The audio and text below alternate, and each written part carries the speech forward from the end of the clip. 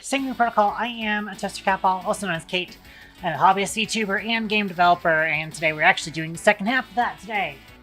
Or at least attempting to, because I'm still kind of tired today, but I am going to try and soldier through it.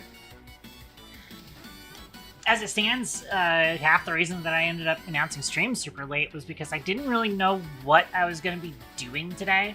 We left off on a good stopping point last time, and hadn't really worked on anything past then, because again, with my health issues going on, I have not been able to consistently work on the games much. So, I had generally the idea that I've decided was that I was going to go ahead and try and finish up this bad boy right here. This is more or less based off of an in-joke between me and a friend of mine involving the video game Call of Duty Modern Warfare 3. In fact, you will notice that I have a image reference back here that is in fact just from the gunsmith in that video game, because that's the build that this is kind of being based off of. Essentially, it is the DG58 in the game. I can't remember the exact name of the gun itself, but generally speaking, it is, you know, that gun, but with a like completely 3D printed chassis for some fucking reason, and also some of the worst attachments known to the entire gun. That is the shortest barrel possible, the smallest magazine capacity possible. I can't remember if this is the shortest backstock possible. I don't feel like it. It might be, it might not be, but also at the same time, the backstocks for bullpups in Call of Duty aren't necessarily super game-changing. And also, the worst optic in the game, which is this thing which hasn't been textured yet. I've, like, partially gotten through texturing it, but obviously there's a lot of stuff that still hasn't been textured. But this fucking thing, this is actually supposed to be based off of the Jack Bullseye, which is the worst optic in the video game. Let me see if I can do this. Jack Bullseye optic. This is based off of that, essentially. It is actually just iron sights, but the back sight and front sight are on the same fucking device. It's awful. Half the time it is also offset and doesn't aim correctly. In fact, Amy actually had to remind me that this gun fires slightly to the right for some reason. Which I'll have to figure out if I can represent that in the game or not.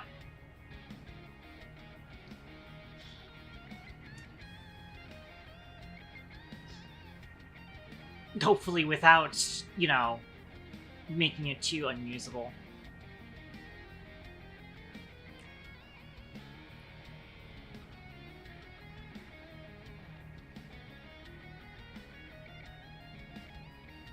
Likely what I'd end up doing is just making the aim point that the game will try to fire bullets at slightly to the right of the enemy. That way it's not necessarily a, like, degree-based affair, where, like, the further away the enemy is, the more likely it is to miss, but more just, you know, offsetting the point of aim, essentially.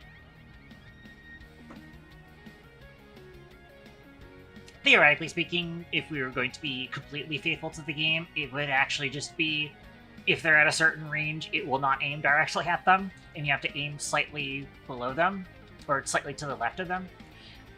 But I feel like that would be also kind of annoying, especially with the auto-aim mechanics in the game. So we're not going to do that, unfortunately. But I will try and make it fire slightly to the right.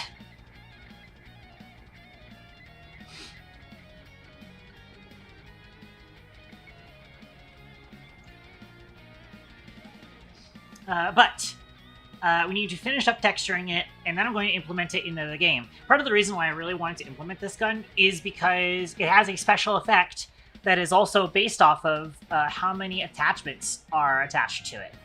Again, part of the joke in how this weapon is kind of just, like, designed to have a bunch of the worst attachments it could possibly have. That was the whole shtick of this weapon. And so the effect that I chose is that the number of currently attached hop-ups increases its crit chance. Which, you know, there is a gun that's already in the game that is similar to that, which is that the current ability of Ellie, the sniper rifle, is it gains crit chance every time you attach a hop-up to it. However, with Ellie, it is a permanent upgrade, whereas the Slopper, its upgrades, or its bonus, is directly tied to how many things it currently has equipped on it. That's kind of the distinction there. So one of them infinitely scales, while the other one technically infinitely scales, but takes a lot more resources, and also will cap out at 10. Because all weapons cap out at 10 hop-up slots.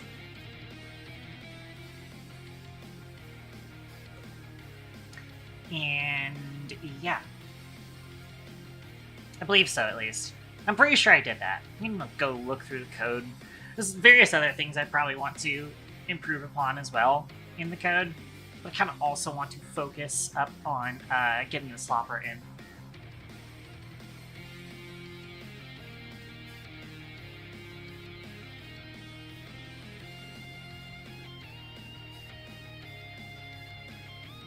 So, and then in between me talking about that and opening that, I completely forget what I was going to look for there. That's annoying. Has also been basically a week since I last worked on the project. Again, because of my health issues, I can't be working on the game all that often these weeks. We'll have to see if things ever get fucking better depending on the stuff that I'm taking. Right, hop-up slots. That's what I was going to look up.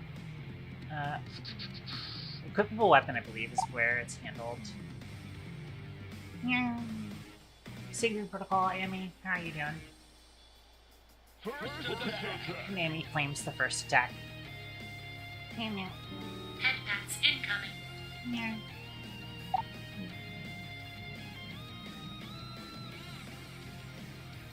Thank you, Red Pats. Okay, away. So I'm going to see updating hop-up slots. Aha! There is in fact a method called update hop-up slots. Which doesn't actually have...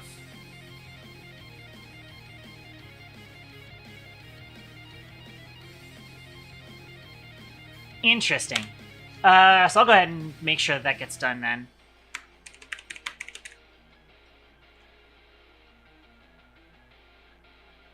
Alright, this is a accessor. Maybe I can actually simplify this.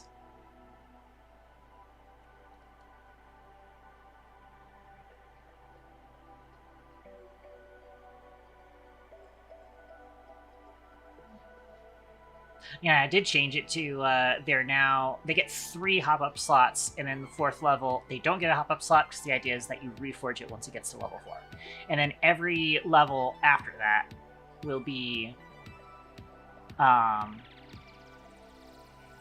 actually, no. Max Mastery level, -1. So it's intended to be every level gets it 1, except for the last level. Interesting. I guess that's fine.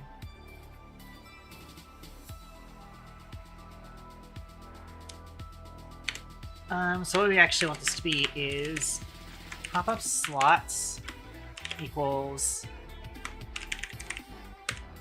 We're gonna do mathf max, or sorry, min.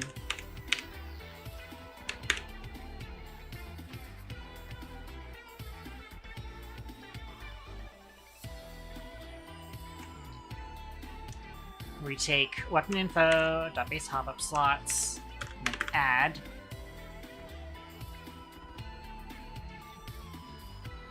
Because this is an accessor that if the weapon info has the variable set to -1, then it'll instead get the default number.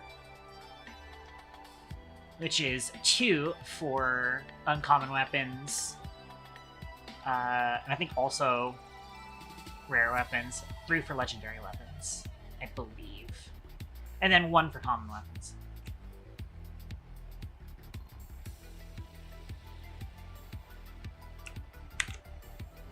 Then we do this. Then we add Reforge level. And then finally, we cap it. Actually, we're going to put the cap here.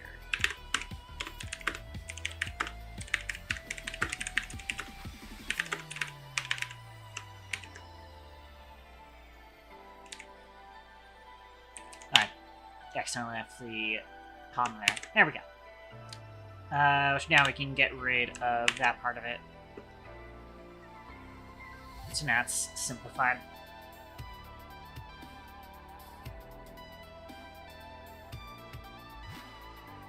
Honestly, I should be updating that in the documentation.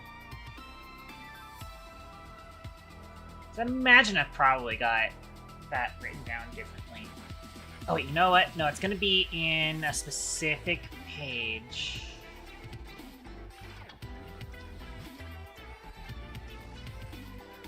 Weapon mechanics. Yeah.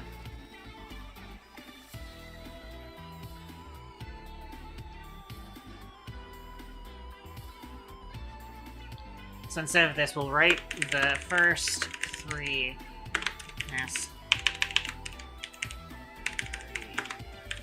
levels.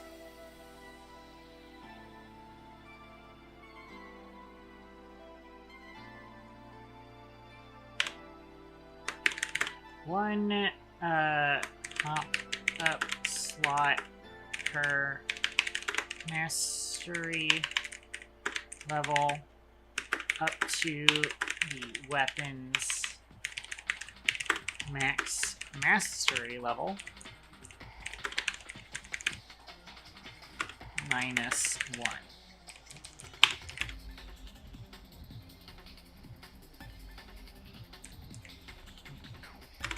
Since you're supposed to reforge it by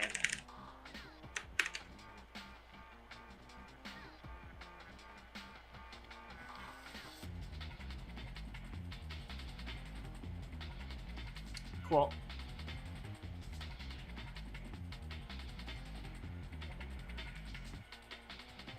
Oh yeah, also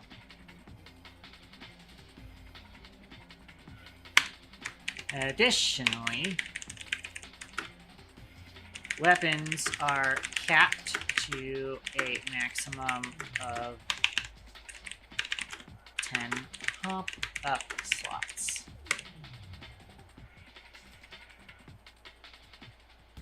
Cool.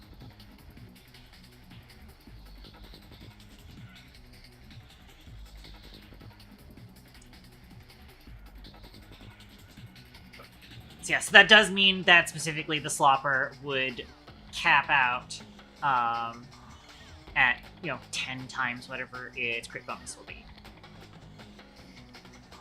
Which will probably be, like, I think it's set to, like, 5 or 6 right now. Probably go look at it. Here it is, the slopper. It is plus 5%. Do I already have that in localization?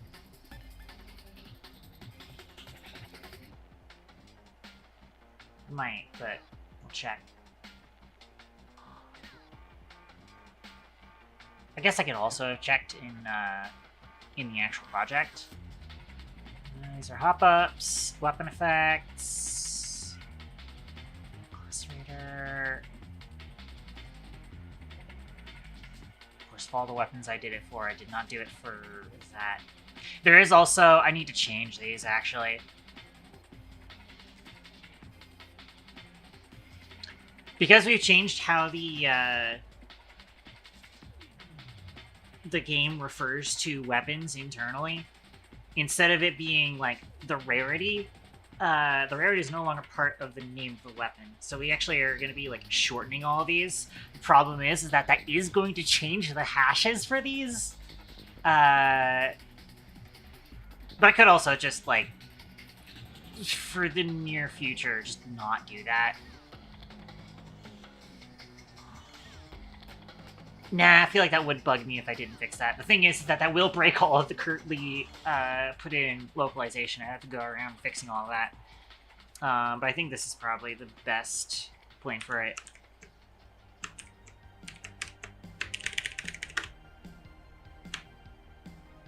And also, I do need to change how these are written. Oopsie.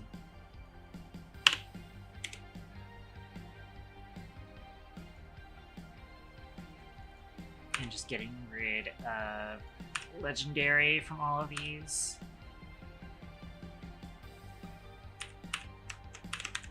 These are now pistol starter instead of starter pistol.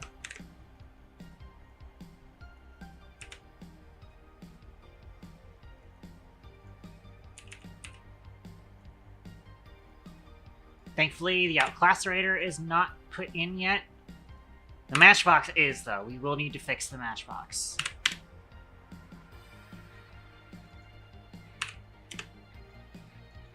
Cranberry soda isn't in yet.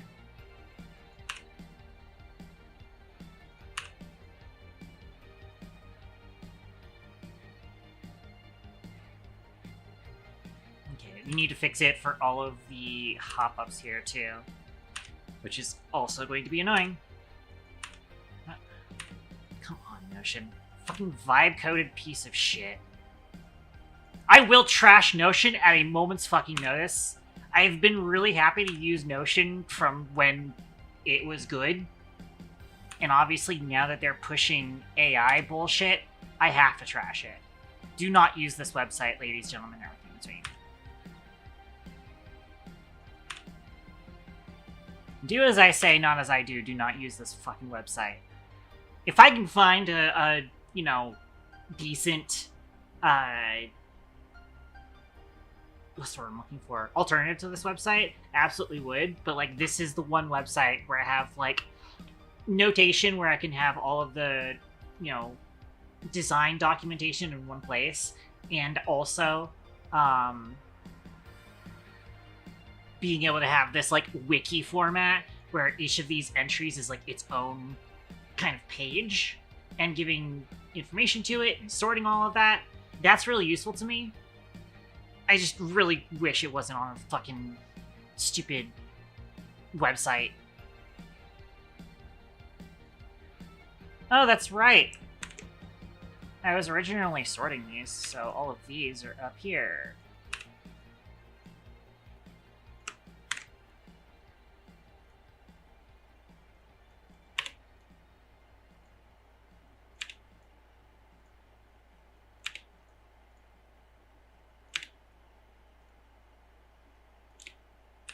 To try and get the archer in.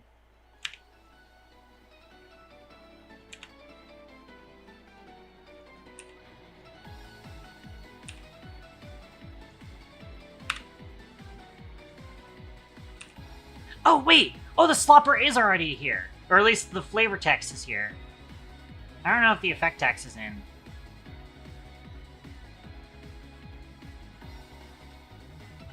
Because I don't see assault anywhere here, which is weird. It's weird that I put the name of Slopper, but not anything else for it.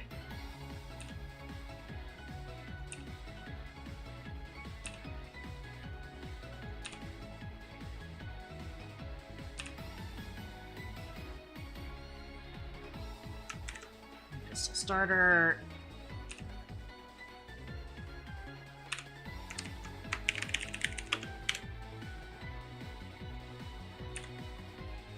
Getting rid of all of these things. There. Should cover it. Now let's get the, let's fix the fact that the effect text is missing for that.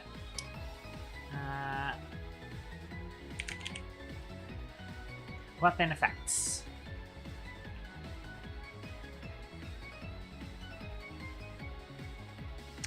It is Assault, Slopper, Effect, Full, I believe. Yeah.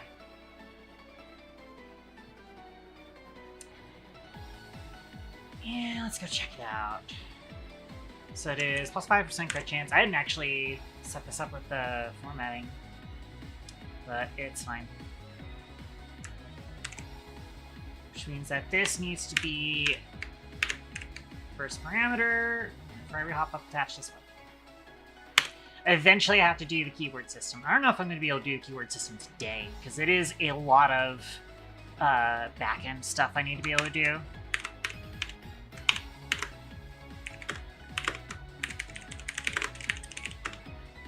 Oh, I forgot something else. Hang on. There actually needs to be a second variable here.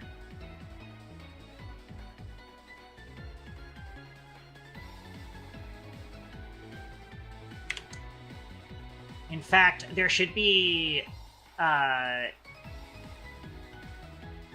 special color tag on this that I probably want to set up like a style sheet for it.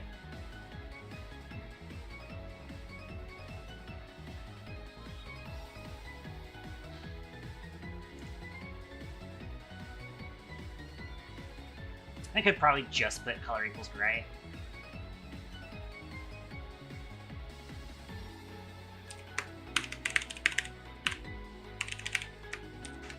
It's probably enough for now. Probably. And I find out that the it's actually the other spelling of gray. Actually, I could probably check.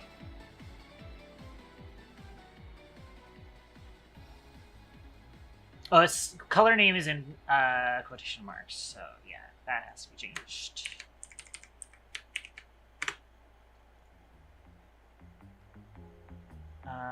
Never mind, that is not a supported color. Fine.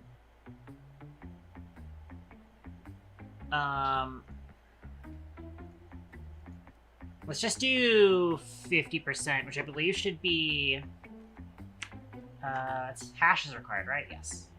Oh, hash can be done without the quotes. Huh. I am going into all the wrong fucking tabs because I can't see. Is hash...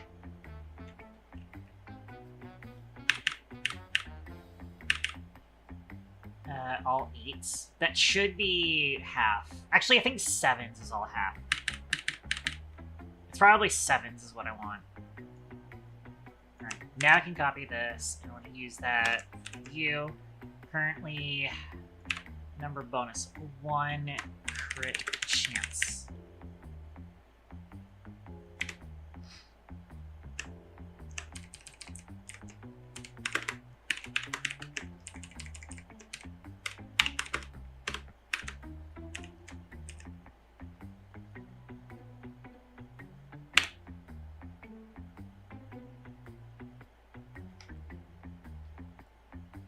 Cool.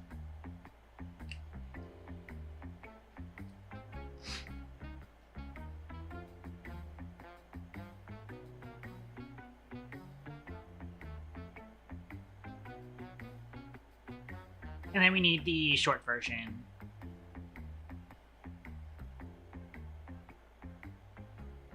I'm going to just duplicate this for now.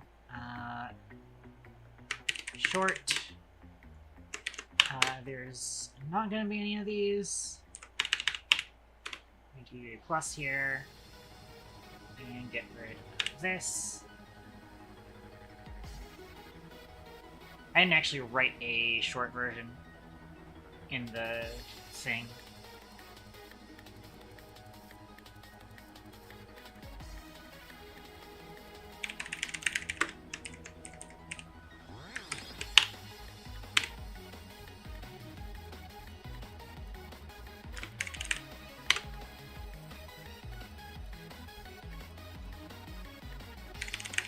Actually change it to each hop-up attached this weapon.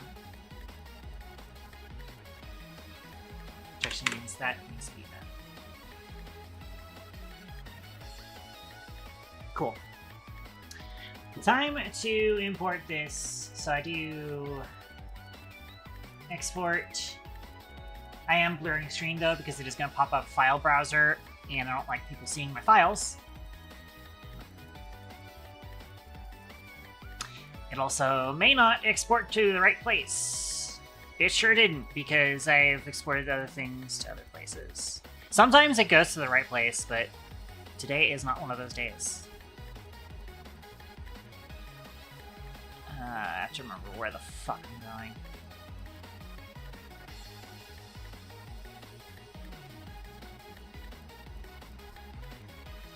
Toasty gun, there it is. And then TG localization effects and texts. So saves it as a .zip file. And we got some busy work ahead of us, unfortunately. Because here's what we're gonna end up doing. A localization updater. This is kind of it's a custom localization implementation that I've worked on. I actually worked on it originally for Jack Schmidt, the movement shooter. And I'm reusing it for this game. So, basically, I open up the zip file here. It's going to import success. What that did is there's CSV files inside of that zip that Notion packed into that zip, basically. And if we go find where that is. Here we go. DG localization effects and texts. So this right here is a CSV file, technically speaking. It's actually renamed to .kt localization, or that file extension, because scripted importers in Unity are kind of weird. But internally, it is just a CSV file. And what Unity does is on import, it turns everything into scriptable objects, which I can then reference each of these objects wherever I want. And we're going to go reference those objects in quite a few things. First things first, we have to go to hop-ups, because I know... I'm just going down the list here. So, camo, gold, effect text, first of all. So all of these are going to be missing, because I changed the hashes for it. So, this will be for full text, camo, gold, effect full.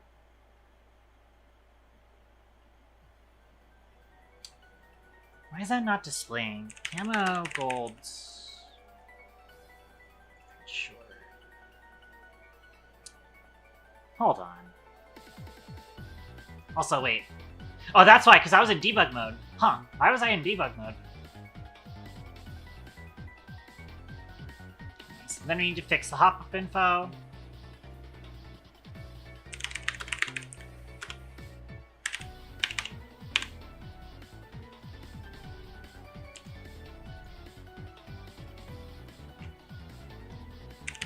Camo, gold, flavor text. Alright. That fixes it. Now let's go fix red paint.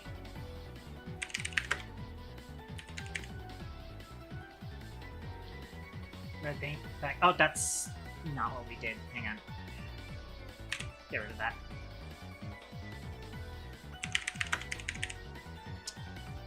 I put that into the wrong spot. Smooth sweep by that. Fold. Effect short.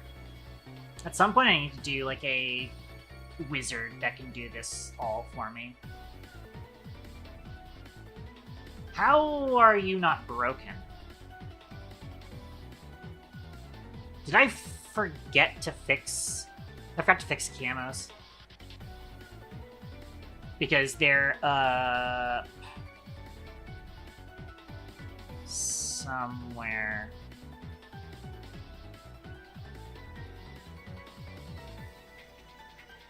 Yeah, okay. Or specifically just camo red paint. Had that there. Interesting. Let's do this again. Export. Screen.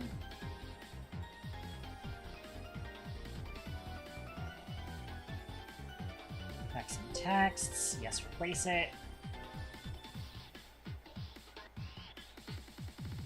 Then we update that.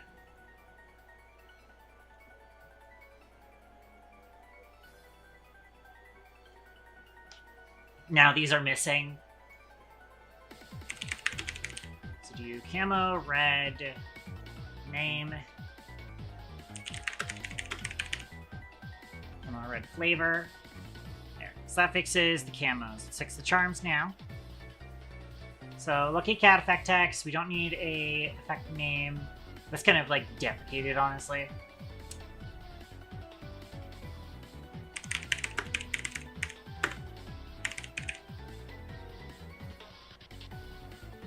Yeah, so there's the custom formatting there. So that text is gray. And then not camo, charm cat short. Awesome.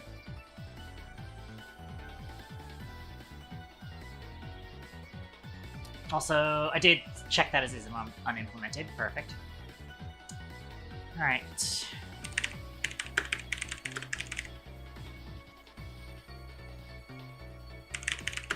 Key flavor. Cool. Last but not least is the manual, at least in this folder. No effect name. Charm. Manual. Full.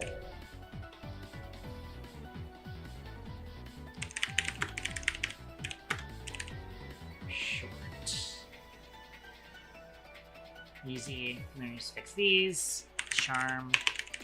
Manual name.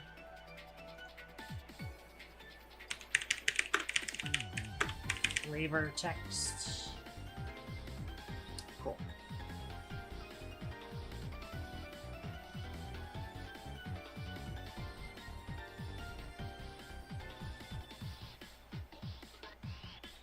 Which I might try and do, like, a debug note in the mini manual script to see whether or not it's actually, like, firing that event correctly. Because I am not able to test that, because it is kind of a small change, and I don't show the exact numbers, and also I don't care to calculate the exact numbers, and also, in general, weapon XP is complicated to calculate. Attack Flash is already fixed because we added that localization after deciding to change how these are written. So that doesn't need to be changed. But this definitely needs to be fixed. Missing everything. Nope, it is enter archer name. Enter archer flavor text. And doesn't have any effect text. So that's easy. Katon starter pistol is fixed. Pistol start Katon name. Pistol flavor text. It is actually supposed to have effect text, but it only gets effect text once it's reforged. Which, I still gotta do that. Have I actually put in the reforged effect text for Katon's pistol?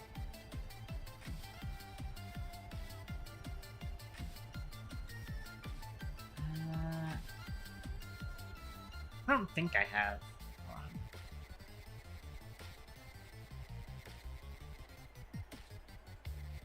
Well, actually, there is an effect text that's supposed to be just fires through around burst.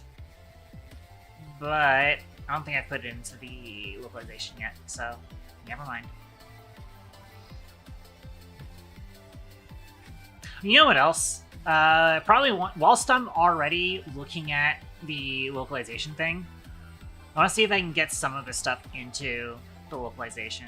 Actually,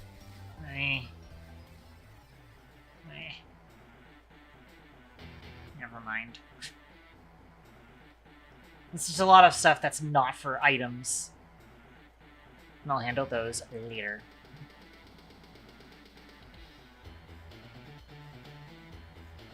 Back to entities, weapons. Let's continue fixing these. Colt's weapon info needs to be fixed.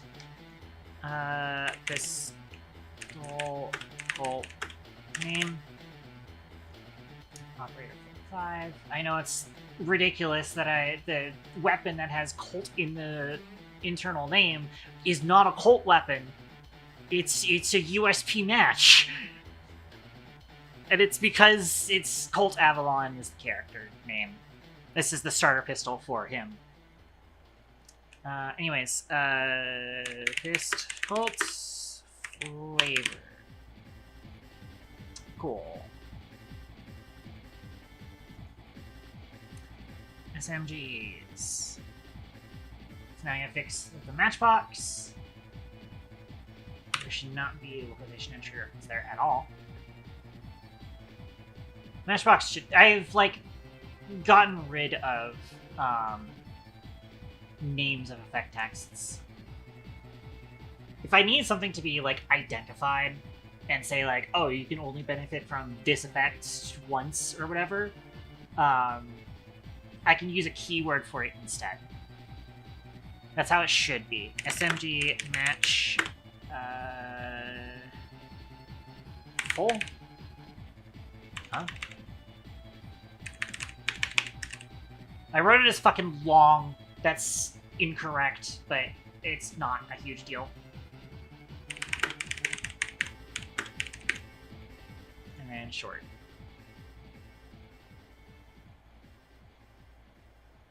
Cool. Now to fix the weapon info. Name, SMG, match, name. What do you mean? Oh, there's an effect name. That's right. I should probably get rid of that so that it doesn't show up anymore.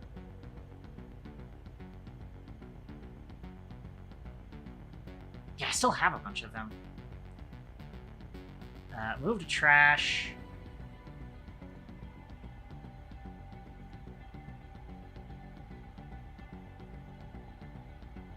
Just move these to trash.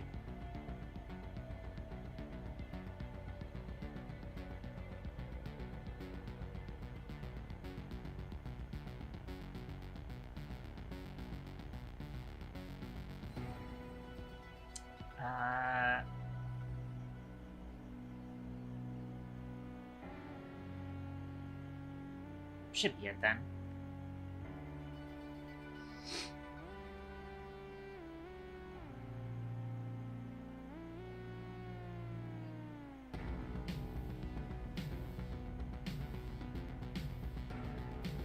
Cool. All right.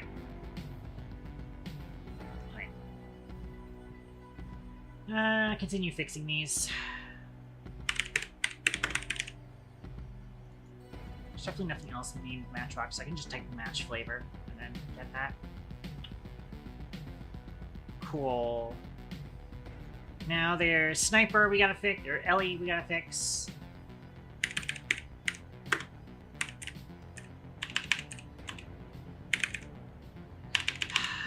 I wrote it as long, didn't I? I sure did. Then I need Ellie short.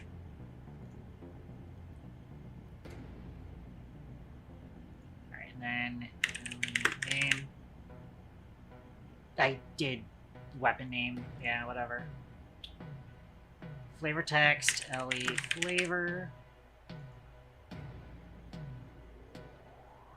Alright, that fixes those. Now let's fix the slopper. Hey, look, the slopper's weapon info is here. We should make its effect info next. Slopper name. I love how the slopper flavor's already here. We're slopping in here. Of course, unfortunately, Amy is at work and cannot be here to support us slopping.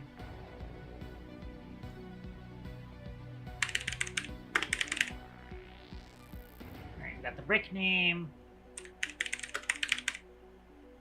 brick flavor text, celebrate history.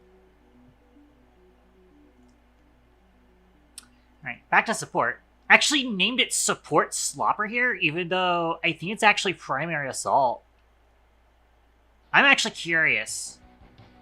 Is it actually supposed to be assault or support? It is actually supposed to be support. I think that makes sense, because I wanted it to be for Olivia. Which Olivia has support as one of her... what's the word I'm looking for? Affinities. So probably actually do want to change that. I'm actually going to need to like go in and fix the localization. Let me close the tab list. Where are you? So this should be support slopper.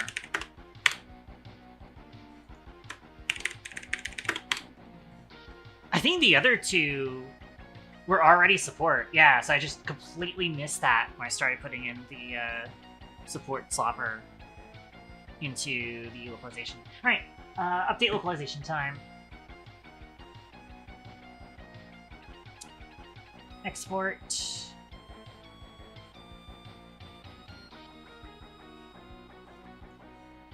Over that. Granted, I don't need to blur because it's already in the right place for it. Update effects and texts using that. So thankfully, that's already set up. So now I can go and set up... we need toaster gun, infos, we need effect text info. I really need to organize these a little bit better. So now I can be support, swapper, effect text info. Doesn't have an effect name, but it is slopper full. That's the full text for that. We do need to set up the parameters for it. Slopper short. Alright, so it will be 2 integers, 5 and 0.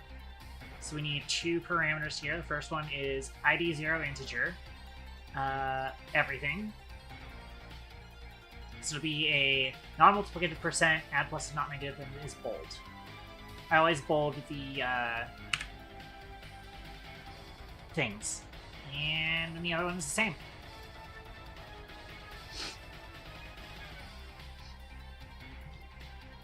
So on the weapon info, I can drag that in here into effect text info.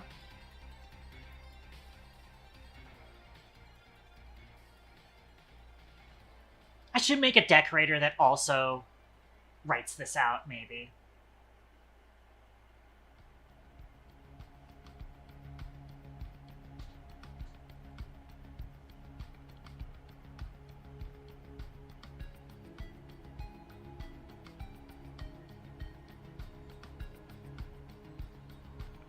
Right, that's how that works.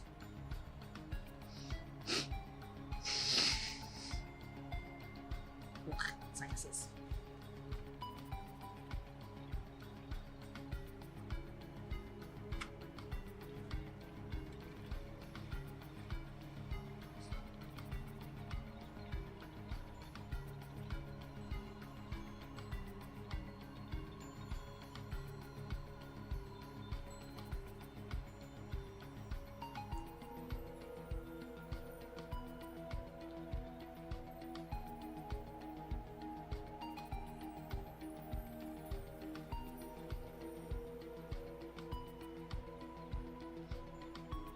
Alright.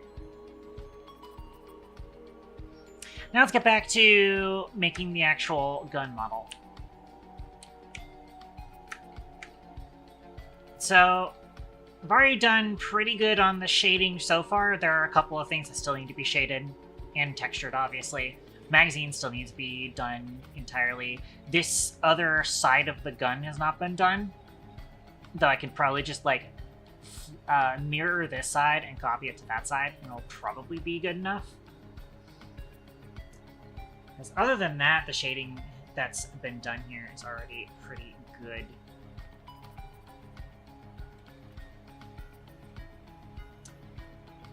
Wondering if I should color this underside of this part.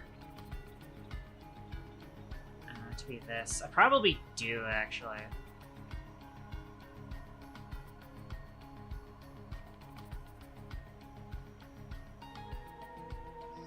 Even though that side of the gun is rarely ever seen, because it's going to be seen from above or from the side.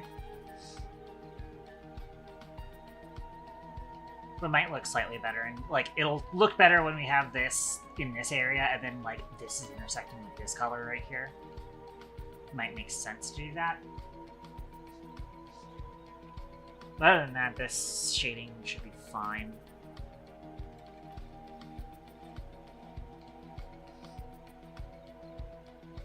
So, I'm actually going to try and see if we can do the buttstock first, just to kind of rule these surfaces out.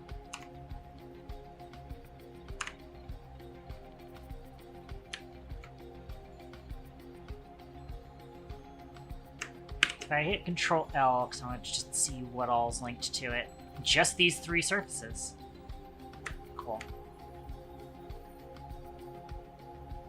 And go over to this. Have these revealed real quick. Actually, I have to go and grab my reference material. It's not my reference material. Oh, no. Here it is.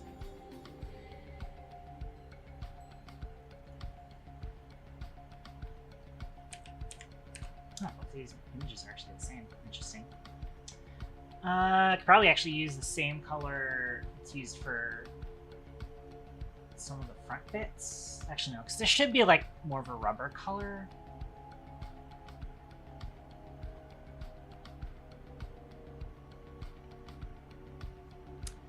And again, I doubt that I set up a color for it.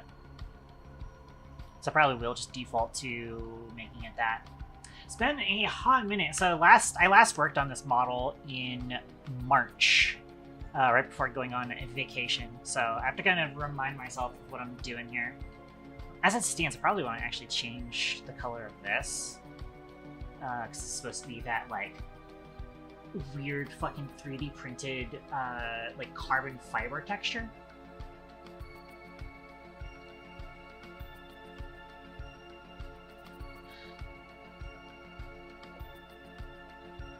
Also, I think it's funny. I think so.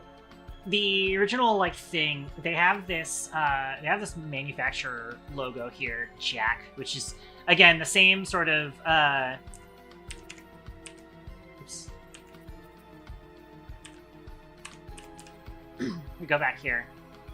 It's the same sort of logo that's also for this stupid fucking optic. And what I might actually do.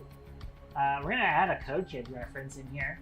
I'm going to make it say Dax. The joke being Jack and Daxter is the joke there. But I think just calling it Dax is funny.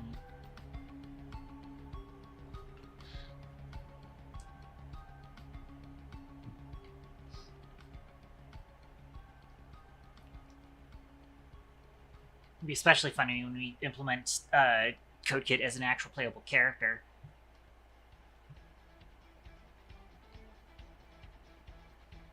But yeah, so I want to see if I can kind of do that, because otherwise I know this buttstock's going to look weird against this.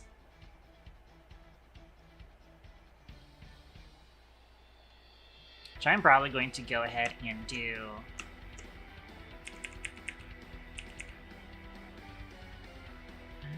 do pixel...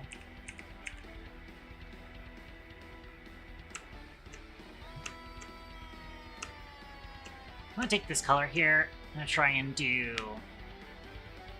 Let's mess around with the colors a little bit. First, I want to adjust it towards there, and then make it a little bit darker.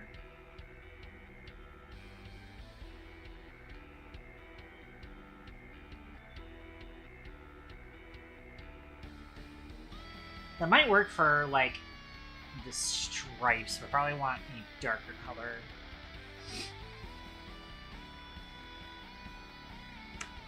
But what I think is gonna happen is...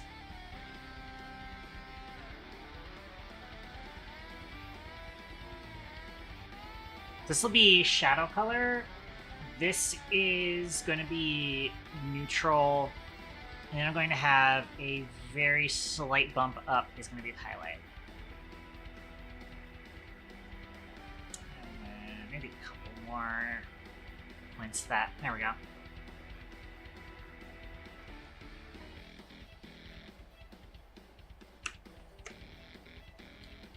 And then we'll have something much darker and much more blue.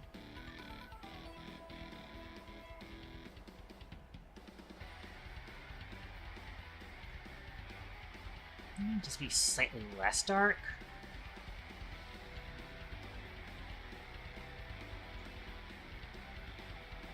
Actually, no, I think that does actually kind of work. Oops.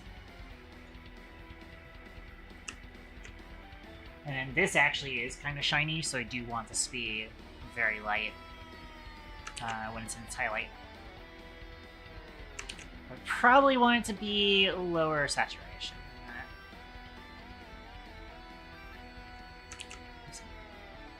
Which does make it look very similar to the other color, though, so...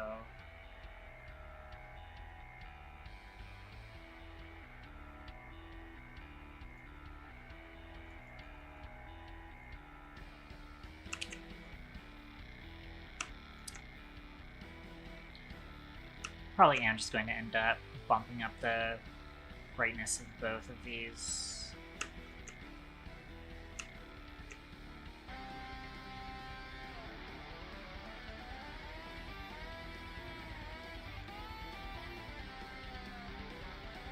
Yeah, probably something like that works. So now I'm going to go back through, and these are going to be painted this color instead. Although, looking at it now, that is way more of a contrast than I was hoping. I did use this color, right? What if slightly lighter? That looks a little bit better. Probably want it to be a little bit less saturated, though. So give it like a little bit of that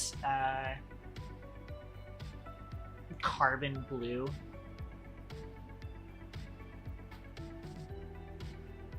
Or possibly a splash of red. Let me see how this looks with like red on there instead. Nah, I don't think it works. Possibly maybe orange, though. Let me actually see. Yeah, Sangry Procol A squared. How are you doing? That actually doesn't look too bad. I thought it would be more like that. And then...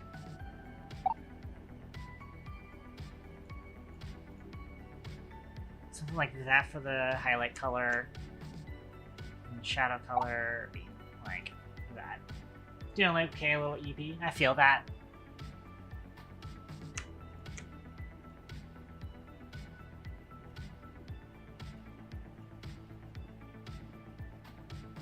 Yeah, because I feel like that actually makes a little bit more sense for the 3D printed sort of look.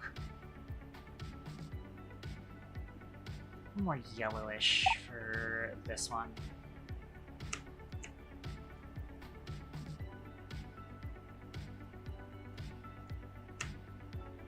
So something like that. Did a whole bunch this week, both physically and computer stuff. Oh, congratulations.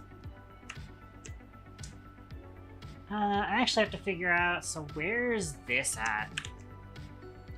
That is that section. So I need to make sure that that gets colored up too. Yay.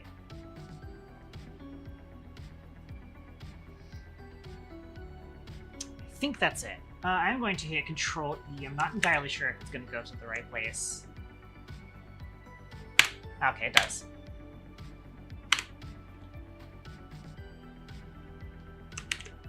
And make sure we save every now and then too. Well, I have to constantly do that. I think it's Alt-R to reload. There it is. Yeah.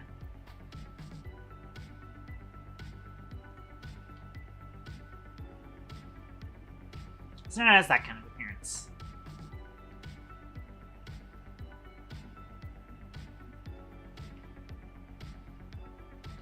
Oh, but I still have to adjust this.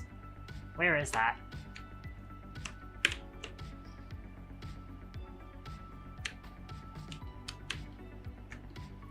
This, like, internals thing.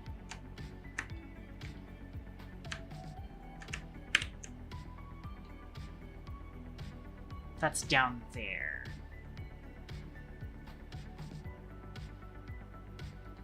Which is already partially set up.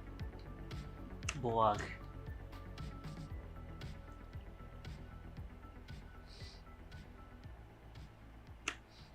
Might actually do something where I do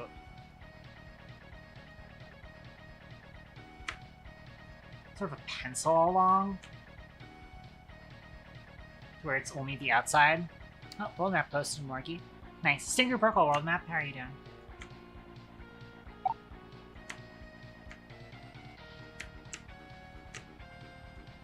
Although it would actually be that bottom half. Yeah. But actually, I don't think it would be here at all.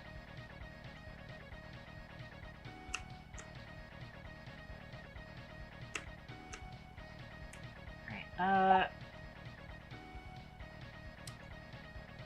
this is clearly for that. This, the bottom side is going to be the one that should be colored. I'm actually going to take this color. Need my toolbox back. Have I seen you around these parts? I'm surprised you guys haven't ran into each other yet. Actually, no, I get why that's there. We wanted it to be the darker color for that. But we wanted that color for you.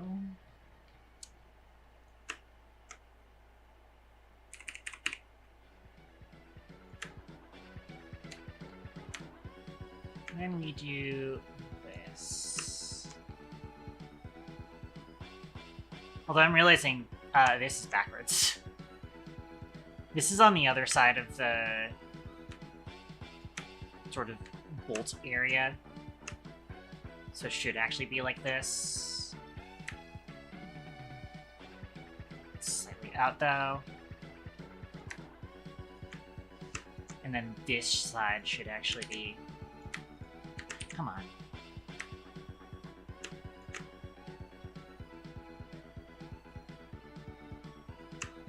Like that.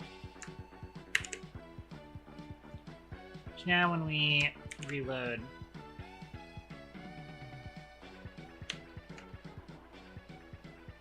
Yes, that back side is correct.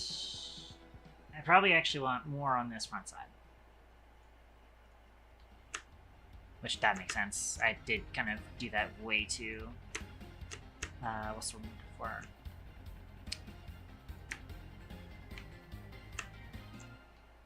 The opposite of liberally, basically.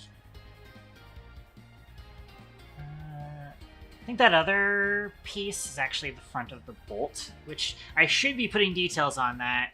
Keyword should. But also I don't want to. Alright.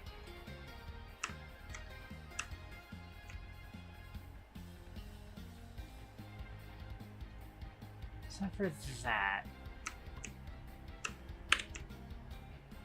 Okay, that's that underside part. I'll probably just leave that for now because you're not going to see that direction very often at all.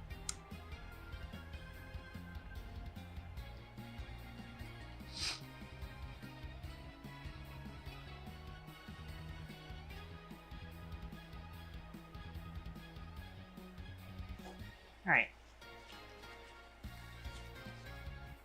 Here's what we're gonna do. I'm gonna select this area. Let's do...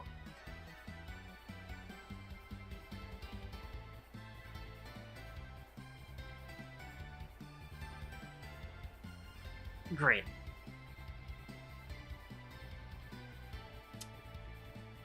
And the color that we want is this color. You can probably imagine what we're doing here. Although, that color does not look good. I probably want it to be a little bit more orange, honestly.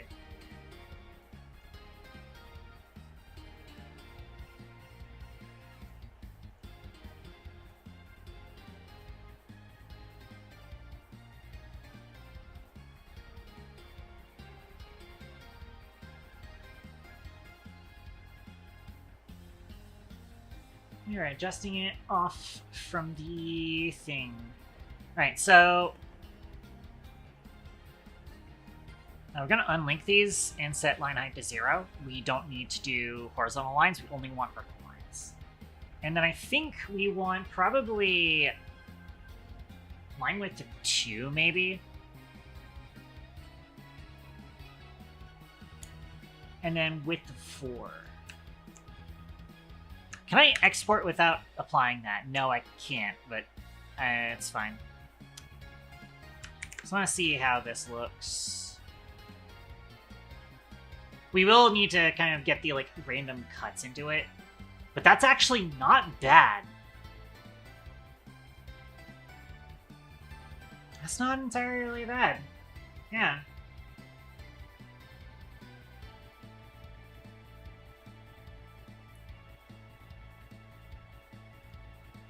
But we'll need to do kind of detailing on it. And also, I am going to do reshow grid last used, and then I want to do like 2 offset X so that it starts. Actually, I'm going to do that. It might still not... Okay, yeah, because there is... It's slightly larger than that. So actually probably didn't need to do that.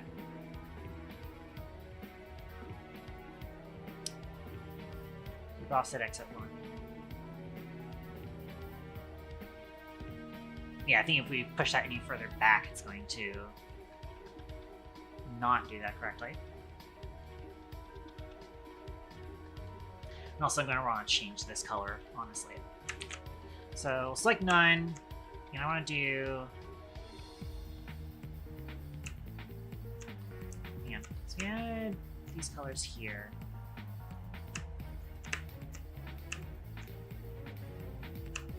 So now that's kind of a shaded divider. Speaking of which, I'm actually going to go down to pixel size of 1 and do just dividers on each of these parts.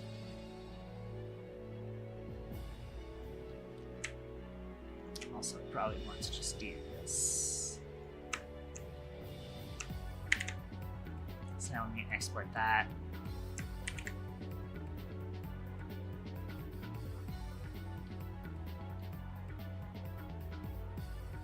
Yeah, that's looking pretty good.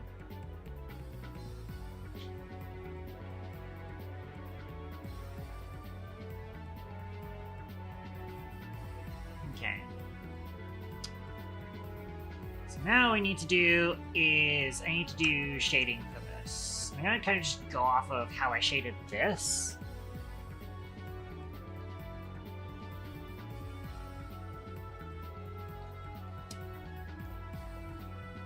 In fact, we can actually do something like this.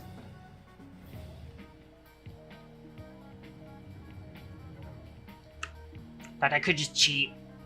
I'm gonna cheat. Colors, brightness, contrast.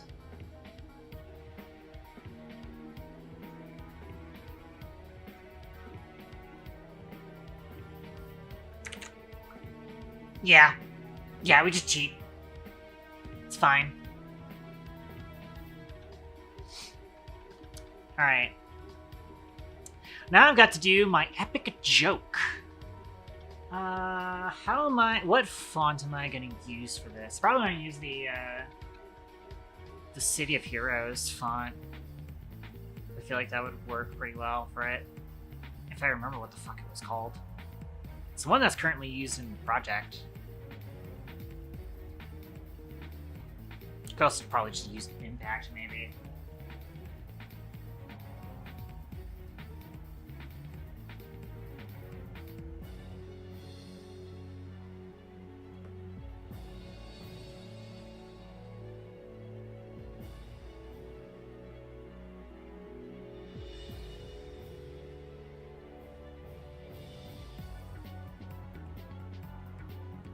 We could also potentially use... No, actually, I don't think Roboto is heavy enough. Even Roboto heavy might not be Roboto heavy enough for this application.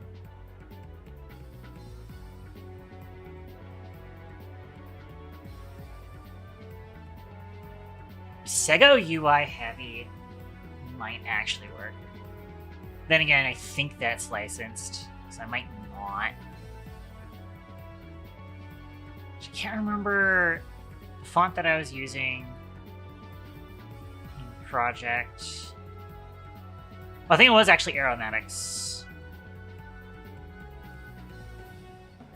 It's not very heavy thing though, but it'll probably work. So I do that right around here. And it is way too big. There we go.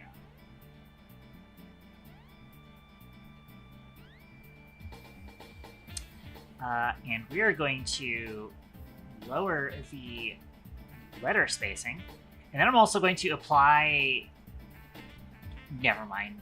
Apparently, Gib is too smart for me. Apparently, it does realize that the font is already italic. Another thing that we probably do is, once we have that, we can stretch it. Nope. Unlink that.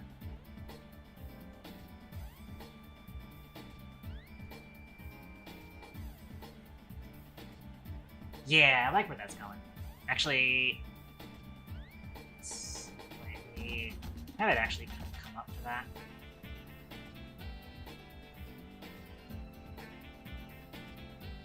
Yeah, I like that. Okay. So actually going to kind of just use this as the layer for it. I might threshold... transparency, threshold alpha.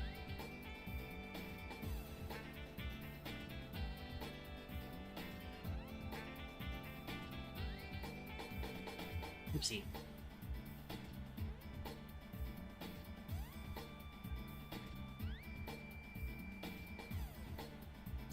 Probably try and throw some sort of anti-alias or just like a single step, whatchamacallit.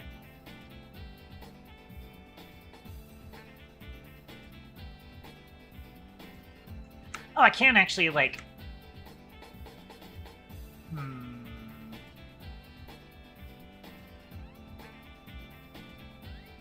I have an idea. Where is the layers? So we're going to duplicate this layer. I'm going to reshow threshold alpha. Let me hide this layer real quick.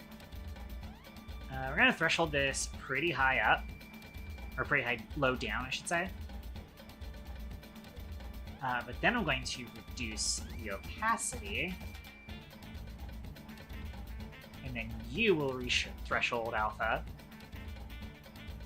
Threshold it pretty high. That looks a little scrunkly still, but we could probably fix it.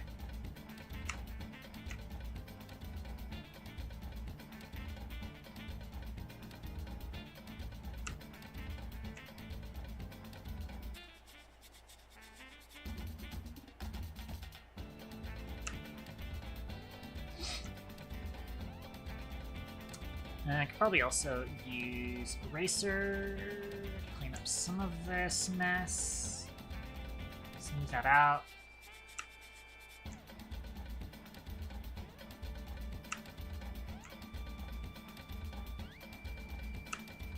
Looks a little bit better like that.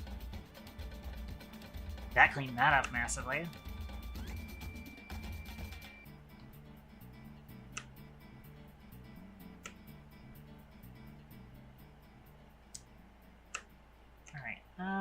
Let's do a couple pixels there, then come onto this one and do a couple pixels there, maybe? Yeah, that looks a little bit better. Alright. Now that we figured that out, watch this.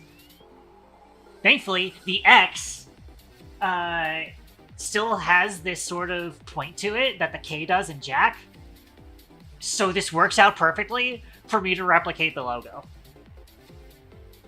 I think we can actually go all the way up to here.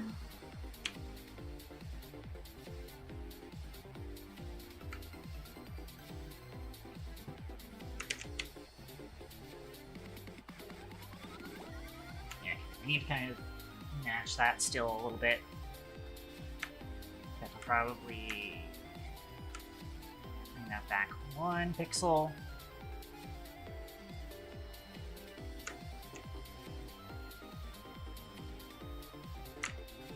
And then have this go. I'm actually gonna further. I'm gonna further like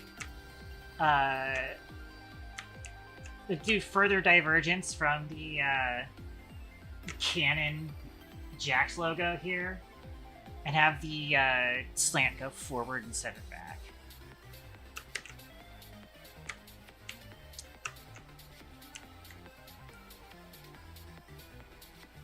I wish I could toggle sample merged with the keybind. Okay, that doesn't look as good, probably because we're not like. Let's hang on. You copy this, paste it onto that lower half opacity layer, and then we'll just do this.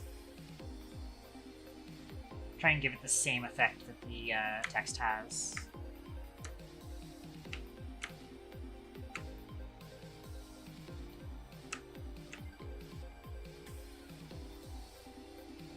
Yeah, that looks better.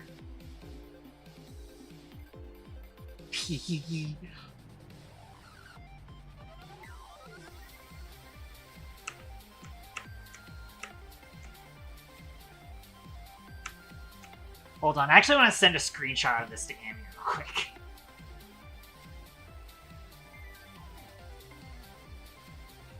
Actually, let me be a little bit bigger. Hopefully she gets the context.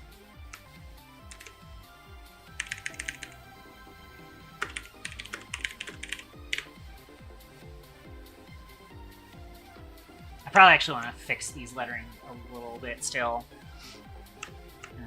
Specifically, the A still looks a little crusty.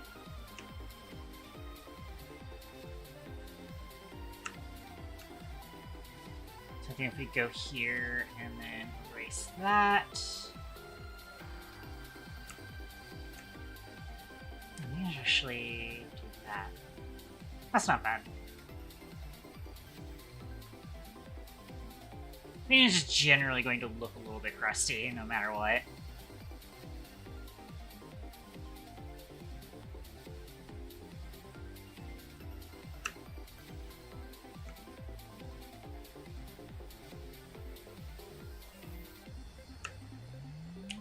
I can kind of see why that's there.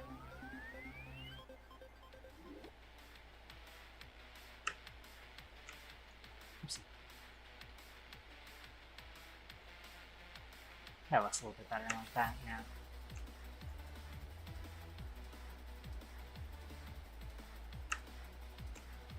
I might actually just fill it in.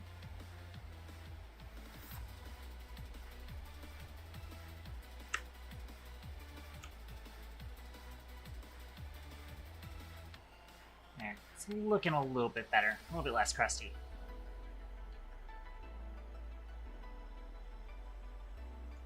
We can let it look a little bit crusty. It is, you know, based off of a stupid fucking really awful design anyways.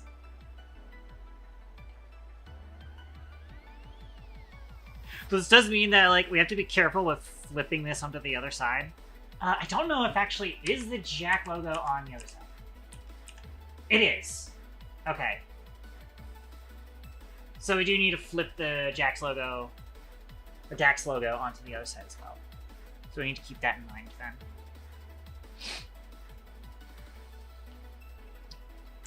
All right, let's cheat again. So I'm going to take lasso selection.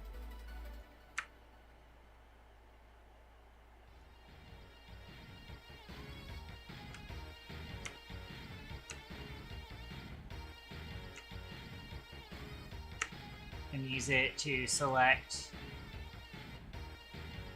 this sort of area. Should going to end it here.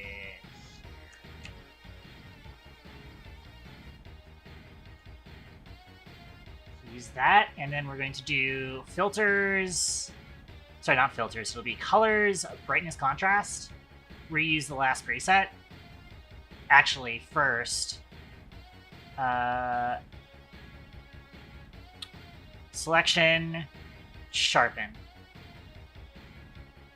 And then reshow brightness contrast. Last used. Okay.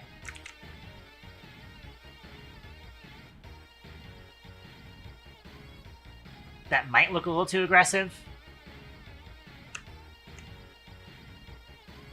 But trust me.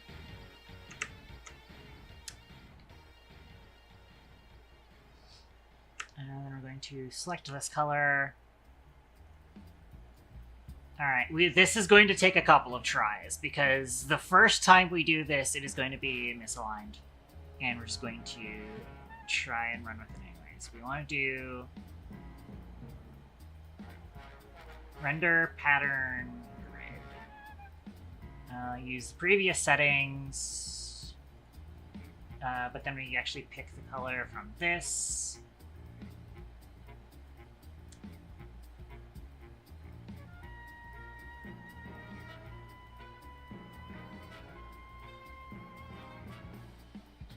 And then we're going to export and see if it worked. Although this part has to be fixed, actually. Because that's not actually supposed to be, like, done up that way on that side. Maybe. We'll take a look to see how it's actually done in a second. Oh, just barely. You know what we can do?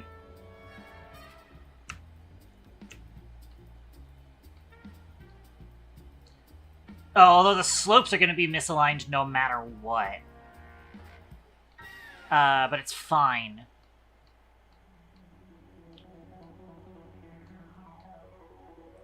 Because we can cheat.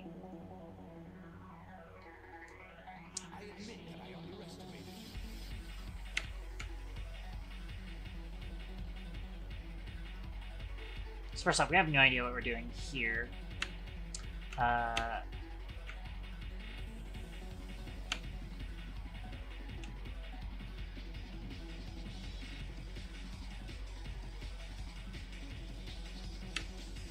But each of these surfaces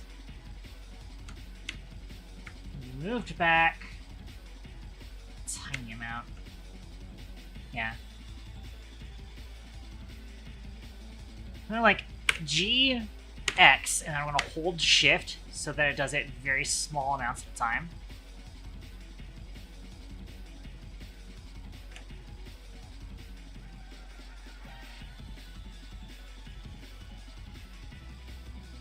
There we go. It's at least good enough to where it's not going to be super noticeable. This, though, we gotta fix. So, go back to UV editing. This guy, oopsie. Right here. I thought I put my phone on Do Not Disturb. Wait. Oh, apparently that's because that notification is set to important. I see.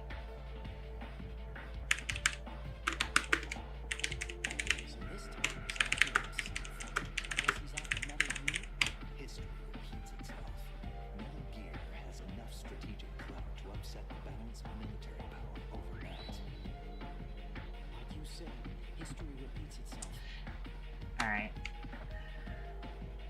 I'm gonna switch to line mode. However, Can I split these? Split selection? That did not work.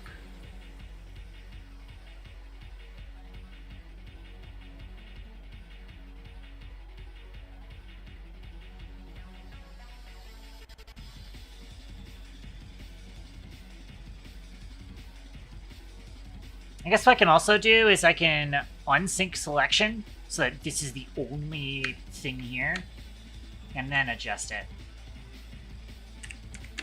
Alright, so once again, I'm going to do this, and then I'm just going to try and align it. We are cheating. This is the most cheating-y thing I am doing here. And then this is already pretty functional, but we'll need to fix this one.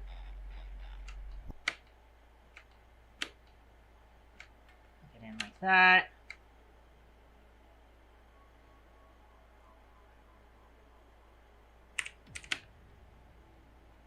And then we'll drag it like...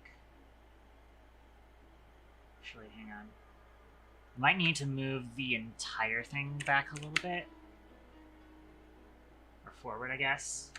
So that's aligned with the other one.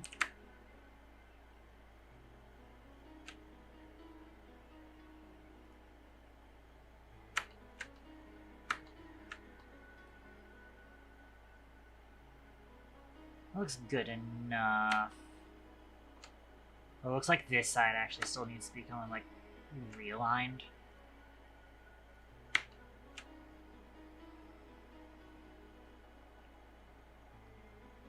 I can't actually change the clip start. So I have to... Camera in Blender is so annoying when I need to adjust, when I need to edit things that are small, like a gun.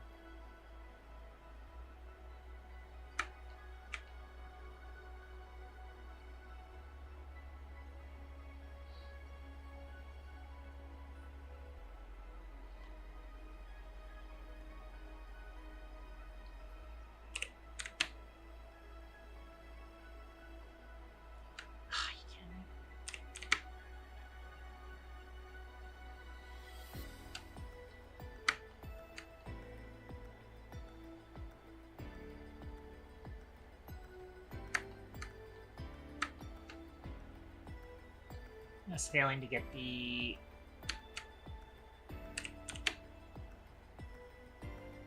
precision I wanted here. That's good enough.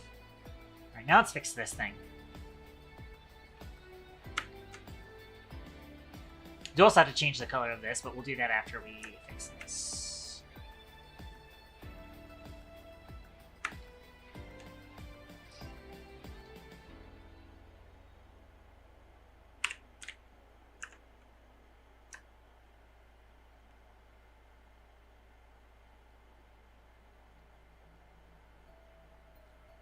So bring it to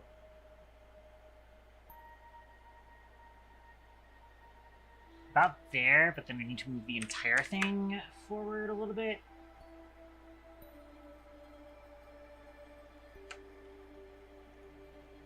Because of the sloped part. Awesome. And this needs to be changed color. Actually, probably keep that as that color.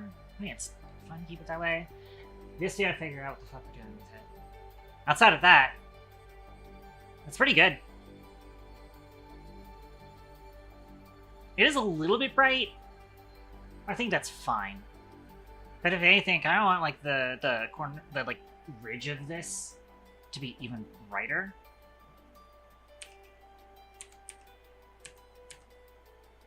And have the center kind of return to its normal colors.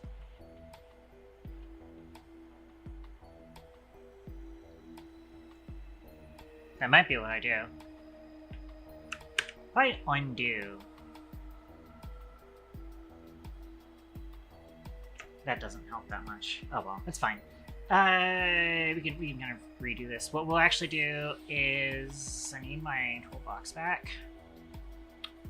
I need to pick this color, paste here. Then we're going to do a reshow grid with previous values. Sample this color. Okay. All right, and then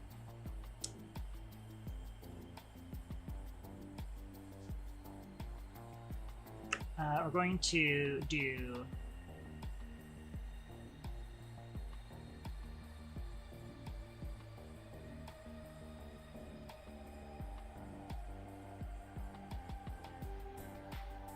I think what we actually want is first I'm going to do this here. Actually, wait.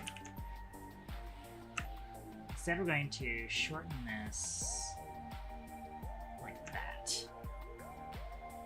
Then I'm going to hold Control Shift for a intersect selection, and then select the whole thing. Never mind, intersect selection is not what I wanted, because I wanted to do invert and then intersect selection. Boom, there we go. So now we can go back and do brightness contrast, reuse previous, boom. I actually need to turn the wireframe back on so that I can identify the polygons in which we need to have this not happen in, or at least have it modified. Let's see if there's a image. There it is. So it starts going vertical at that point. Hold on. Yeah, okay. Interesting. Interesting.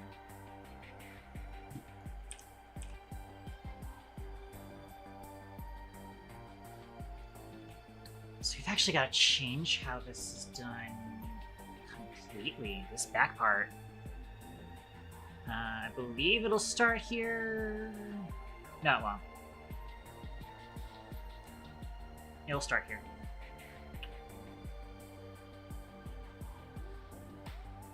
This part right here,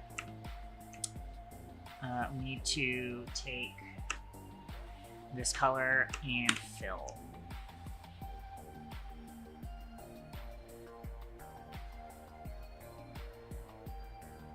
I'm actually going to bring that off of that by like 1 pixel and then fill.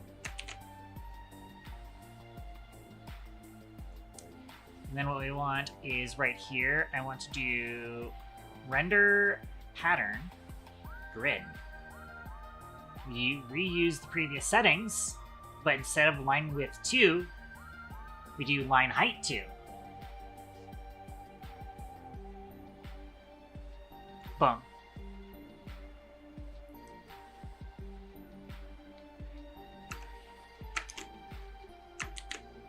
I'm actually going to kind of do just the corner of this.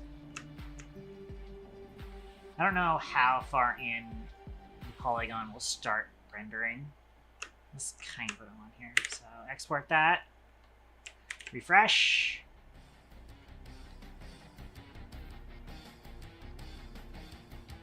Yeah, probably want to like kind of level this out, and also want to kind of chop the bottom of it a little bit. Yes, this is working though. Yeah, let's kind of fix this. So I'm gonna do like a couple pixels like that. Maybe smooth out this slope a little bit more.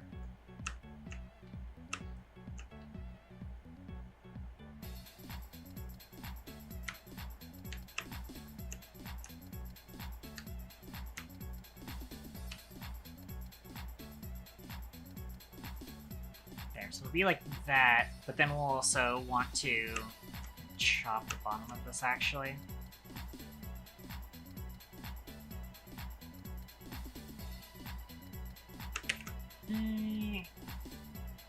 Yeah, 3 pixels.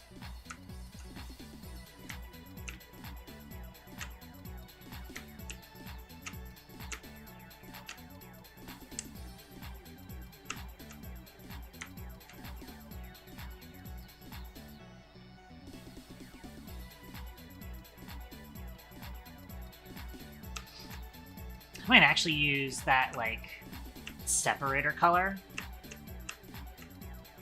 right through here. This means I want to take this color, darken it a bit to use for this. And export. Alt-R to refresh. Aw, yeah! Yeah, now that's looking way better. Hell yeah. Okay. Getting somewhere with this. This is looking good. This is looking scary. This is looking... Activision is going to come to my house and knock on my door and yell at me good.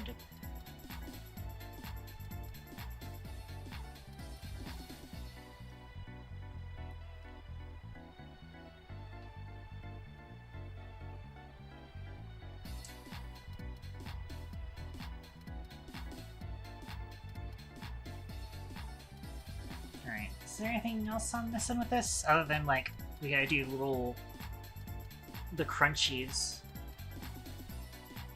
I think that is it. Alright, annoyingly I can only get, like, 3 pixel wide thing, so...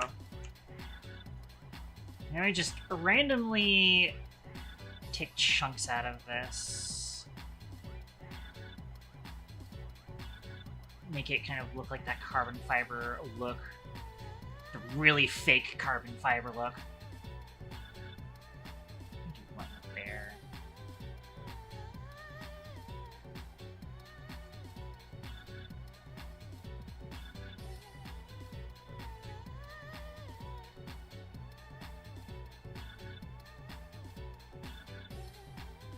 Probably just like that carbon fiber filament that I vaguely recall.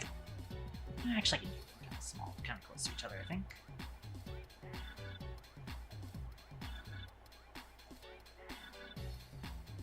I mean, it actually adds to it if there's a couple that are like slightly close to each other.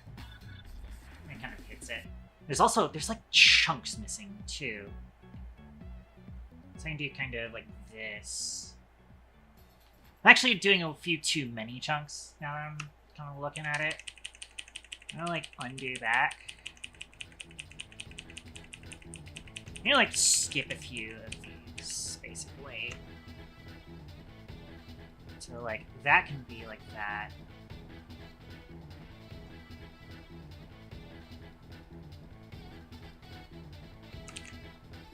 I do still want to leave them slightly offset from each other.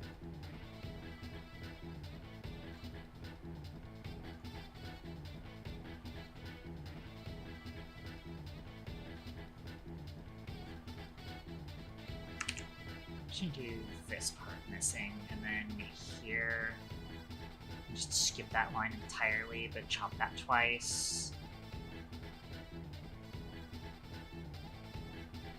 I'm not exactly sure what these are supposed to be. Again, it's supposed to be carbon fiber, but I don't think carbon fiber is supposed to look this stripy. But it is like 3D printed carbon fiber, so who knows?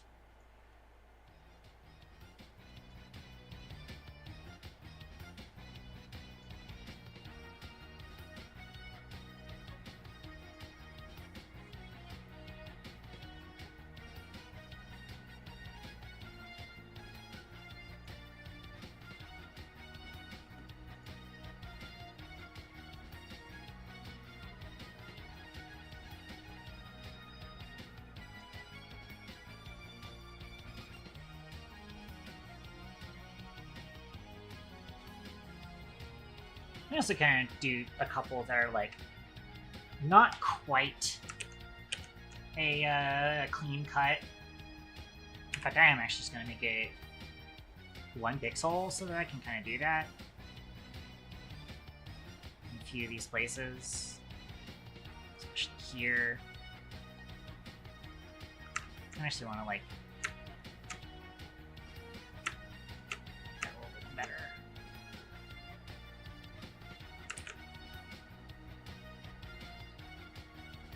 Let's round out a few of these a little bit.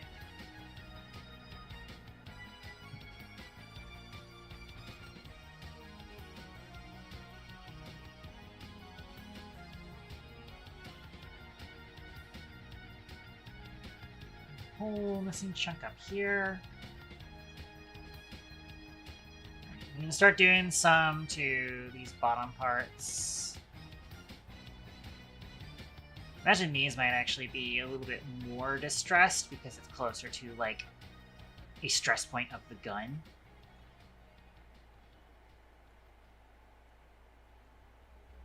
I'm trying to do a couple of these that are, like, smaller than what I've been doing.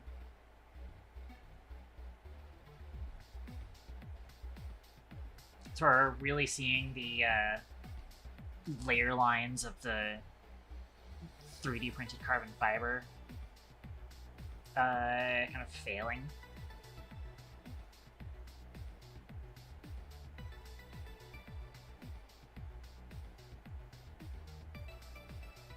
Yeah, we'll leave that there.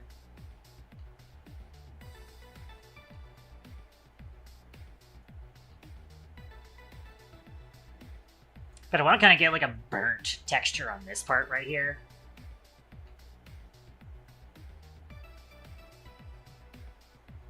I'm gonna take this color.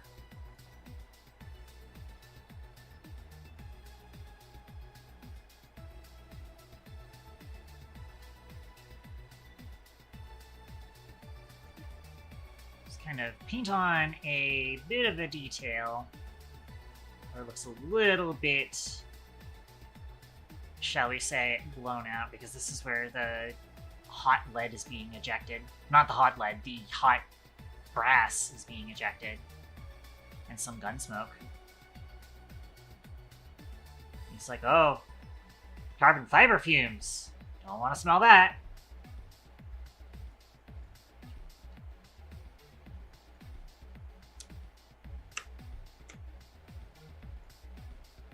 Nope, that's not what I want to cover. That one cover up these.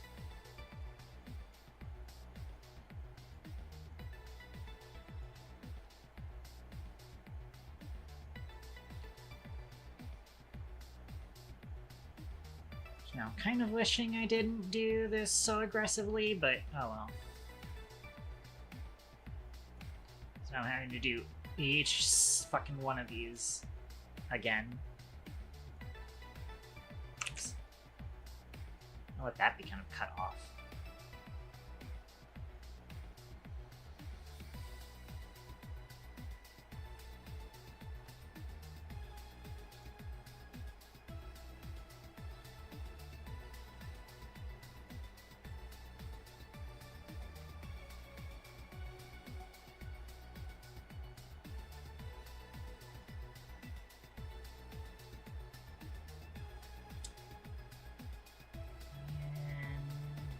That should do it.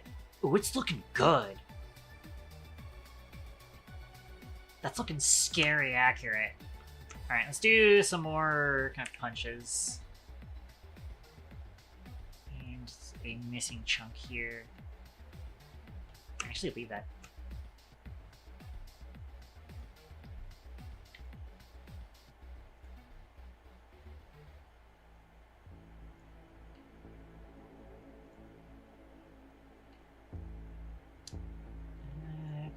Missing chunk there. Now some chunk right here. In fact, we probably want to put several chunks over here, closer to where the bolt will be. And we'll do a couple more casual cuts here. This is nice and pleasant, relaxing.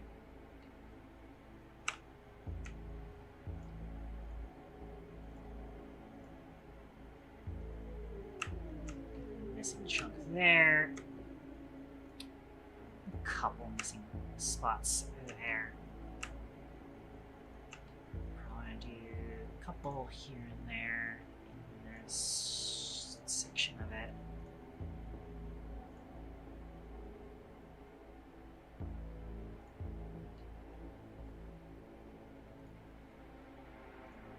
It doesn't need to be too big or too much in this area, even though this is like a high wear area. It's a corner. Like normally that would be pretty common. Just don't want That's so close to that one. Maybe like a slight chunk missing out of that one. And then one that's kind of down from that. Chunk that's missing out of that one.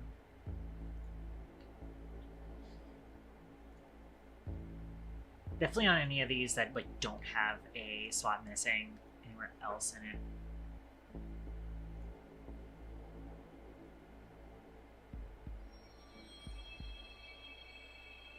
Let's do like a small part missing from that, and then leave that one alone. Do that one. So now we can export this. UV editing, Alt-R. Gosh, look at that. That's coming along.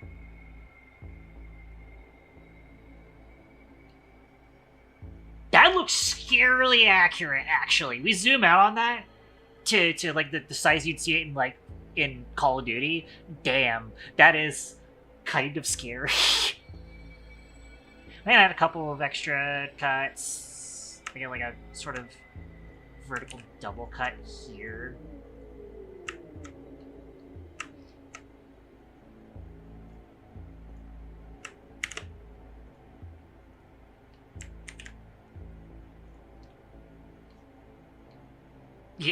Yeah. That's looking scary.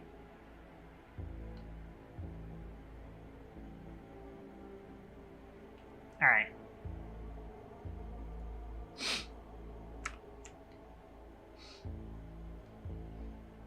Now, we want to do the top.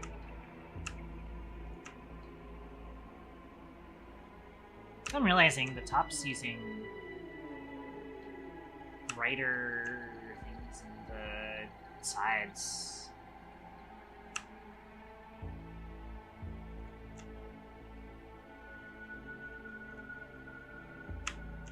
I might need to redo this potentially. Unless I'm gonna turn that threshold down, select all of this color, and then just to make sure that we're not selecting anywhere else, and do that, and fill with that. There, that should make it look a little bit correct. I probably also want to fix all of these are probably the wrong color. Once again, Control-Shift-U to select that. Pick this color, fill it with that, export. That should fix the shading on that. And it looks a little bit better. All right, now let's get some, oopsie. Let's get some detailing on this.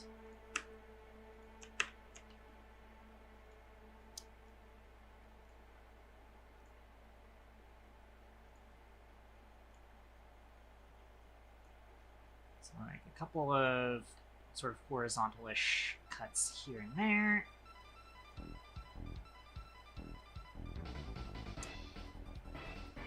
Let's do like a small chunk here, chunk missing there. Cut here, cut all the way on those sides.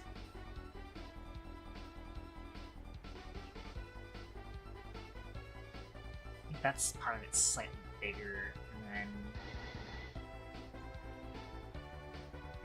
make it a little bit slashed. Same with that. I'll do one more in here that kind of does that. Maybe a chunk missing there. That one being kind of slashed.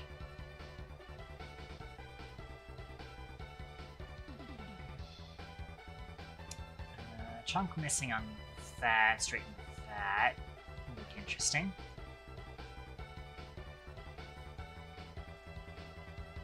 I think this is what is called adding texture to the texture.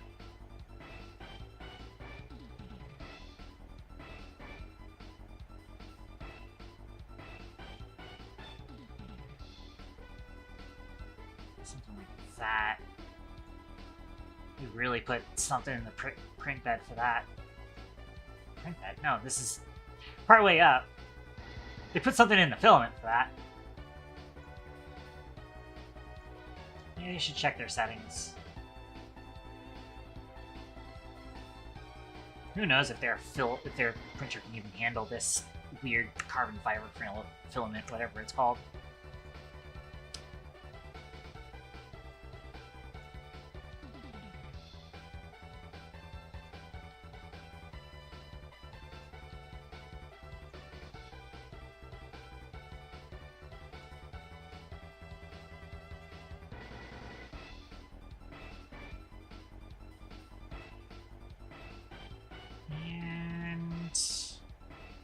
Let's just do that on either side of that.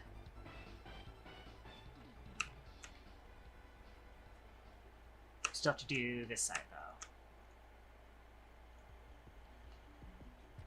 A couple of horizontal cuts like that, and then something that's a little bit slashed like that. Chunk missing out of that one. Just do a cut here.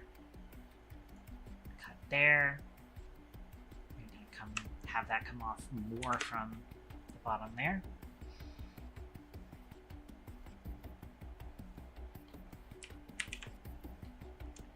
Whether or not I'm going to do fully unique texturing on the other side is subject to question. I think I probably won't.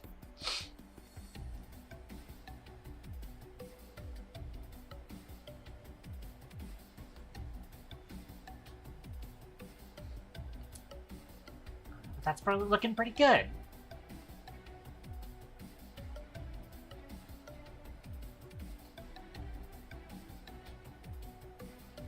Oh, that looks pretty good from the top-down view. You can really see the Dax logo, too.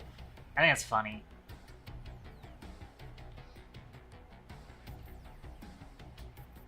I probably want to do a little cut-off at the top there as well.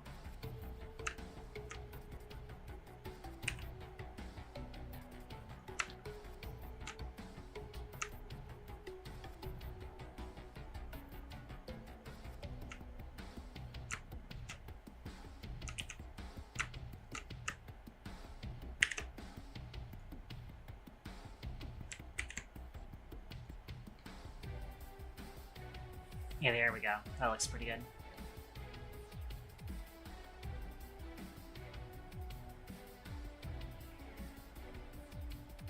That's looking amazing, honestly.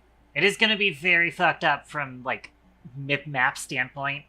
As it stands, I need to figure out how the fuck I'm doing. I need to fix mid-maps because I don't like having the textures filtered because I like preserving the, you know, pixel art style, it's pseudo pixel art style of these textures. Unfortunately, the way Unity does filtering on it, it just does not fucking work.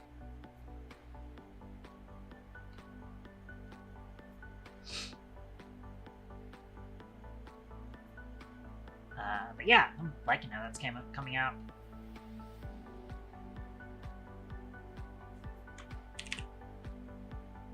I'm gonna screenshot this and also send it to Andy. So I'm actually kind of excited with how the carbon fiber is coming out.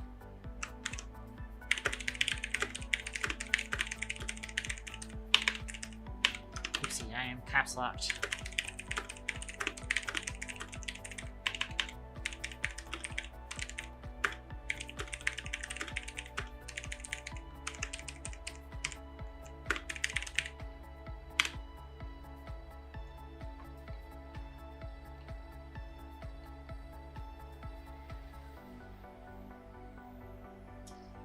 I don't know if I can get the like layer lines to show up on the gun itself, and honestly that is asking a lot from like the map standpoint.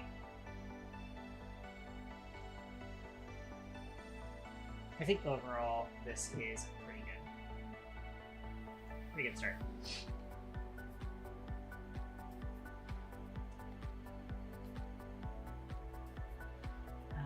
think everything else with the this side has finished in terms of whatchamacallit. I think there's a reason I specifically did not do that. I probably actually want to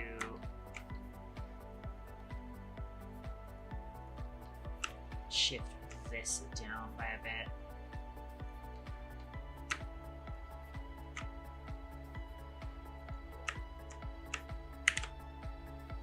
Because it is not prominent enough. Yeah, it looks a little bit better.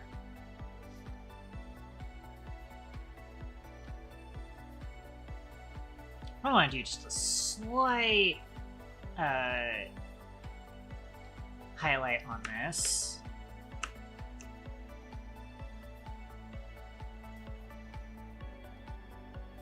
It might need to be 3 pixels down. Let's see.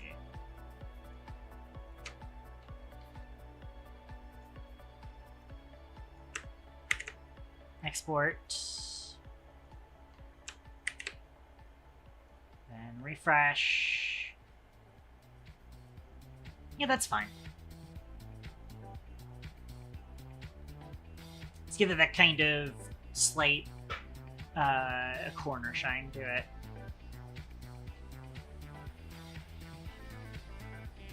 Alright, we are missing a few things, and that's detailing back at the magazine well as the fire selector.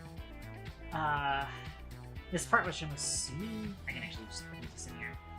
We're missing this part, which is I'm assuming is like a takedown pin potentially, or some other assembly point.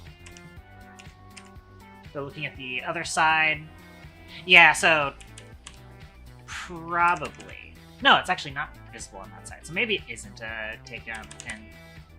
I don't know what it is, and I don't feel like trying to research it. I probably will still just... You know what? I can actually try and make this look a little bit nicer.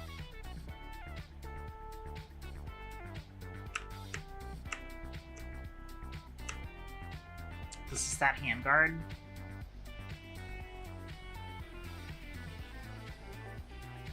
I think what I'm going to do is I'm actually going to do...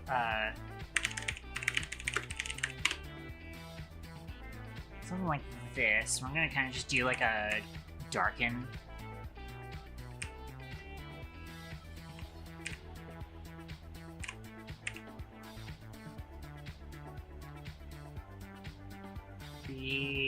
This is my ref again. Actually, let's move that back down here.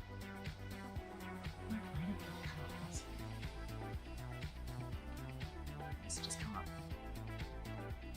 Let me do... Wait for this, I see what I'm doing. I can also just do black. So that'll show up a little better.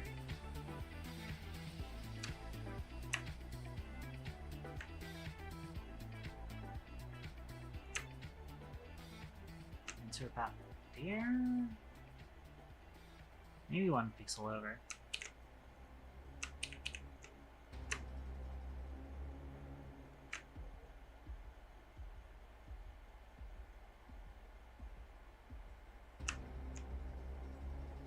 So that's like 4 pixels of space. 1, 2, 3, 4.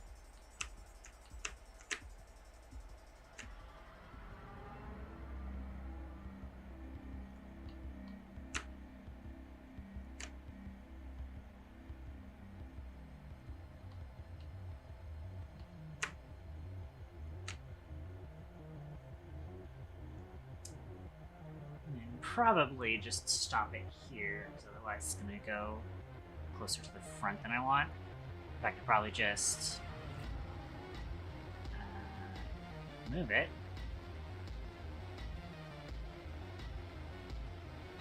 We'll go with right there. Alright. Alpha to selection. I'm gonna hide that, I'm going to take here, and then brightness contrast, and I'll just turn the brightness down a little bit.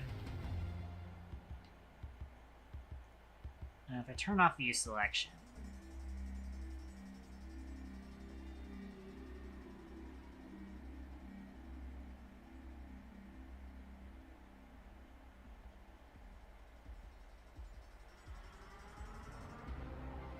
Yeah, sure. Let me export. Alt R.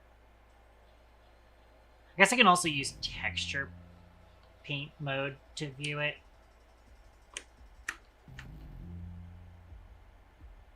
And like Alt R to update the image without necessarily at least I think that still works on this side. Yeah, reload Alt R, so that does still work here. So I use this area to view it without having like the whatchamacallit up. I just have to remember not to click on this because otherwise that's gonna paint on it. I don't want to do that. I could probably just like change what tool it's using. I also just set it to view. That works too.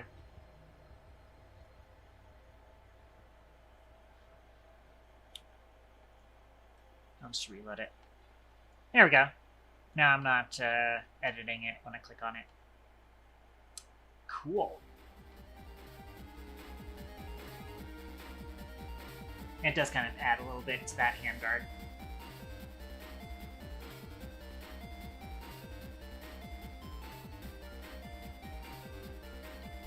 Might adjust the edge of this a little bit.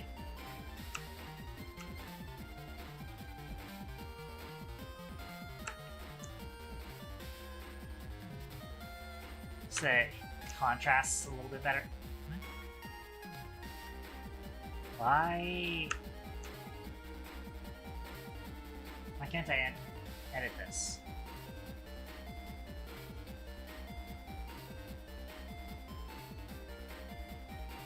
Oh, because I have the...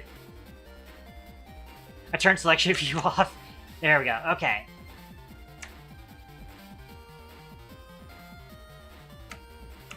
Although, annoyingly... It's kind of... that.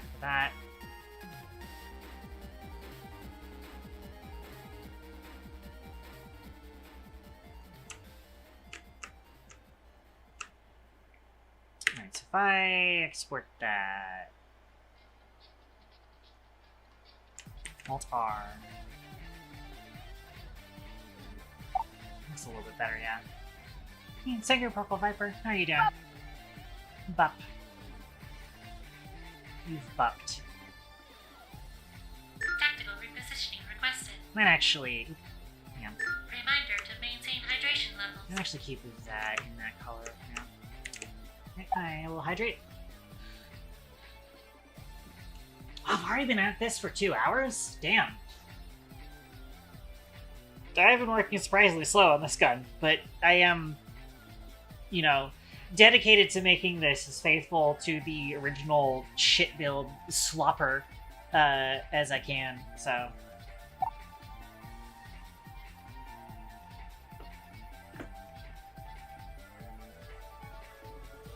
Yeah. I sipped water. Might actually... I was going to... Oh, I accidentally turned on my coffee cup. I forgot that I have that as a bind. I forgot what button that is, anyways. I think actually control for... There it is. Let me just use that. There we go. Oh, this is 3, right. How'd I end up hitting that by accident, anyways?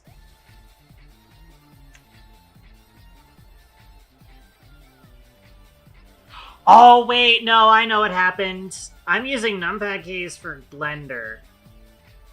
That's what happened. Shit. I might need to fix that.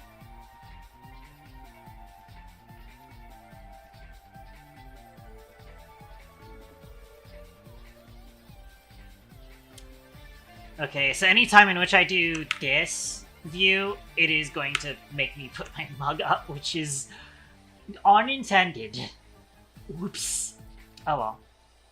So I have not actually had coffee in a while, because I have a feeling it's connected to the health concerns that I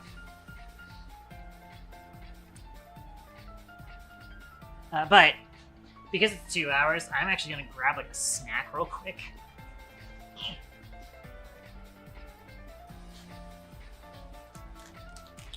So I think that's what I am currently feeling. Keyword thing. So I'm going to have granola burger.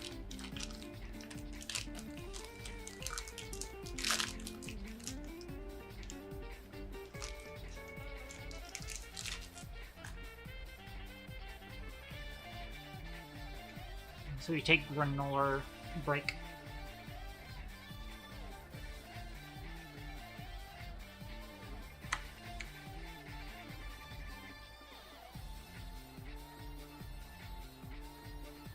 Alright, and I don't actually want to put too many of the details here because we're going to be copying this over to the other side. Although, probably want to try and get these done. These like holes in it, where I think you're actually supposed to be able to see the bolt through that, or the bolt handle at least.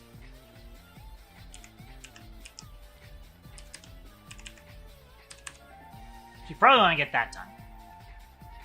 Because we're preparing to move this to the other side of the gun, basically.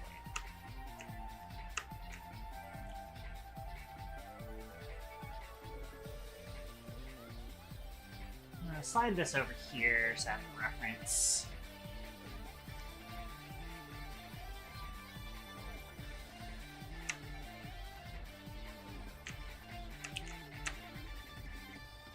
So I think right to about there. I'm actually going to start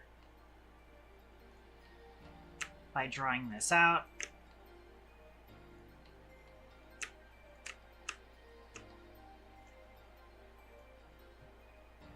So I kind of get this right.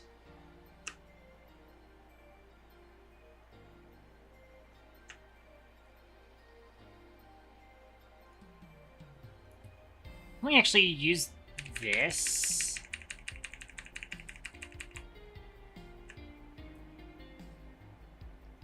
And then just put it at 90.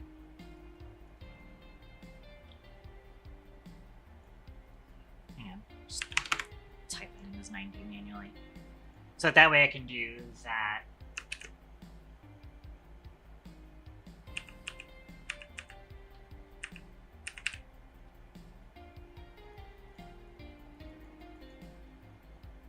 Can also adjust the aspect ratio. There we go.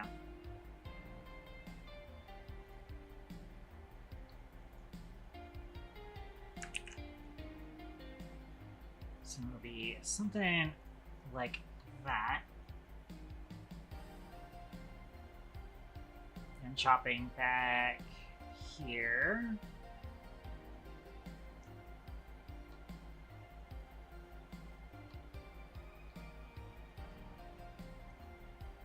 Probably actually want...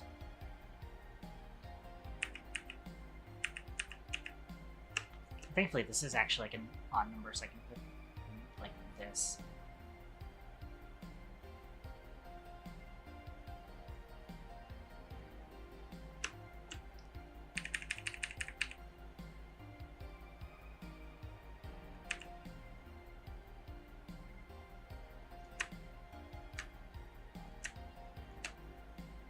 Make it a little bit smaller than that.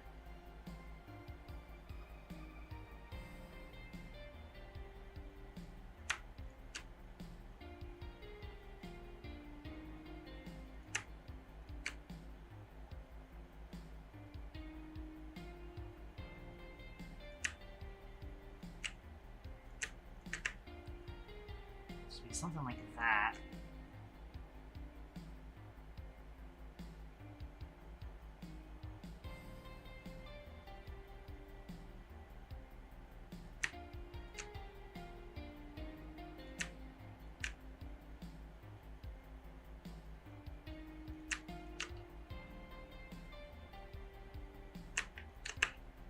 I'm doing the wrong... It's not actually like that at this back part. Whoopsie. It's actually more like this, where there's a big chunk, and then we do these.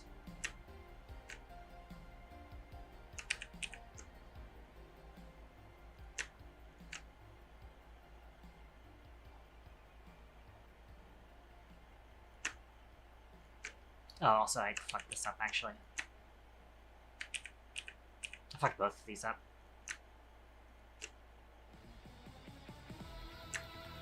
Oops.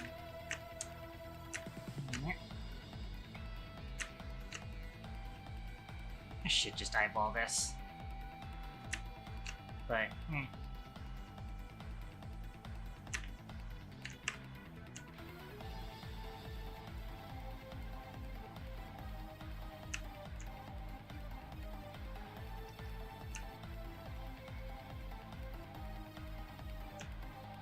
Alright, I'm actually going to cut this back a little bit.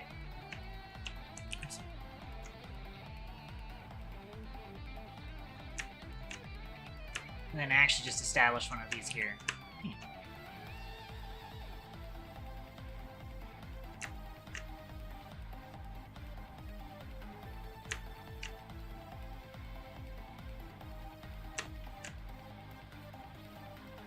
I did it again. It needs to be like 6 pixels wide. Keep only making them 3 pixels wide.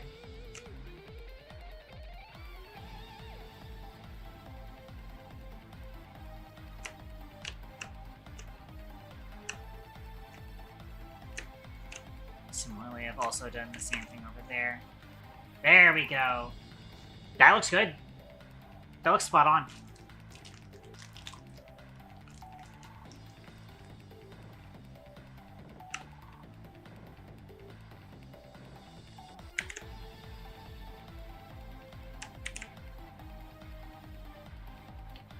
Now it's starting to really look like the slopper.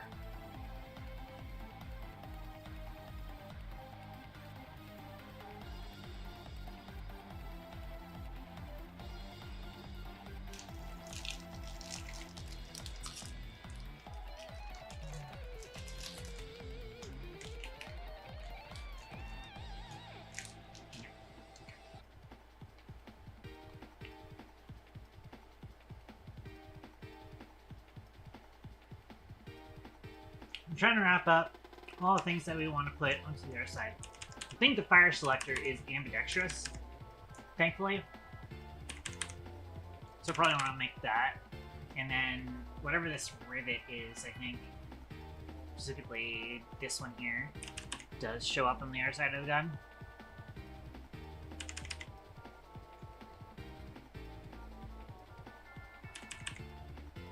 And there's also a rivet back here that shows up. But this, I believe that's a mag release. I would assume so. Weird fucking place for the mag release, but whatever. Like, that's the only thing that would make sense for that. I guess if I looked at a real version of this... Gosh, I want to say it's like Groznav, or I want to say Grok, even though that's the fucking AI. No, it's, I can just do IMFDB. Hang on. IMFDB. I actually am curious, because I can't remember.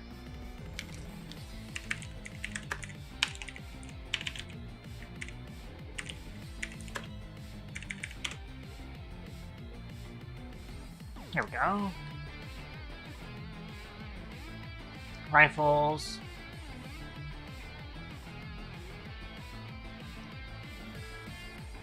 Not the Cetar.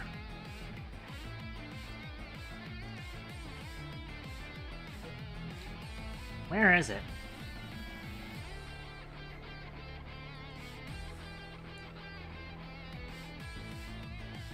Wait, never mind. Oh yeah, QBZ-97 is the actual gun.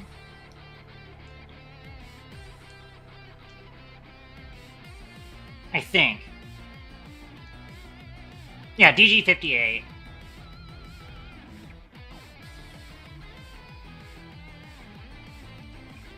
Although I think... let me see if it's also listed in machine guns. Oh, well, how about that? It is. Because this is actually supposed to be the DG-58 LSW in the game. And that is based off of the QJB-95-1. which is the support weapon conversion of it. And of course, hilariously, you have support weapon configuration of an assault rifle with a 20-round magazine.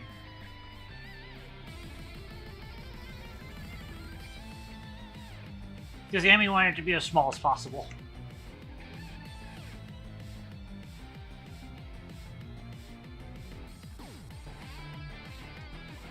See, that's goofy. Oh, here's actually the Nightshade. Hang on. Guys, I found the Nightshade. They actually do have part of the page where they cover the Nightshade here. The 9597B hybrid. I see.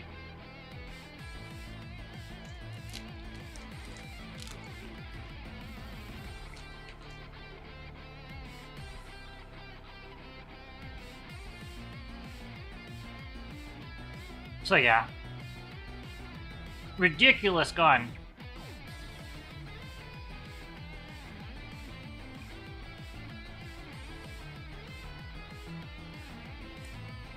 So I didn't even realize that it's got,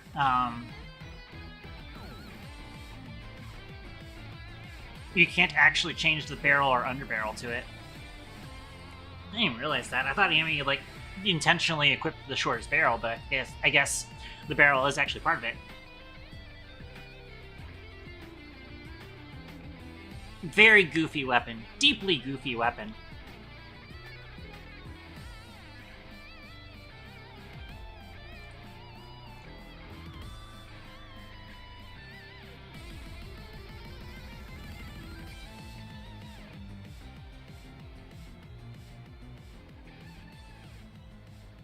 But yeah.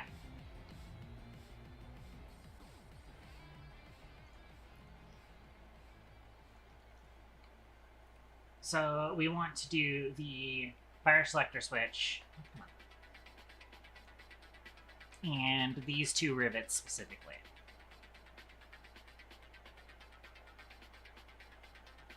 And actually, I think this area also shows up on the other side. Kind of. No, yeah, actually, yeah, it does. It does straight up show up the same way, I think. So I also want to do that. That sort of stamp slash cutout. Slide that over to my other monitor again.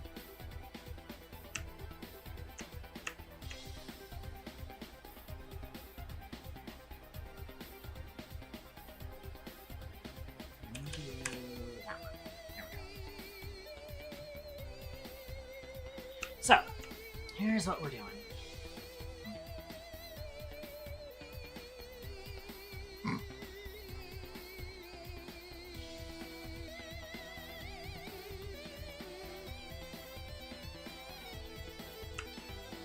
First up, copying the... I'm gonna do probably size 5, I think. Yeah.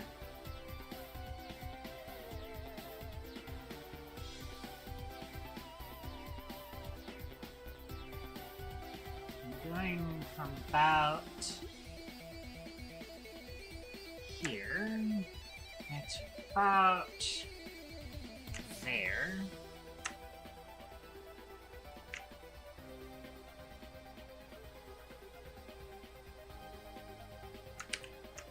That looks messy as all hell. I'm just gonna do a circle back here, actually.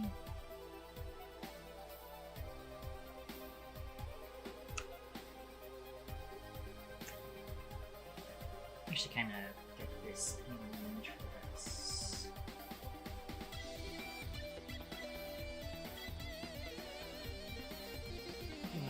There.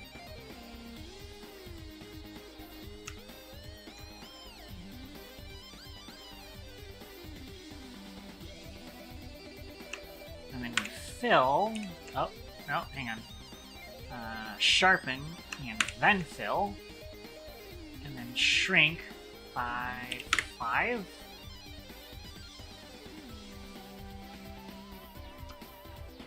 And then fill with that. That does. And we can just fill this as well.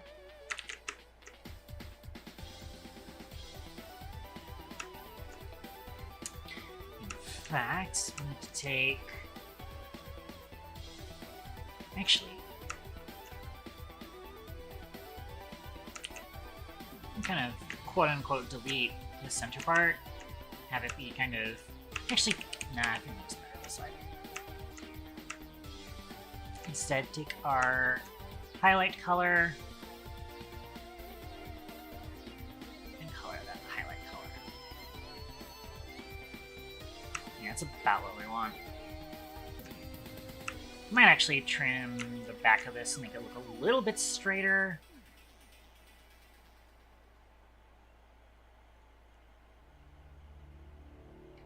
Yeah.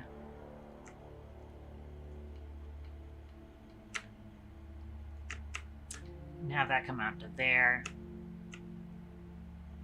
I'm going to copy this end cap. I want to flip it horizontally.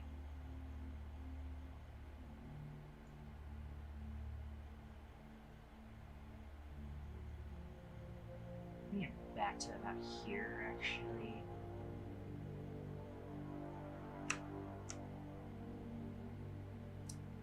Then the anchor, and then I'm actually going to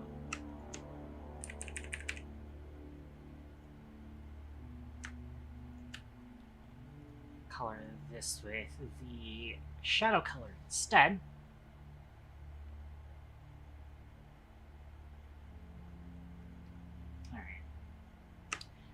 Then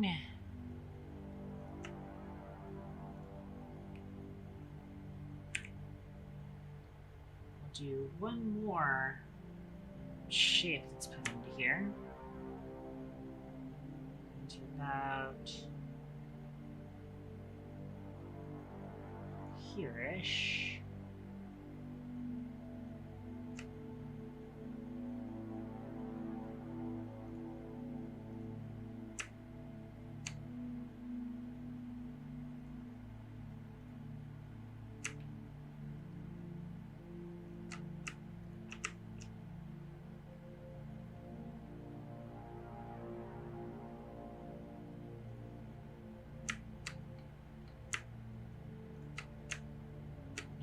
And then boom, boom,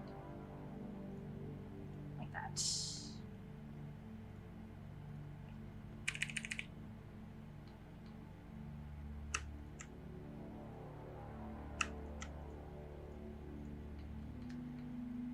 Kind of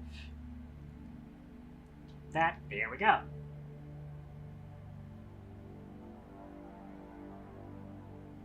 Looks pretty good.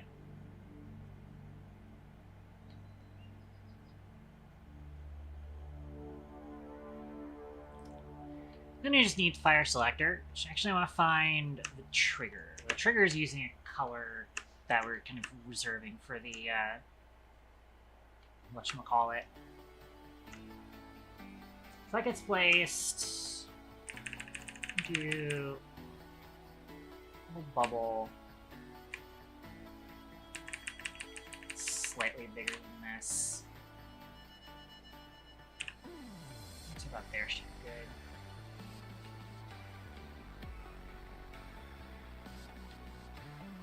Place slightly above that cutout for that.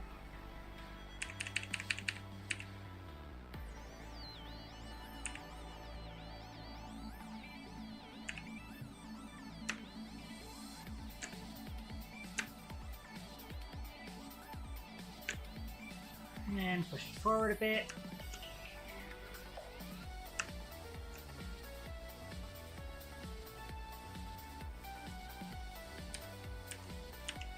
I believe those are like...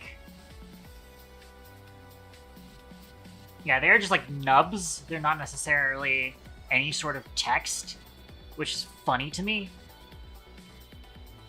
That makes my job easier here.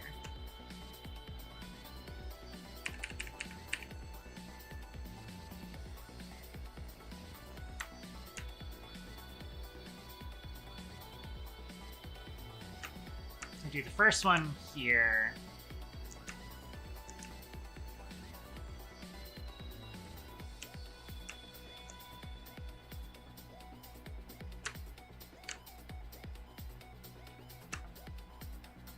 I'm actually just going to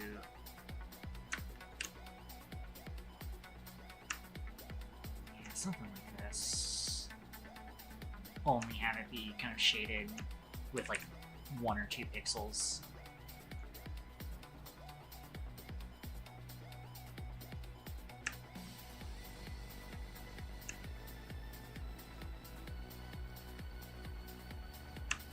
Yeah, there we go. There we go. That's looking good.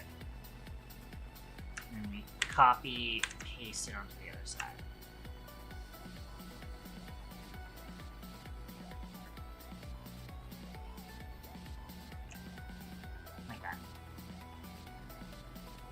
Here's our shitty fire selector. Let's actually make it look a little bit better.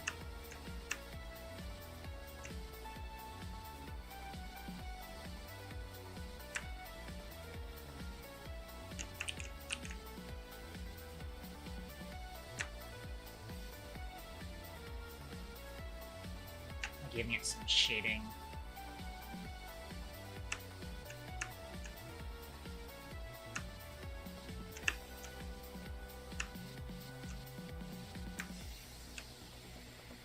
Yeah, I like how that came out.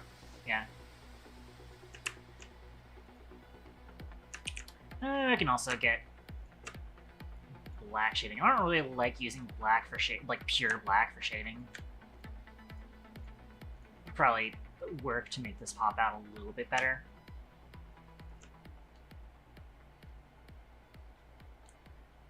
I'm actually going to do something like this and get slightly pop out more.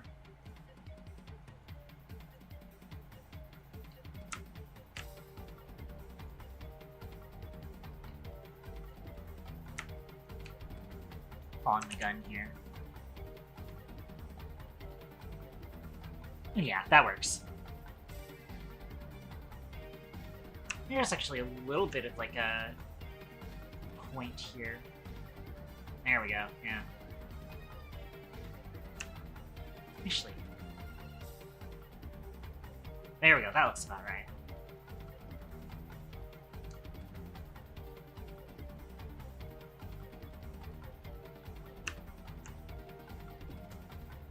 Alright, so now draw a circle here.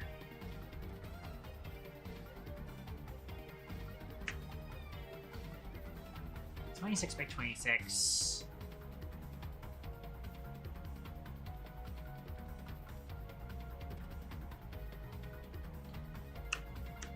And I'm gonna do this kind of the lazy way.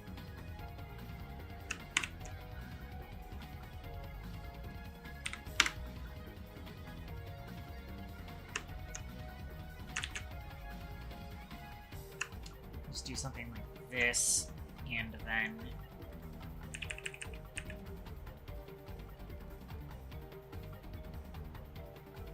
oh, I made it even, so that's gotta be even. No, that works well enough.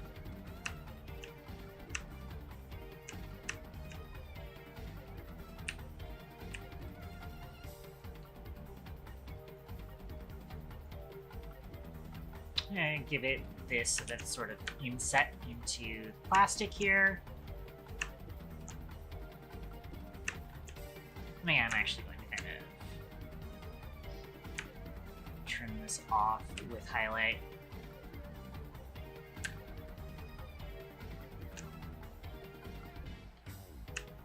Maybe not, actually.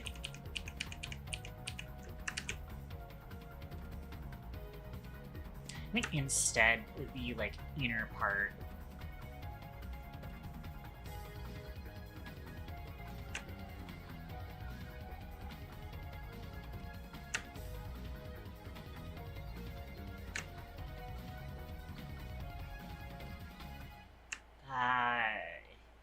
No.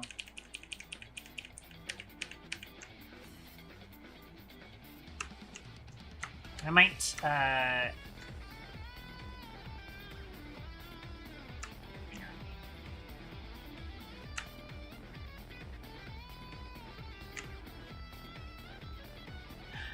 sharpen.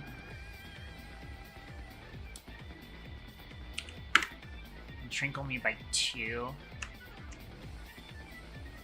Just get rid of that. Yeah, it looks a little bit better.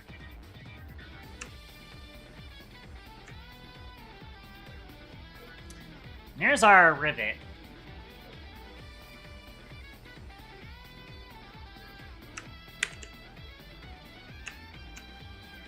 I put another one right back here. I might actually need to, like, move this up.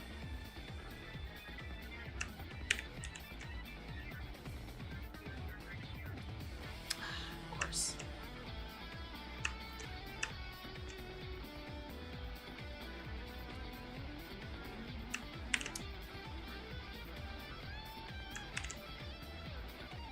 And place you back here.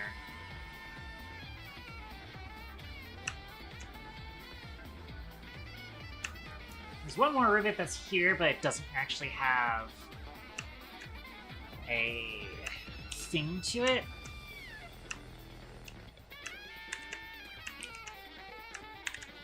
So it gets kind of just dumped unceremoniously. Right about here. I need to fix these colors. Alright.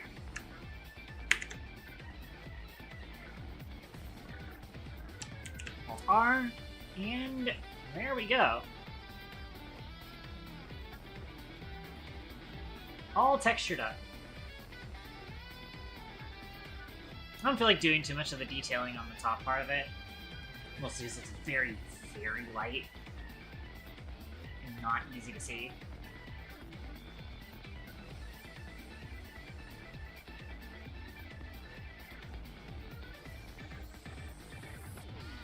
So I think all that's left is to copy all of this detailing onto the other side.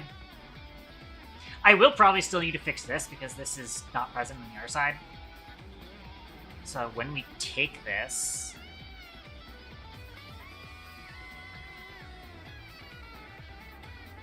Ah, right. You can just use mask, right? Oh, your sample merged, that's why. Alright, copy, paste. And I'm going to flip, move you into place here. And just align you to where you were before.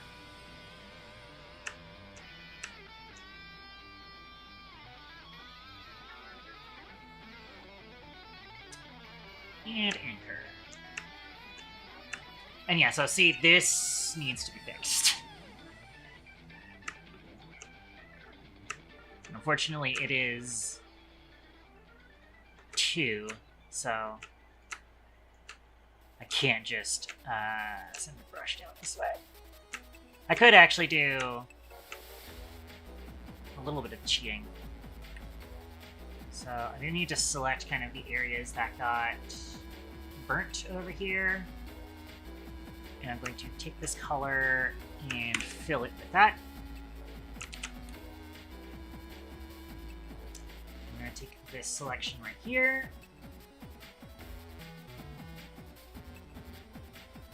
We can actually kind of cheat by doing something similar to what we did before. So render, pattern, grid. Use the previous settings. Nope, that's the wrong settings. Those settings, and then we're going to pick this color from there. Why does that...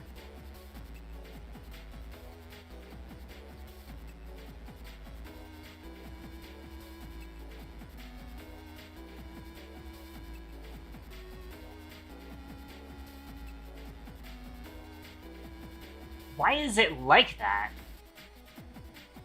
Just pick from that fucking pixel, not the fucking weird whatever the hell it was just doing. Alright, and then we do like that. And then we're just going to fix this.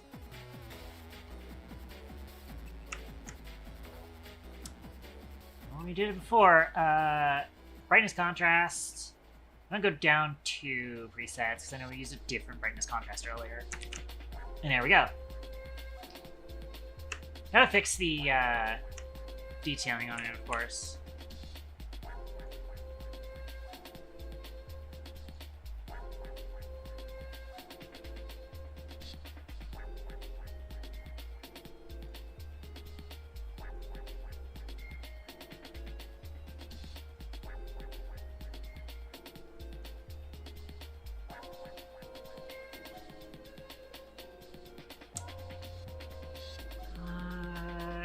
Cool.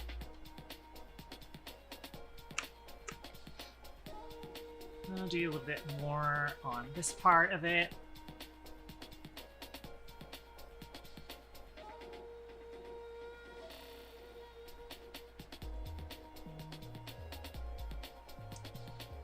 In fact, I can kind of sell the illusion slightly better if I kind of give like a gash that actually crosses into there. Probably want to do something similar like that on this side.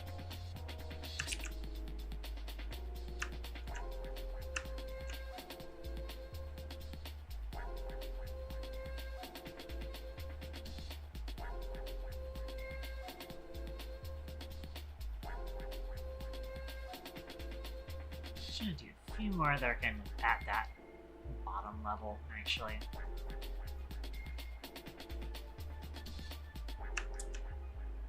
There we go. Oh, but we don't have the DAX. Hang on. So I'm going to merge down, so then now we have the singular DAX logo. And thankfully, because it is a separate layer, we can actually just drag it across and apply it to the other side. Let me get a reference of how it looks on the other side. I want it to be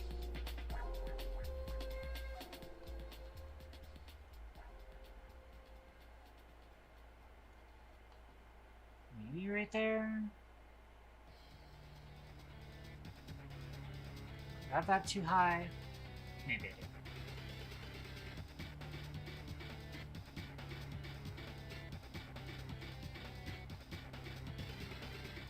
That looks about right.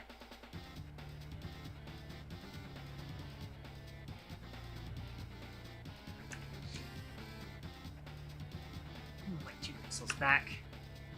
So now when we hit E to export, and then Alt-R, now we've got stuff going on both sides of the gun, but it might not be fully aligned. So I have to kind of get in here and see. Yeah, so here's what we're gonna do. Select this entire side of it. Select all of it on here. Come in here. Try and get the camera as close as possible.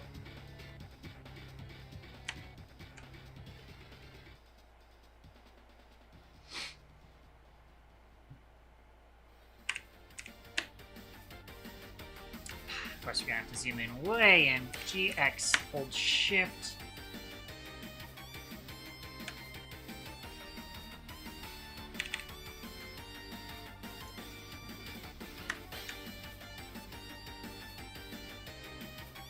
Yeah, that doesn't look too bad.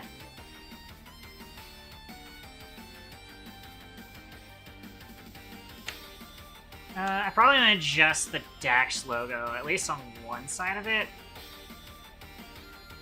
Let me see my reference on the Jack logos there. Yeah, I probably do actually want that logo to be a little bit back. So take the first DAX. Export. Alt-R. A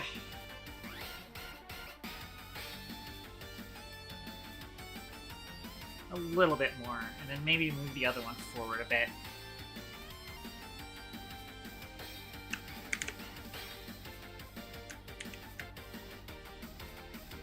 I'm gonna move the other one forward by like 1 or 2 pixels.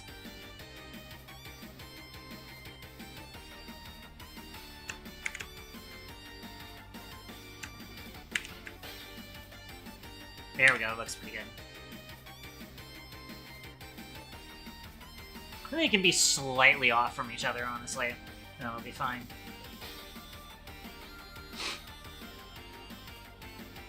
Nice! It's coming out great!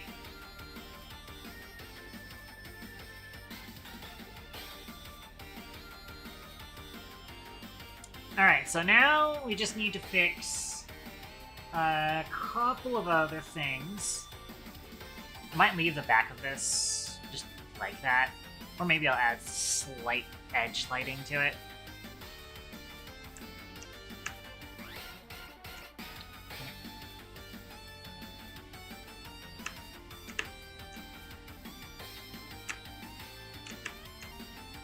Let's add something like that. And I have to remember where... Oh, right, of course. That's where we're editing the other part, so it should be here.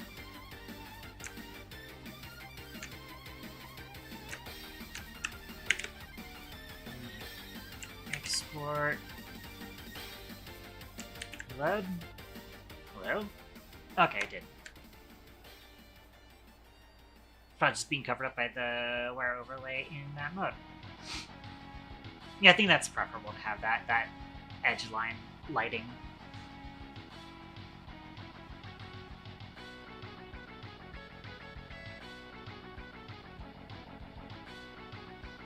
Alright, so now I need to fix the barrel, the bolt handle. Actually, probably think the most important thing to fix is the jack sight itself. The jacked up sight, one could even say.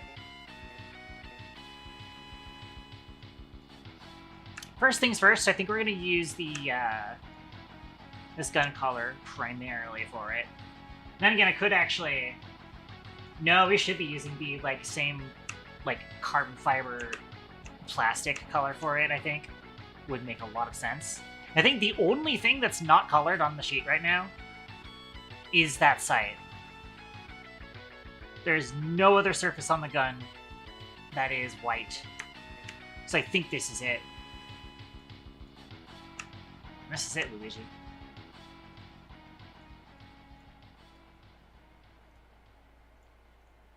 So we will start by coloring it all like so.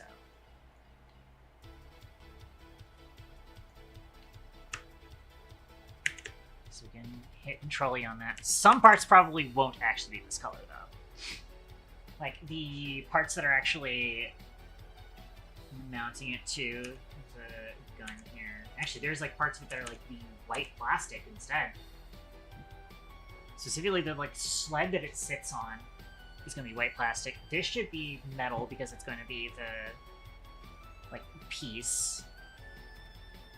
We need to go into UV editing.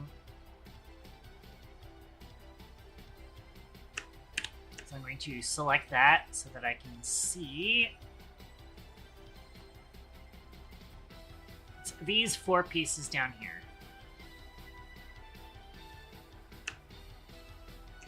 So we need to find our metal color here.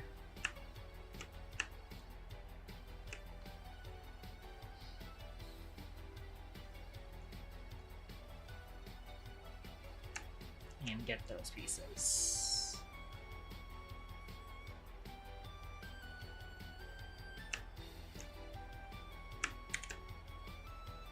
So I'll be that color, or that color has changed. And then this bad boy right here, everything that's part of needs to be the white plastic instead. So we do this, we find those pieces. It's you, you, you, and you. Is that it? Sure is. So when we export that, Alt-R. That's starting to look a lot more recognizable.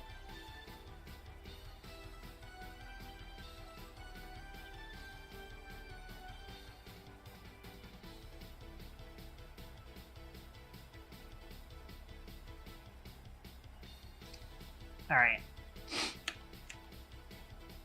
I need to figure out what the hell we're doing here. So I think basically...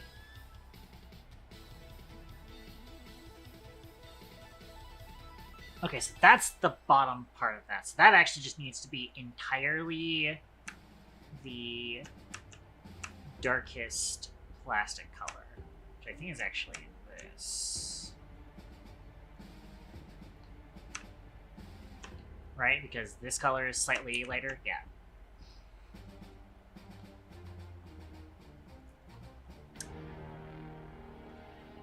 But then these two at the back here need to be the slightly shadowed plastic parts, which is going to be annoying. We're going to need one of these. I need to pull the toolbox back up. And do something like that. Back to color one. Meow, meow, meow, meow, meow, meow. Welcome back, Amy. Hey, Amy. We have made progress. We are starting to work on the stupid bullseye finally. But yeah, we've got both sides of it actually painted now.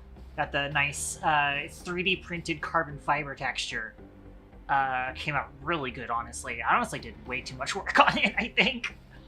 But yeah. That's supposed to be a subscription TTS? Oh. Yeah, it came through as text. I think Twitch mobile being stupid. Understandable. Understandable.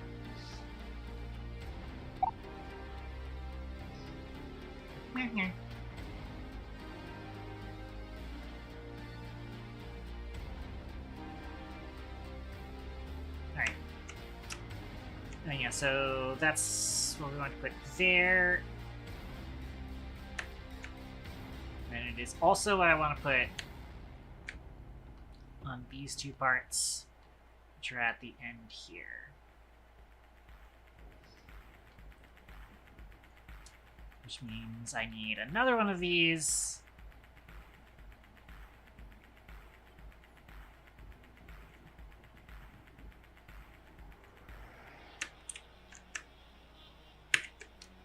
Let me export that. Refresh. See how we got so far.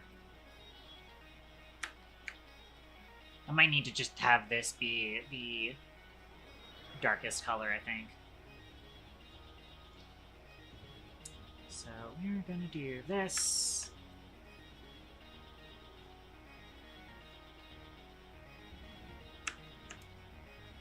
And have that be the color.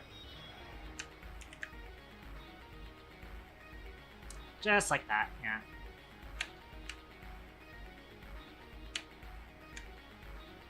Probably have the bottom of that get set up properly. I'm gonna do that. We need this color.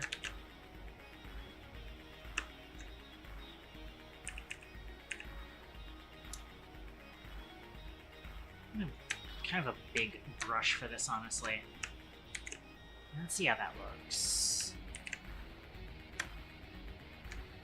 Well, maybe the brush was too big, honestly.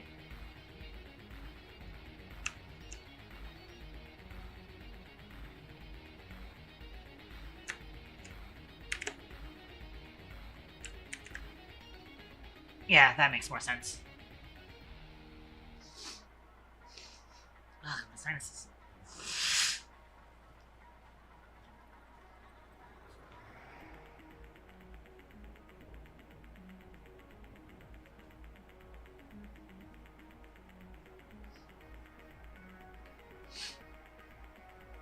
Alright.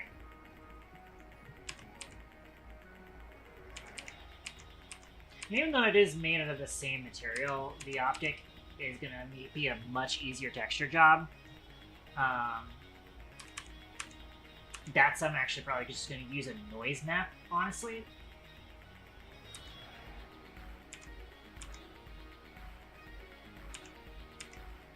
Wait, is the fucking... Oh my gosh, the Picatinny rail is also the carbon fiber. I'm not doing that. I'm not doing that to the Picatinny rail. We're gonna leave it this way, honestly. I didn't even realize that was how that looked. But yeah, the bullseye itself kind of has more of like a cloudy look to it.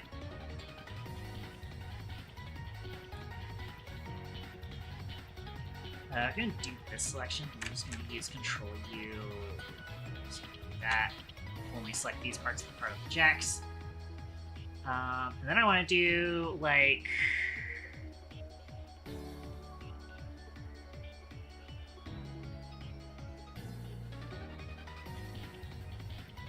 I guess what I can actually do instead is I want to run like a noise brush. Something like this. I'm gonna take this color.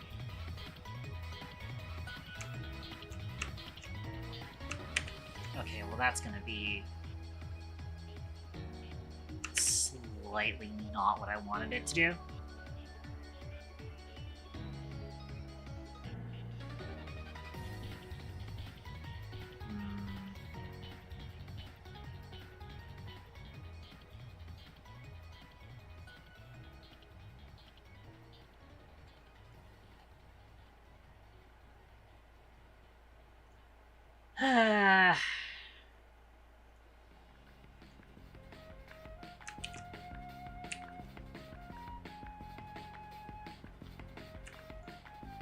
You know, Dextrose gets to a certain point and it just does not want to be.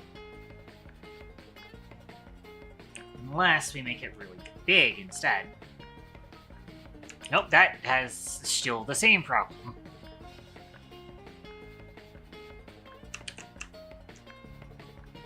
Ugh.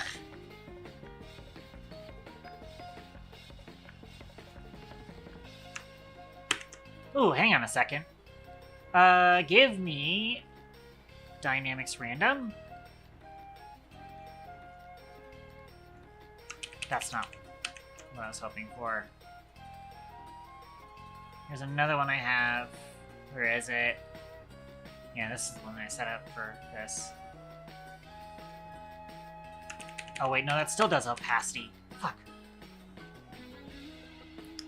Just random angle is actually probably what we want.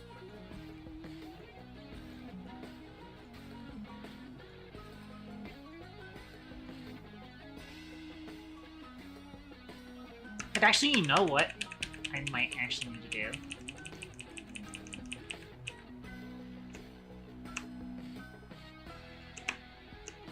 I'm gonna fill these with this color. That's not the color I wanted.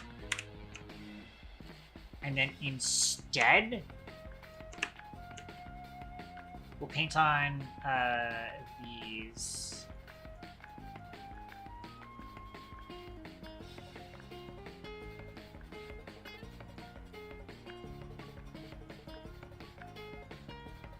This is kind of what I was hoping for.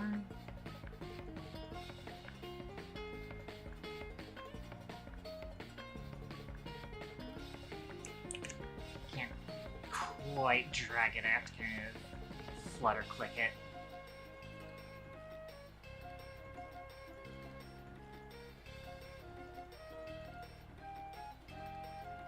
I could probably do that if I change spacing values, but eh. So now if I export this, that looks gross. We're going to do some additional shading to it to make it look a little bit less gross.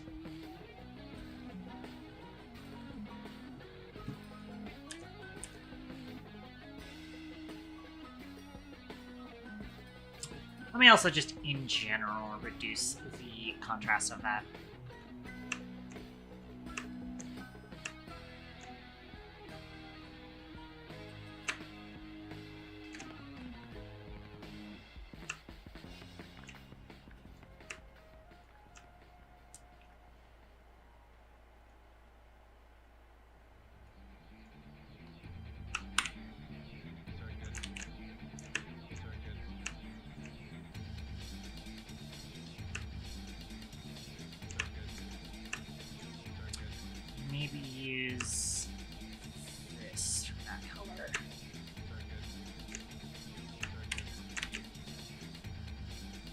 No, that's a little too...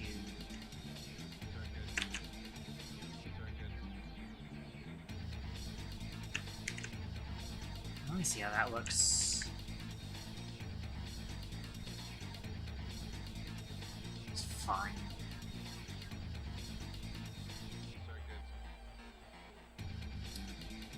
I might just use like a noise map for it instead, though, honestly. Actually, I'm not going to be able to do that. What I'm going to do instead is just select both of these. Intersect, select.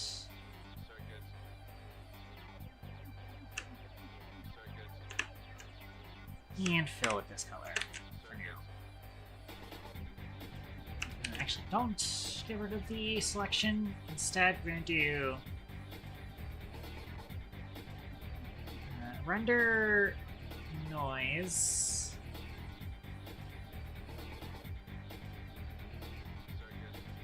Solid noise. Annoyingly, I can't set a color for this, but oh well. Let me actually do a new layer here. Noise on optic. Alright, reshow solid noise.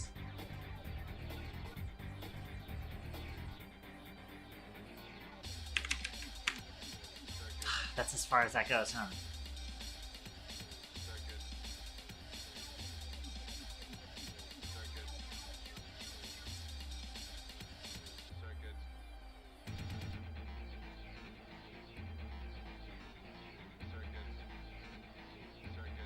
That's really as large as I can make it?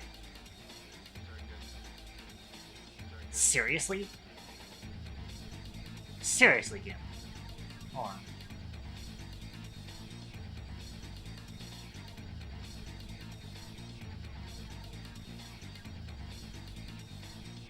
Oh hey, this kind of works for what I wanted it to do.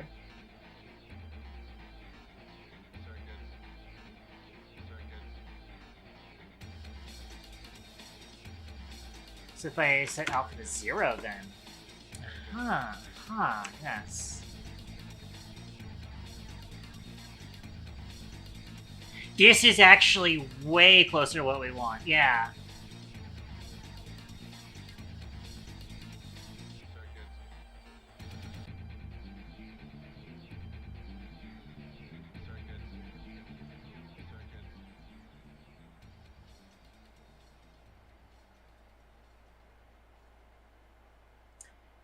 Interesting.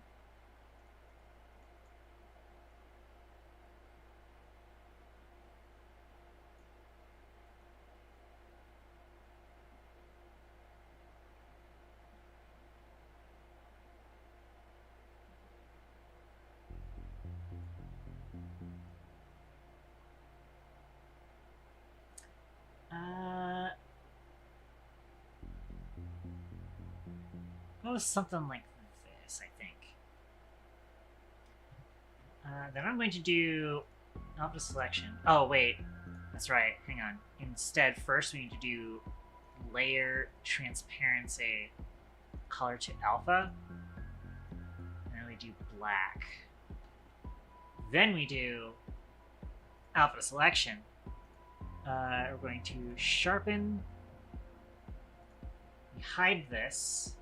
Actually, also going to hide the selection for a bit, and then I'm going to forget that I have the selection on, and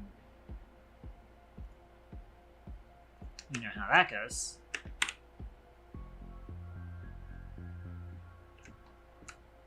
Yeah, maybe. Actually use paint can real quick.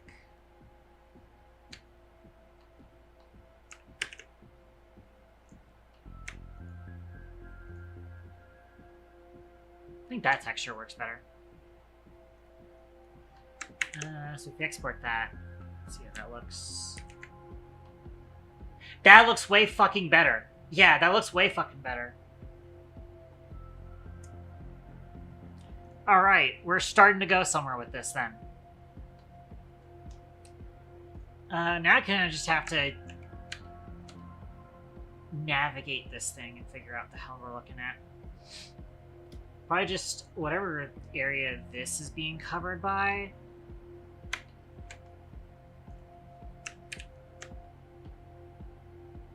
Pretty much everything here we can make dark. And then these parts we can kind of highlight. We're making this dark just because it's like kind of shadowed by the fact that it's kind of in this sort of zone. Let's see if I've got another reference of the jack itself.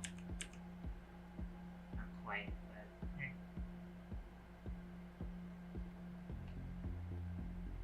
Some parts of it are light, some parts of it are dark. So that part specifically is this right there. So if we oops. Stop. Alright.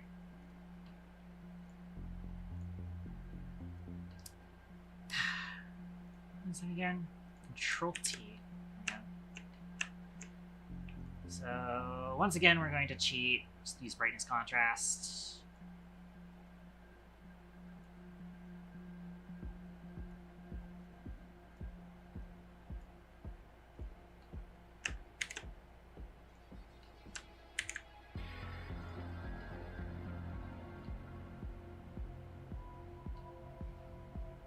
Cool so far.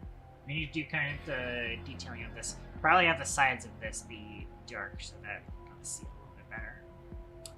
We have to figure out what parts those are. I'm assuming it's probably these.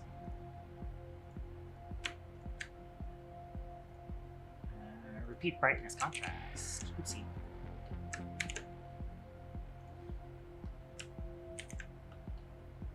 Yeah, there we go. I guess correctly. And then I might also just do the sides of this. Will probably also be like that. I'm assuming it's going to be these parts over right here.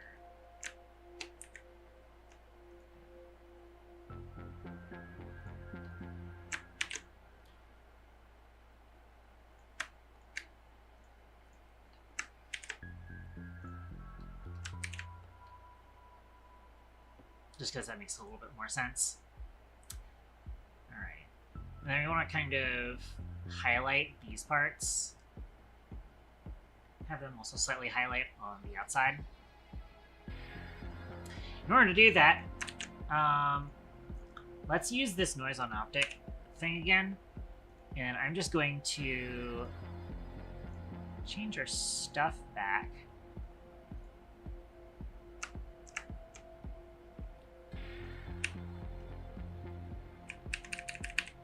Use a white brush like this.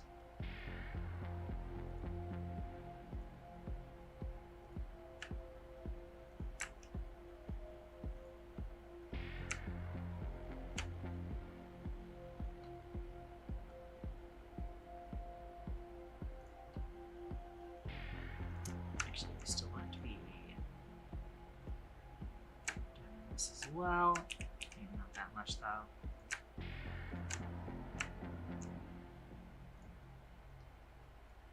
Then we copy this and paste it on our side.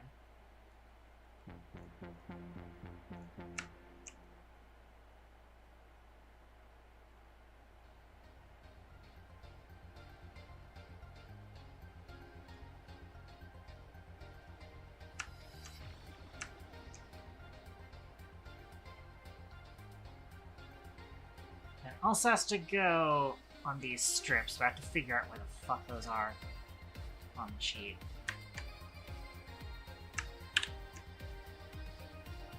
Ah, that makes sense.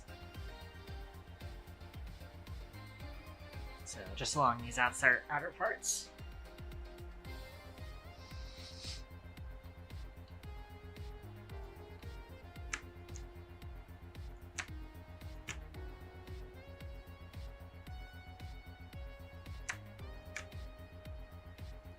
So maybe not right here.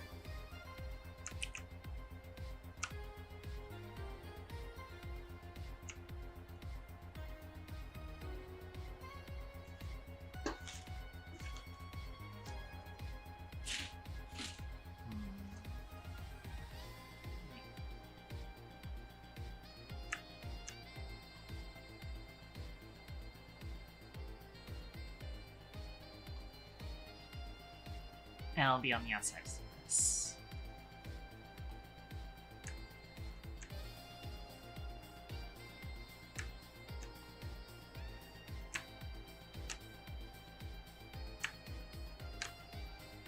Alright, I'm going to use alpha selection, hide that, go back to this thing. There might be more parts that I wanted to add that to, but for now it's fine. And then we do show brightness contrast. And then I am going to need to find the one that we used up there. I think this is it. Probably.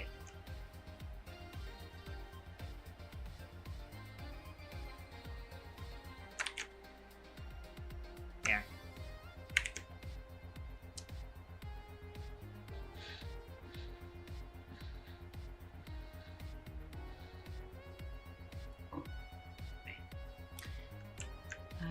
Now we can go into this one.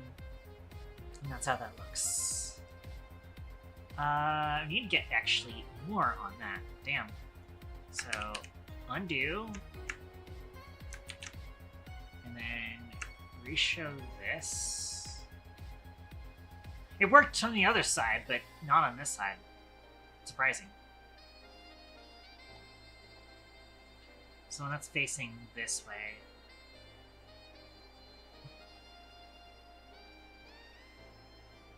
I wonder if... Oh, it is just slightly lower than it should be. Because I aligned these.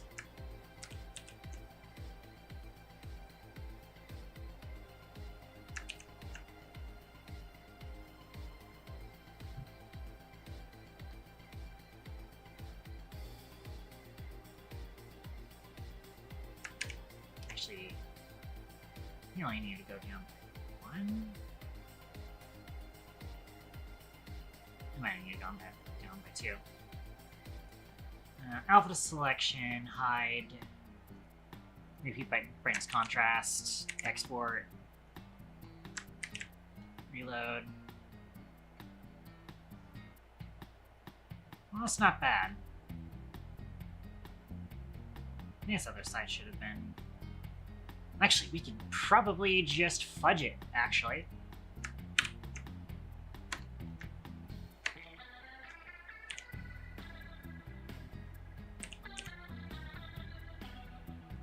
Hang on, no. Medium point, or actually bounding box center, SX. Just fudge it a little bit so it looks a little better. There we go, yeah. Yeah, there we go. Kind of cheat on that. Alright, now to do the fun parts. So, how does this part work? So that's the back of it, that's the front, got it.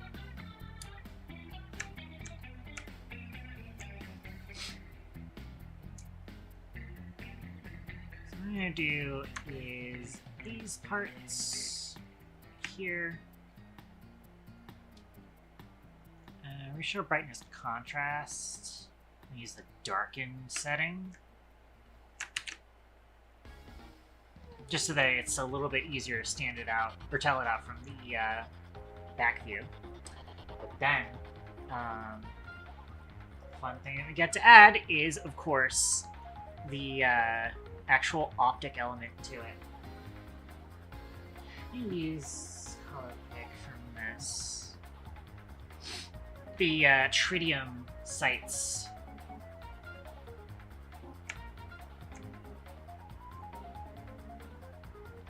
Start here, and then go to about here. I think that size will work.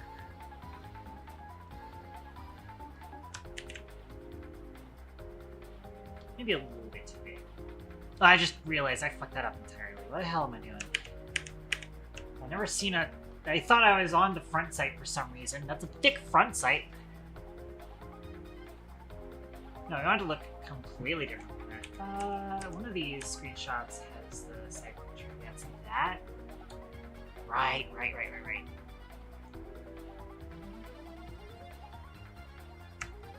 Actually, I'm gonna do something a little bit funky for this.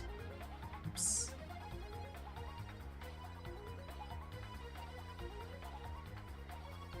Why did my size change? That's weird.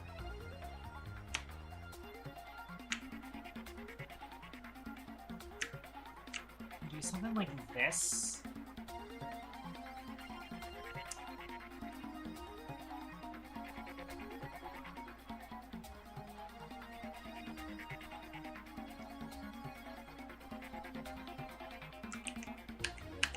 Might have actually done a little bit too much.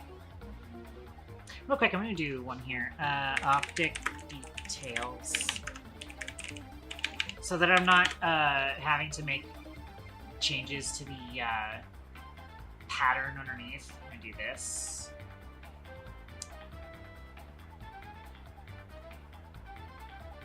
I'm going to give the impression that there's a sort of cut down here.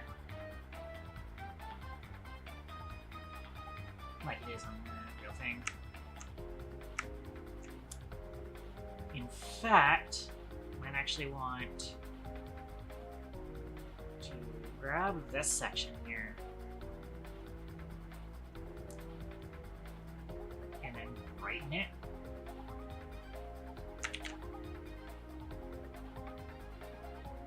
This kind of brightened on the original thing. And then I just need to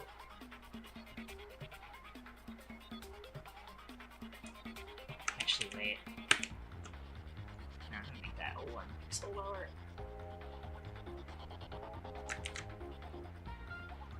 Because I do need to put the trigger in the sights.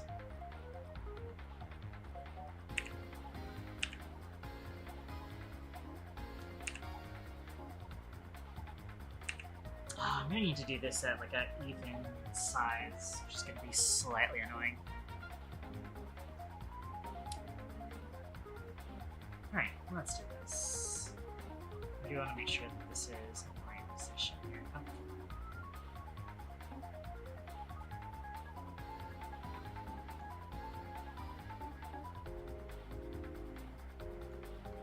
So something like that. I'll find my top-down reference again.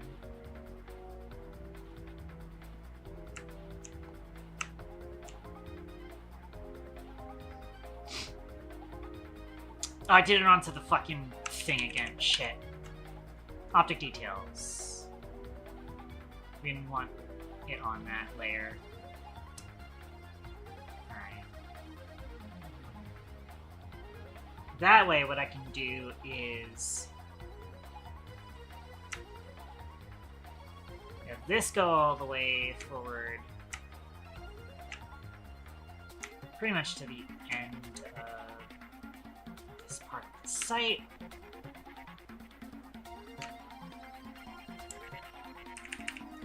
And then I can use the eraser to put in the sort of the things that are holding the trinity in place. Like that. Kind of like that. I'm actually going to cut this down slightly. Maybe I'll just cut down this, actually.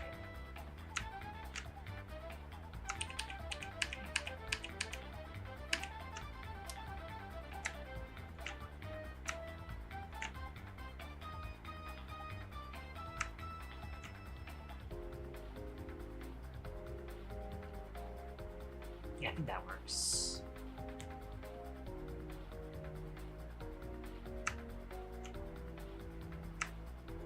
Alright. Oh, you know what else we can do?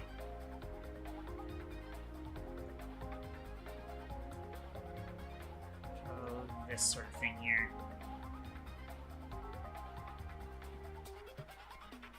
Right along the wrong layer.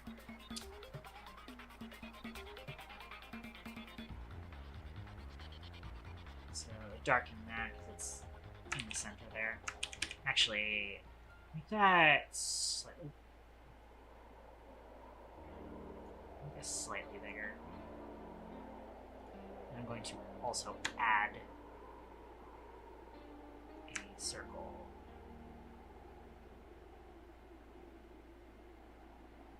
Here. Which means we need to make sure that we sharpen this. And then repeat that. There we go.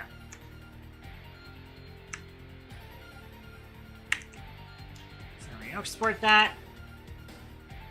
Ooh, look at that. That's looking good.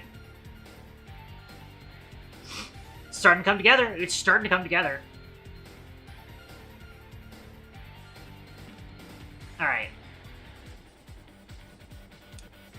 Now it's time to get the optic details for the front part here. The front blade sight blade, whatever. I might need to fudge this partially because the thing is not in the right position I want it to be in. That's fine.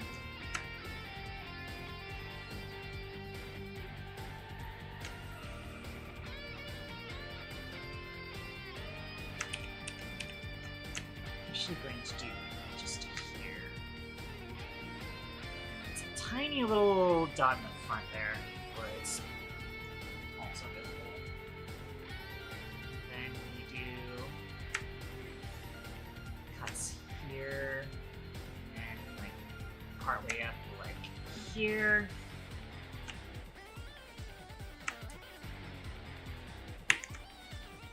Export. Load. And there we go. Yeah, okay, because that part is slanted, I do need to kind of... Oh, never mind, I actually just fucked this up entirely. I see. Export. Yeah, but that's still kind of changed. UV editing! Let's do some movie magic here. Where is it? It's over here.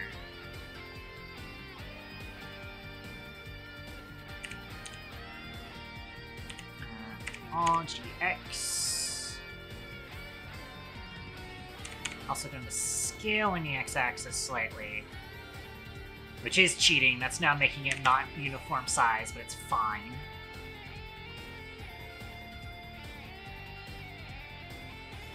And there's the dot that's in the front. I'm probably gonna need dots that are in front of that too, actually.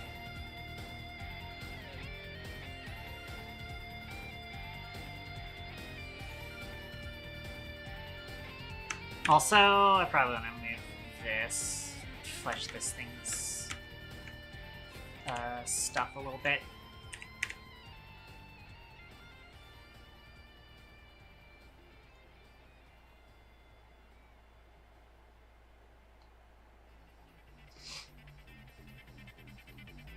Yeah, that's good.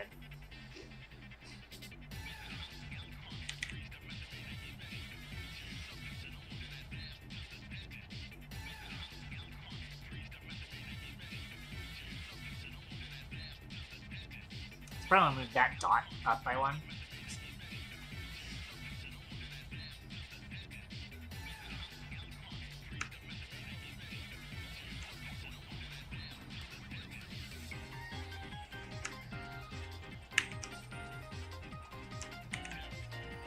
There we go.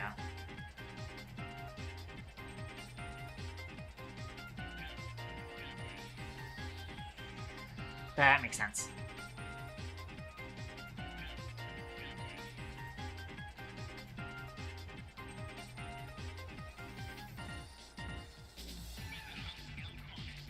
But you still need to do dots around the front here.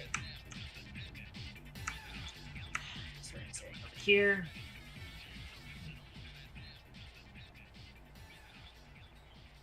Oops. Just need the small dots. export to see where that ended up.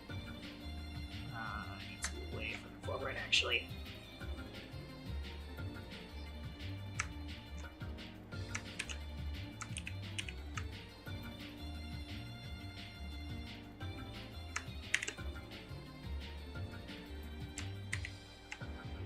There we go. Let's make it like 1 pixel wider, just so it looks correct.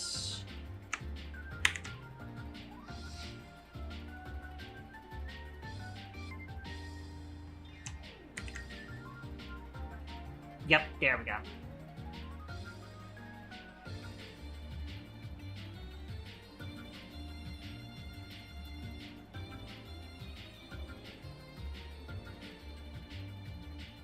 Wow, I think we've done it. I think we've recreated one of the worst sites in the world. I can't remember. Is there like a extra Jack logo on that? Oh, there's a Jack logo on like the plastic side of it. Okay, hold on. We need to do that. Alright, thank you very much for your service, Optic Details. I'm gonna lock your pixels now. I'll go back to you, and I need to find you. I'm going to duplicate you, and this is gonna look a little bit weird because we're about to make it way smaller. It's gonna be harder to make out. So I believe it'll go on this one. So we're about to resize it.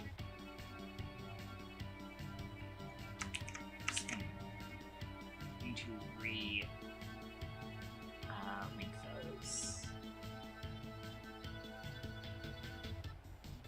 Funnily enough, it now kind of follows that curve correctly.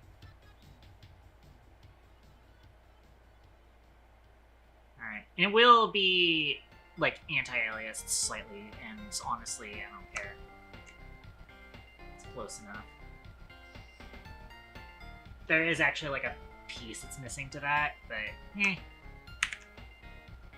So now, got the Dax logo that shows up there. I'm gonna actually make it slightly smaller, actually.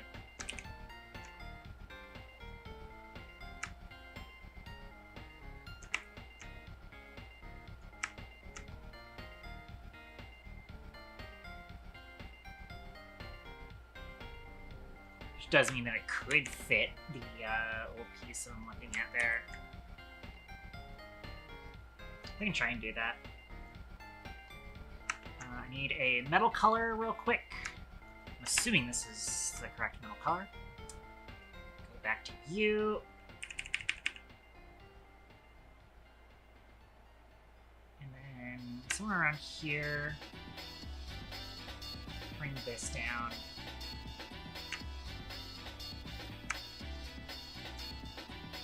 Now we need like a rivet. Or not, I'm not sure if it's a rivet or just, no, that's just a hex screw, I think.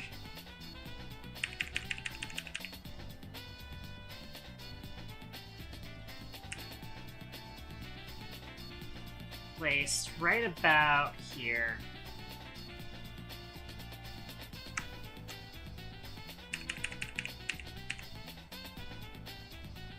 Center of the rivet goes there, or not the rivet, hex screw goes there. See if there's another metal color here that I can use for that, actually.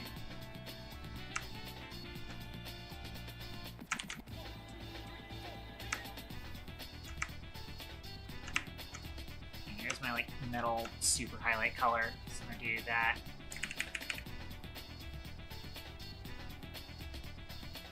On the tops here.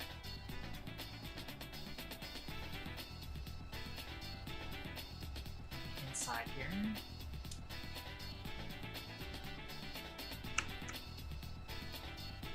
I'll just do that there. Yeah, that looks good. Probably use the shadowed metal color though. Rest of this.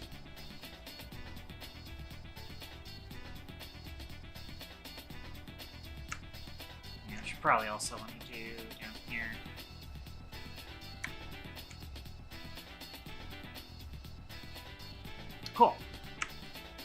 As such, probably also want to give this a little bit of shadow to have it blend in a little bit better, a little bit more smoothly with the surrounding plastic. Like so. That looks great. That looks fantastic, honestly. Look at that shit. Oh, yeah. Oh, we'll probably need to fix this, actually. So we need to find top of the sled, which is this face here.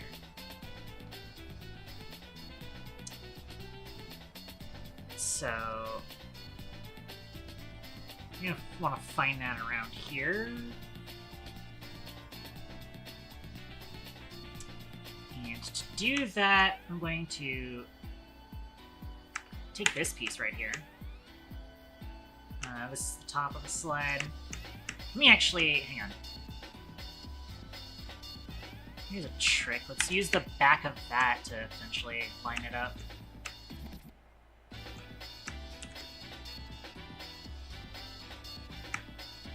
So if we export before mounting that, we can then take a look and see if it aligned it properly. Nope. You need to go back by like 2 pixels.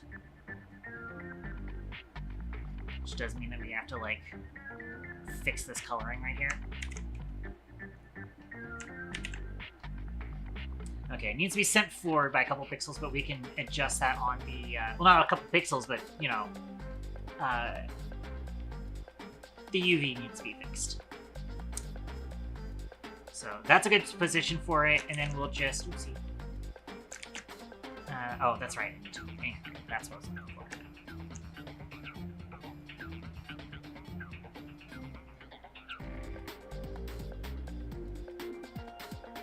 I think it's about as in as we need it to be, too. So, yeah. So we'll re-export this. Reload that so that part isn't screwed up anymore. And then I need to go back to UV editing. Use Control L so that we move the entire thing. And I can zoom back in. GX, hold Shift. And I need to minimize the toolbox.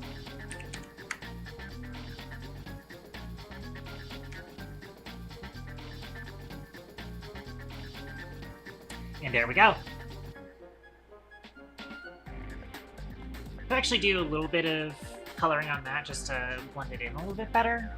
Just do shading on the top of it. So, give me my toolbox back.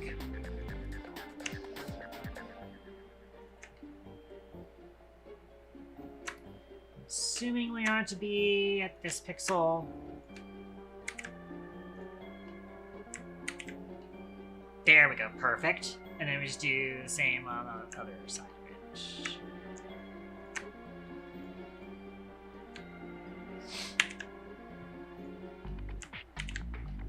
Awesome! Yeah, okay.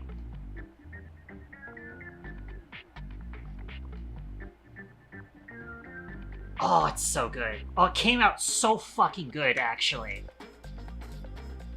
We do have one piece left, though. This hasn't been detailed. This is the, like, walking lever type thing. It is this piece right here.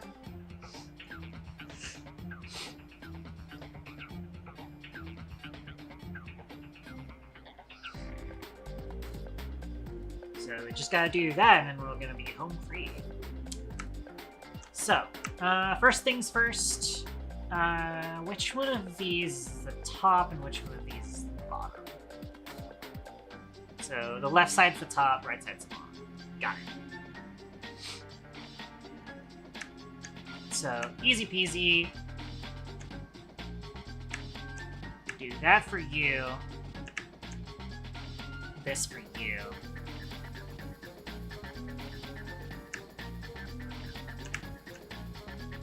That's a lot darker than I thought it would be. Actually, I'm gonna undo that from you. We'll make you the dark metal color. But then you, I might leave this color.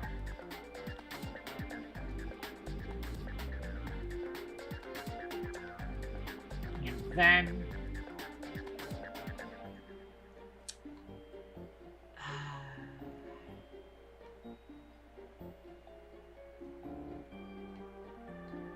Oh, interesting. And why did I put a seam there? I mean, I guess... I think I understand why, but... Alright.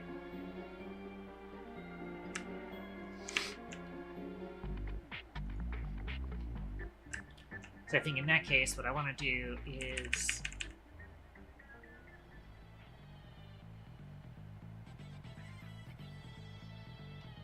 How's this set up? I probably actually want to focus that on this background then.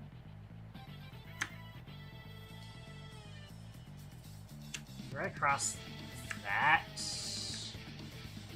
A little bit taller.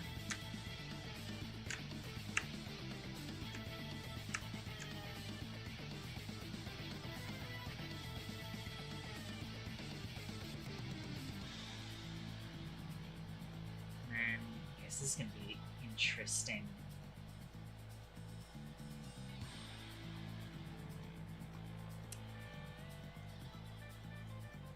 So I need to select this part right here.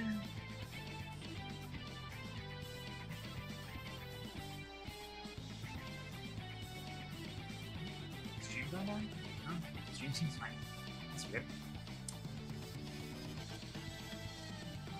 And then we're going to do render pattern grid.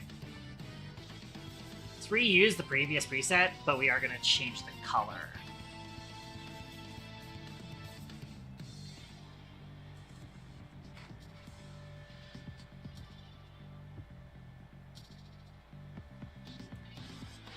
Might also use something a little bit different for the other part of it.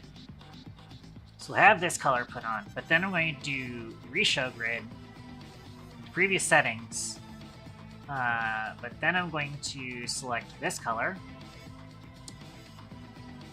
and we'll use line width 1, and do this right there, yeah.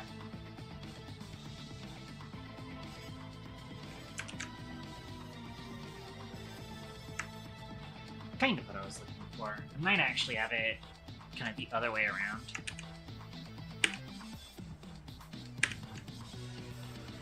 So reshow grid. So do this setting and then line width 1. And then reshow grid.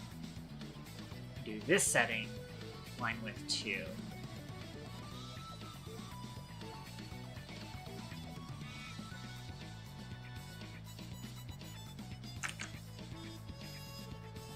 Yep. Well...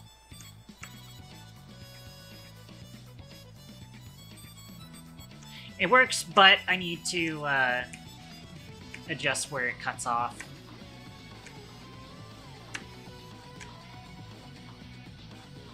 There, that looks better. Yeah.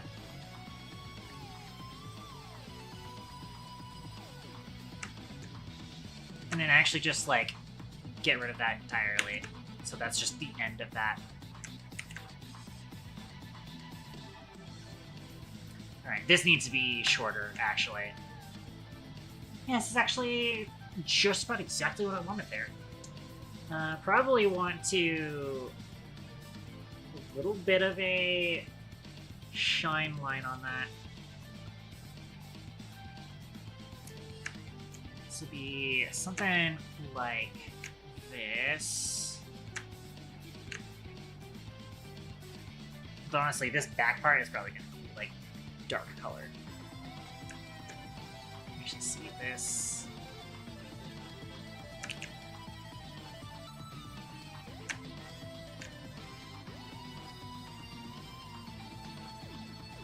Like, that whole part be that.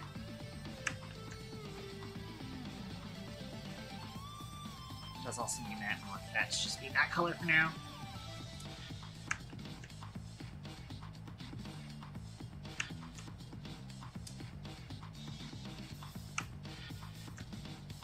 Probably have this actually just be this plain color.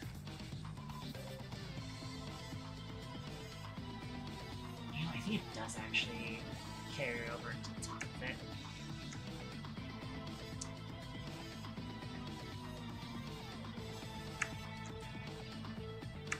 Something like this, then.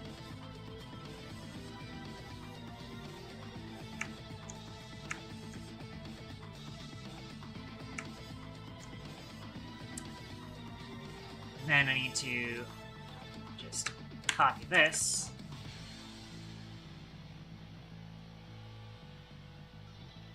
And anchor it to this surface. I will cover that.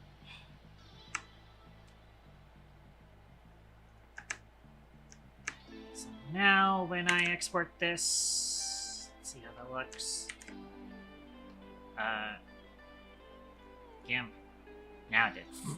That's weird. Well, my numbers are off.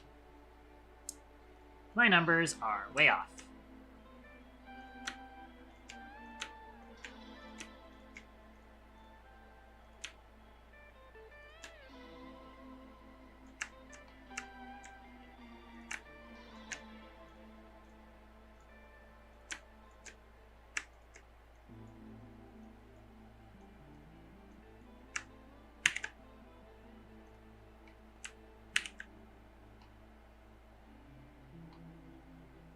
Okay, yeah. That works. Although, oh, these pixels are entirely off.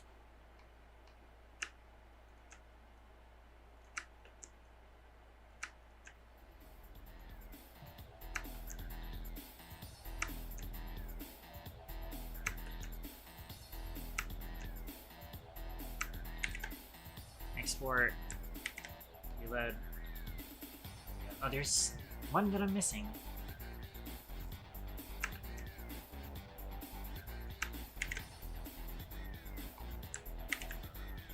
There we go.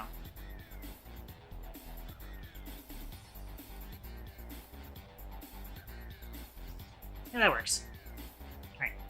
Alright. First things first, before I proceed with the rest of it, I'm gonna fix this.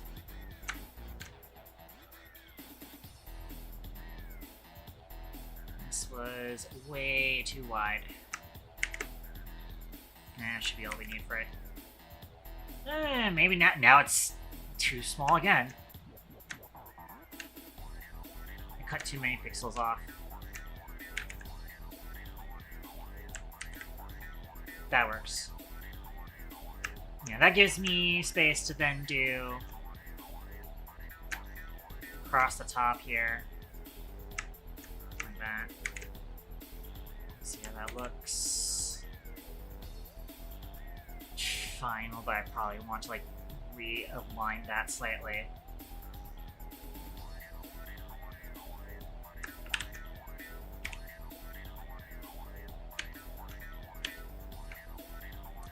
GUI and there.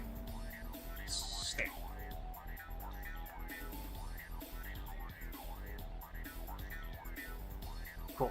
And it's slightly still, but it's not noticeable. And I probably want to do a little lineup on the top of that too.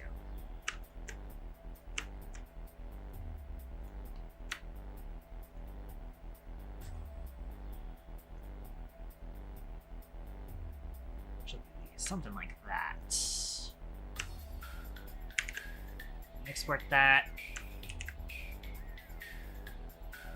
Could be better. Well.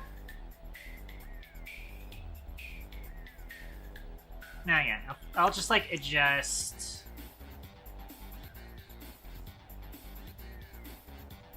this back part here.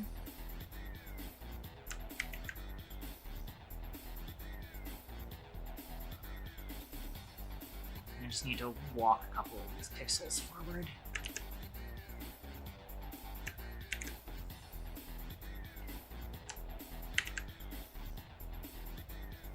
There we go.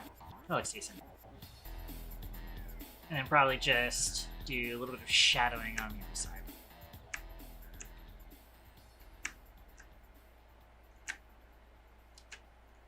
probably do...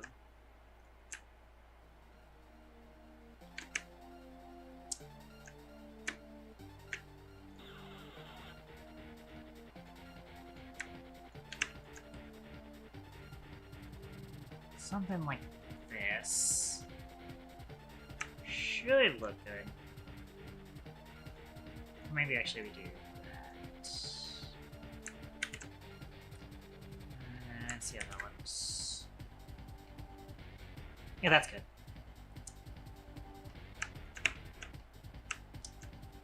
And then I just need to do that to you.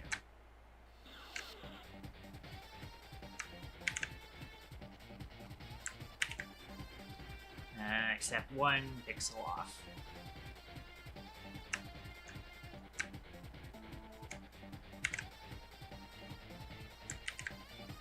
Cool. Almost done. Almost done.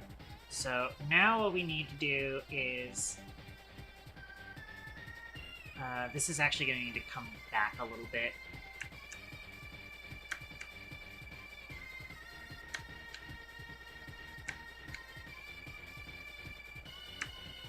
Because now I want to do... But actually, instead of having that come back a bit, I could have actually just done...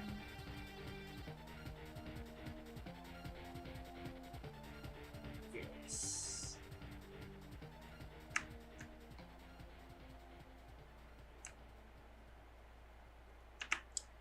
I'm also going to do this hyper highlight here. I forgot that I have hyper highlight. I could have used that on part of this.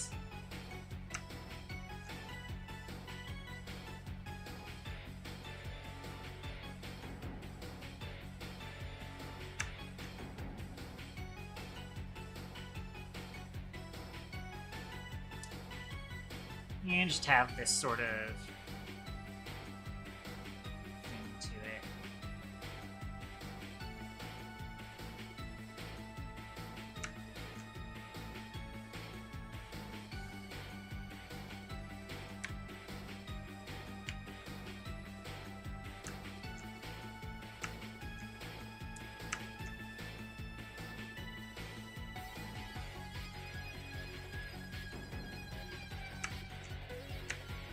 I should do something like this for this part.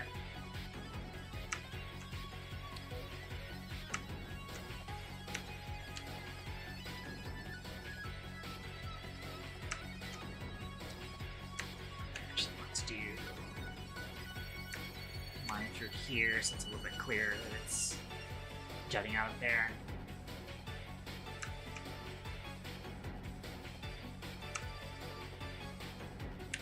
That should look great. There we go, yeah. Maybe it just needs to move forward a little bit, actually.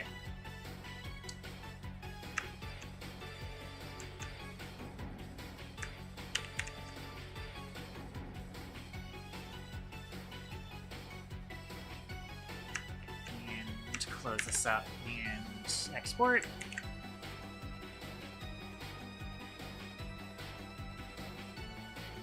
Looks a little bit better. I also need to do some lines over here.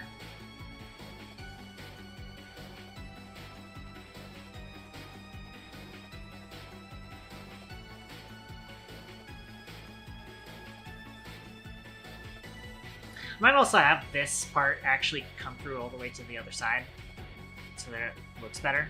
So, view.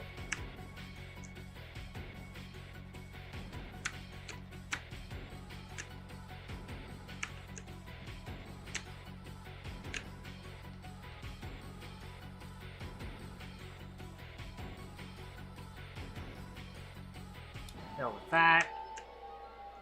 But then 2 pixels back from that. Instead do this.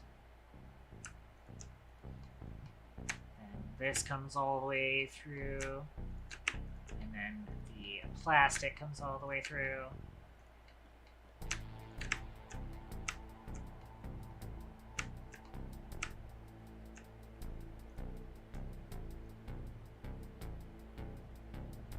I'm going to take this, but it won't have the rivet on the other side because obviously there's a whole assembly in the way there.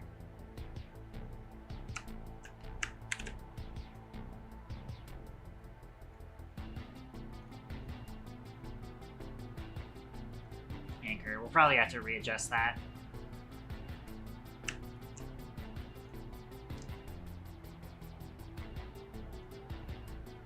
And so we'll just fill it in like that for now.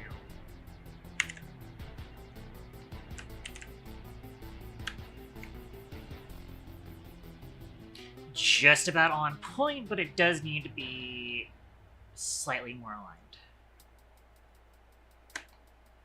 There we go. There you are. And let me actually Control L, so that's all selected.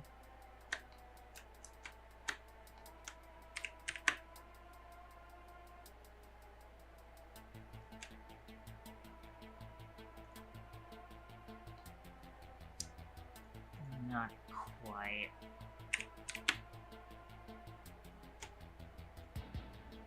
There we go. Much better. There we go. Yeah, that's looking great. Look at that.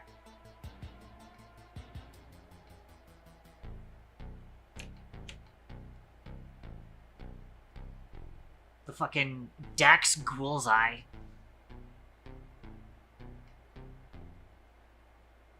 It's called the Bull Squid, actually.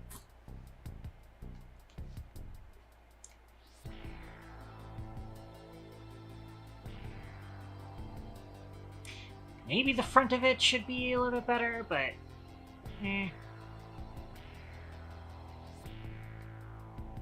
Actually, I think I'm gonna add like a dark border to this part. Where are you at? Here.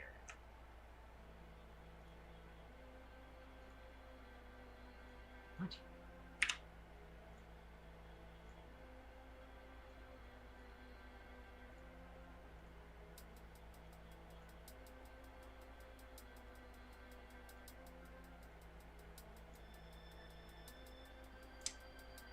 Colors, brightness, contrast. See if we can find where the darken is. There's the darken. Oh, hang on. This needs to be sharpened.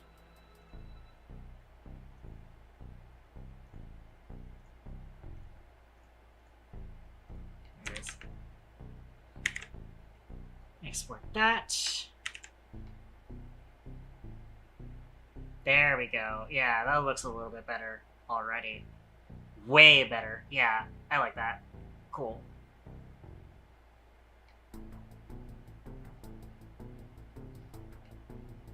I'll probably want to darken up this part, actually. I think that's actually this. Yes, it is. Cool.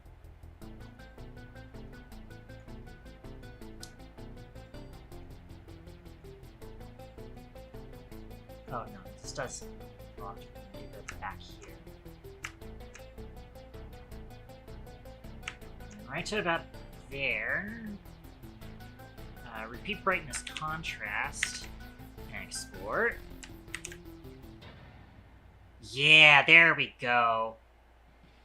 Probably add a slight bit down on these sides too.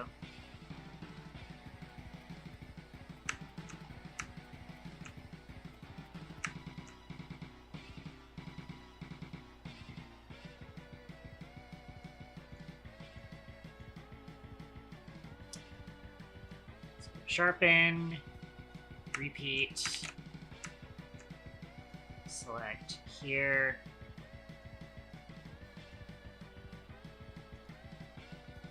sharpen, repeat. Let's see how that looks. Yeah, there we fucking go. Oh, look at that. This is slightly off center, or off aligned, but it's fine. Not doing that again, that's for sure. I probably actually do want to kind of have this whole area here also darkened.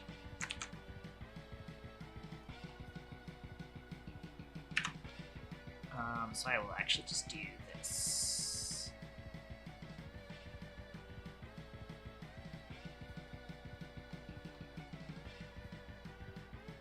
Maybe only to about there.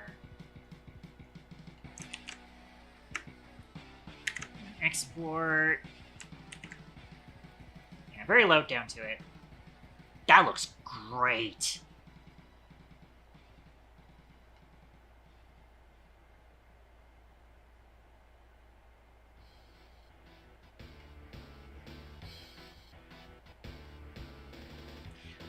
I'm also sending this shit to Amy.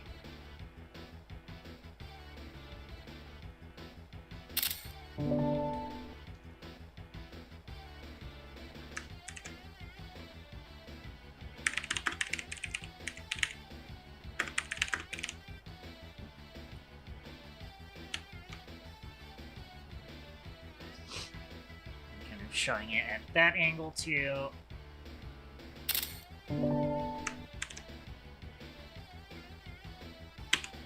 I really like how that came out. That looks great. Alright. We still got like three more parts to go. Ugh. I'm going way too high effort on this fucking uncommon weapon. But it's fine, because it's a meme that I wanted to do justice for.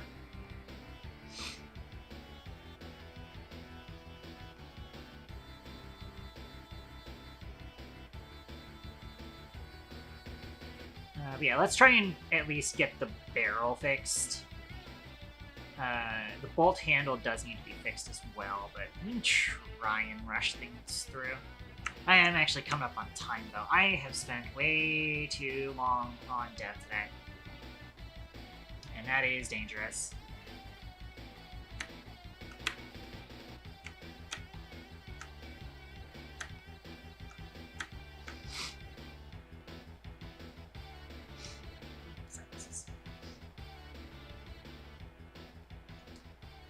Let me see if we can do the bolt handle in an easy way.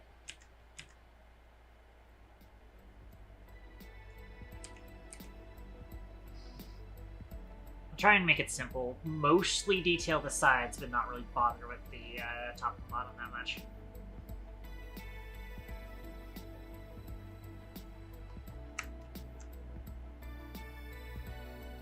So we got kind of this area here will be a lighter metal color. That.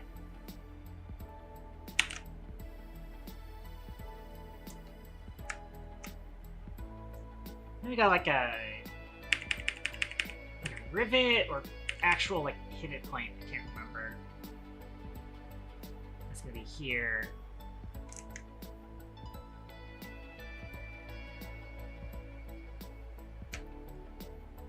And there. I actually want to smooth that out a little bit.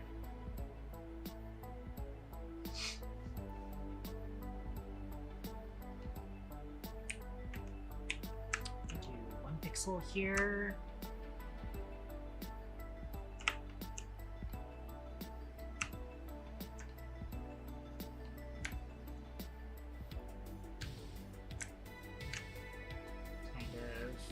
Highlight this.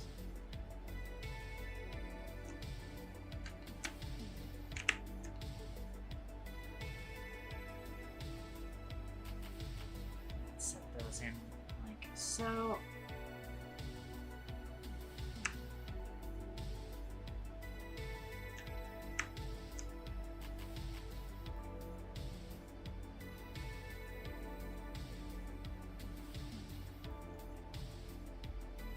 It does wrap around to the back, I believe, so I think we just do that.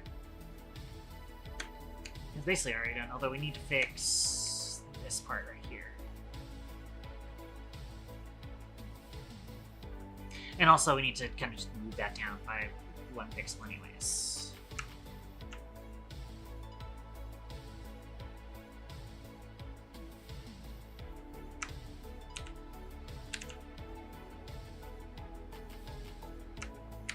Let's see how that looks. Nah, down by 1 more.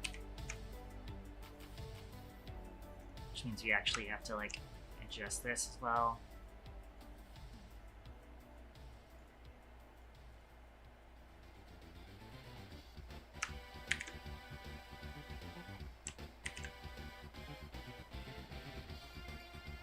Better.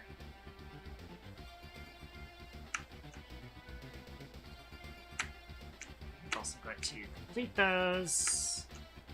Fix these parts.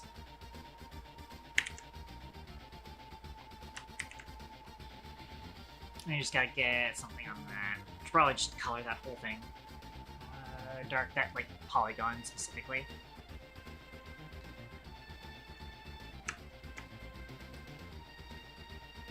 Which I'm assuming is this polygon.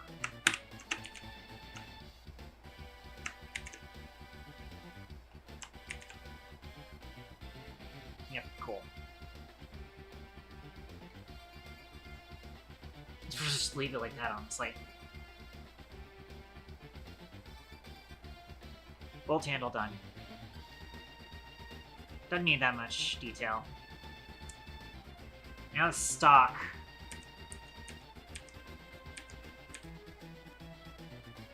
Stock will be fun.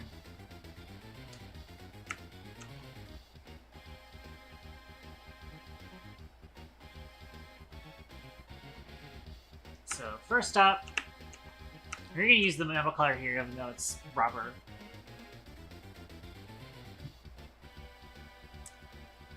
I'm going to use this. Oh, this is the barrel. Never mind.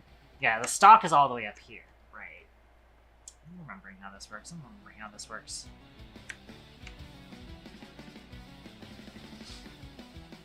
But do we remember how this works? Okay, yeah. So those are those parts. And we also have to color those appropriately. Although just that, actually.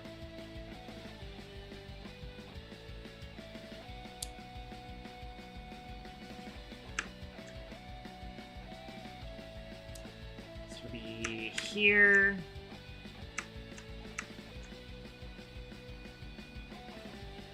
Then here.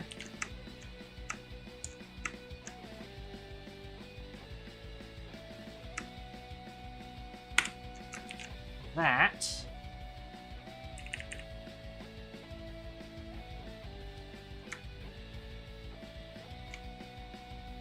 And of course, shade it.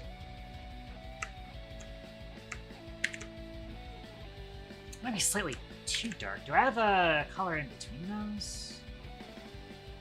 I might.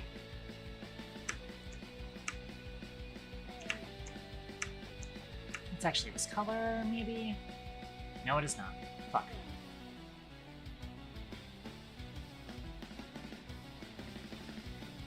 Or actually, you know what it is? It's probably because, yeah, these are a lighter color than I thought. Yeah, that's just the underside of that. Right. That's that.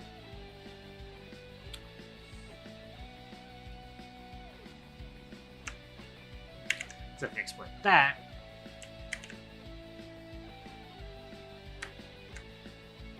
here's our stock color change.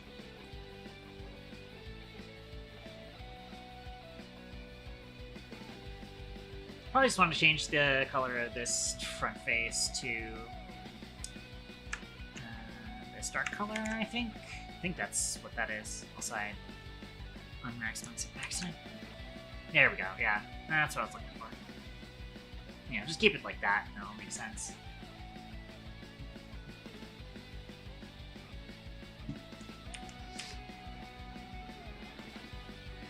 It's not very specular, although it does kind of change color up at the top parts.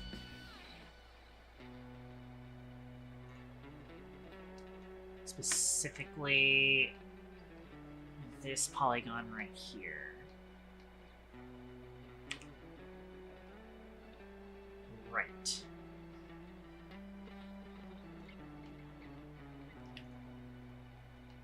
This will be kind of just like this. I actually kind of cut it where the polygon's going to sit. I need to find the color that I want. I believe it's this. That's... We did not pick up the color I wanted. There we go. I believe we have one more highlight level here. Yeah. Which we're going to be putting with that.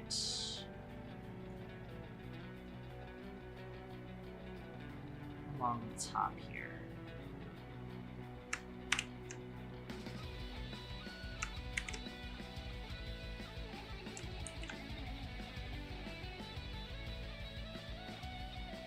Yeah, honestly, that makes sense. Then we just need to kind of edge out the back here.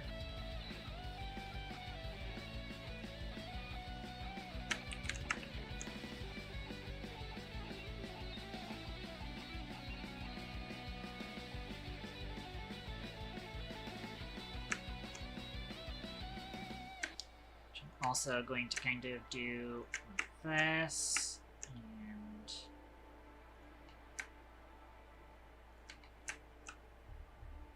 this.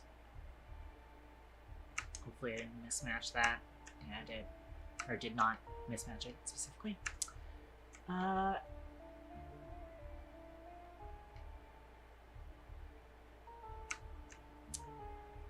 Which means then we go this up through here.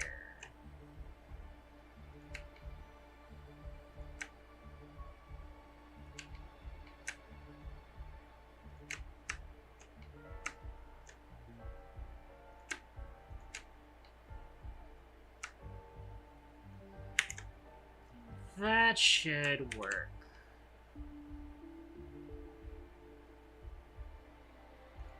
Wait, where does this show?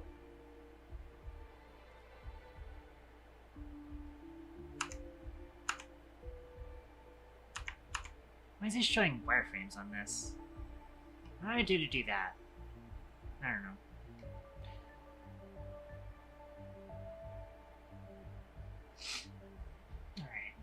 There is like a pattern that I need to do on the back there.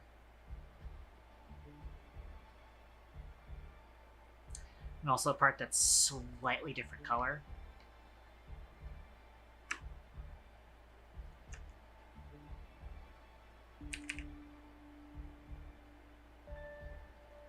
Right about here, I believe.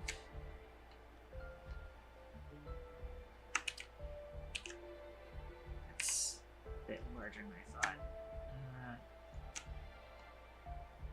Of course, I'm doing this on the wrong side of it.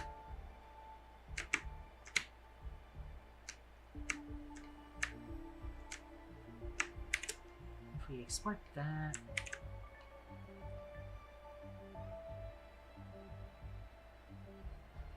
Close enough.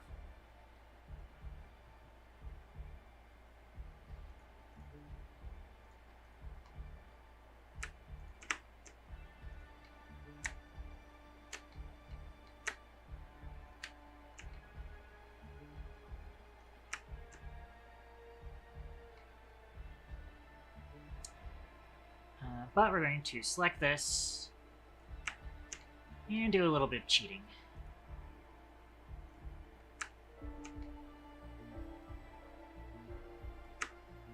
Slightly lower the brightness of that blur. There we go.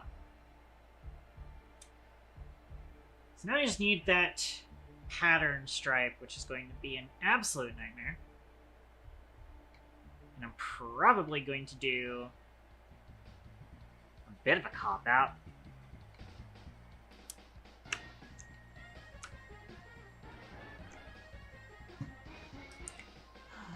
Let's stop at that part at least.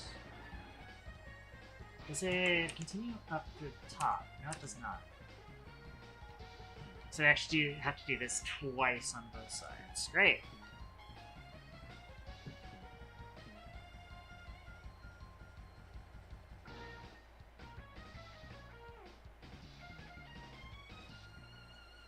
So we get to about here.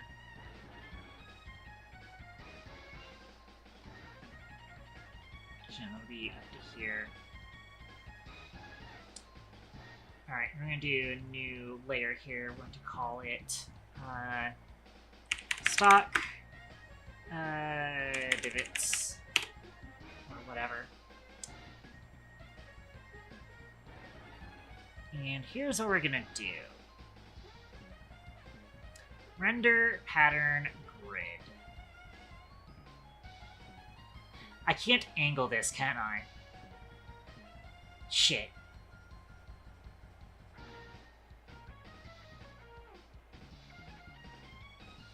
Doesn't look like I can angle this. I guess I'm actually going to have to select everything. And we're going to make a grid. So, first of all, we do not need line widths. I do want line heights to be kind of big. Let's also go ahead and just choose, like, white.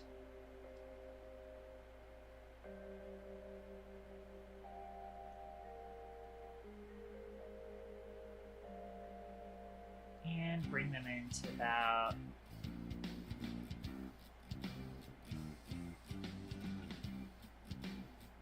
There seems fine.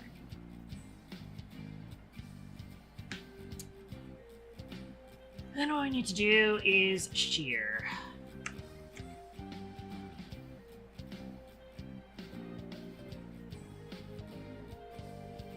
Might be shearing it the wrong way. But actually, it needs to be sheared a different way on both sides. So I'm going to duplicate this. Shear this one. Make opacity low so I can see what the hell I'm doing.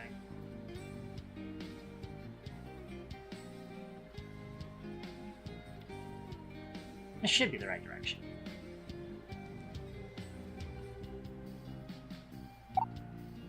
So 617 shear magnitude on the line. Yeah. Senior Purple Cinnamon, how are you doing? Oh, this has to be useful for it to show up. So like 600-ish shear. Put this back in opacity. Why are you dunking me? Why are you dunking on me? What the fuck is this about? Almost lost the optic details there. Alright, so now we do the following. I'm going to select this area.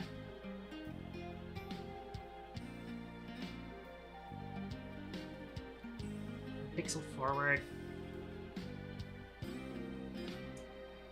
Actually have it come down a little bit.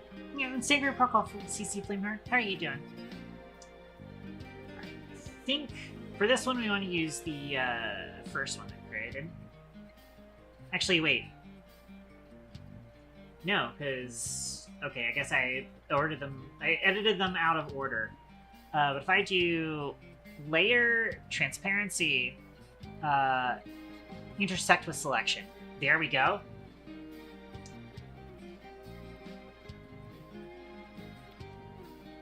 And then we're just going to do colors, brightness, contrast. What do you mean? Oh, okay. Brightness, contrast. And just darken it like this.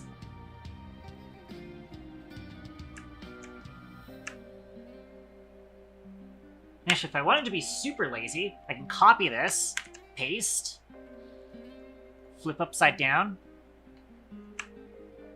and just move it over to the other side so it's mirrored. Wait. Oh, I flipped it the wrong way.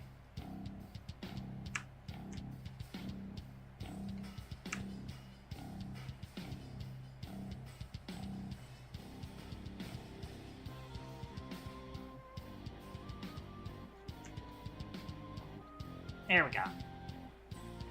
I didn't even need the other pattern. So now if we export that, we get the slices on the sides. They should be further shaded, but fuck you, I'm not doing that. We are already spending way too much time on this stupid gun. But that's the gun. There's like circles we can put back here actually. I mean, it's just like the rods for the stock.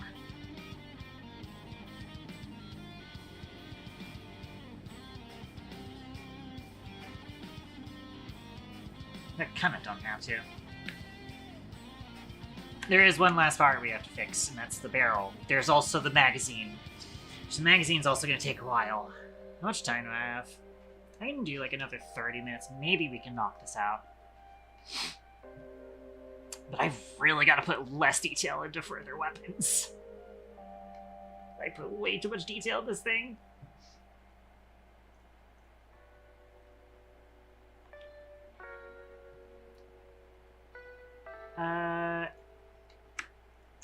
Cool, so. Barrel. So. Barrel parts are in fact here. Looks like the outer parts are at the bottom. Small, tiny cat inside each weapon detail that is hidden in each gun.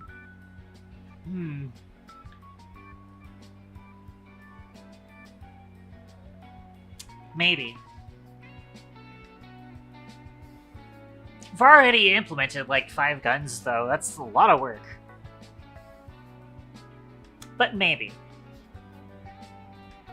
And also, again, considering how small these weapons are supposed to be anyways, it feels like a waste. I'm assuming all the other parts of the barrel also work like that. Yes. Cool.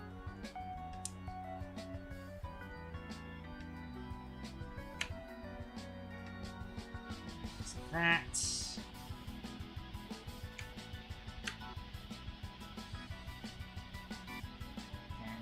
These.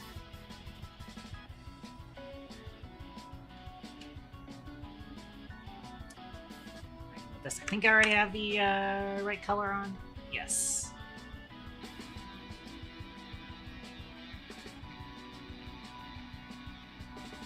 And then the, like, shine specular. I'm gonna put it on the entire upper polygons.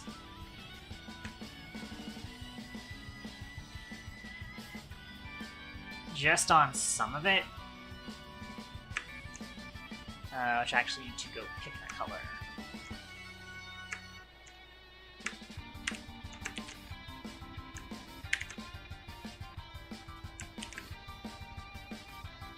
Like that. So I've got to separate the parts a little bit better. And also, there might be... Yeah, okay, I need to add like some ridges to that to make it stand out a little bit more.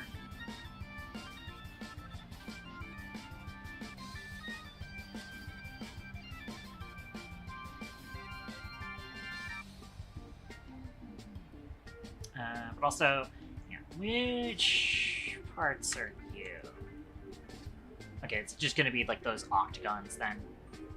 Those rings.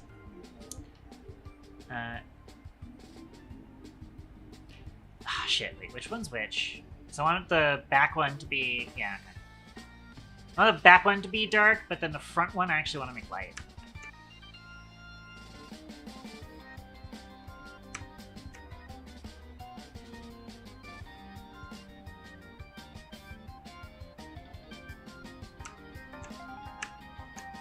And this is actually the front of the barrel, so we're gonna put a little hole in it.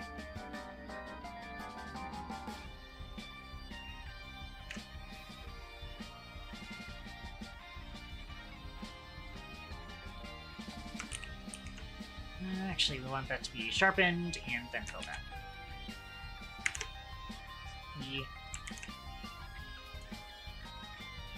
There we go.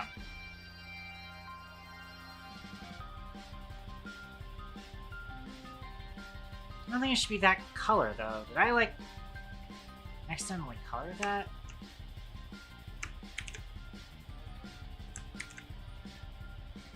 There.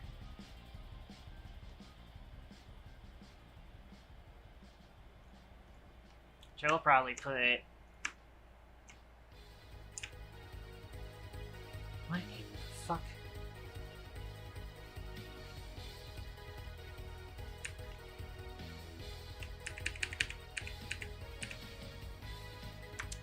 Just this sort of outline to it for shading.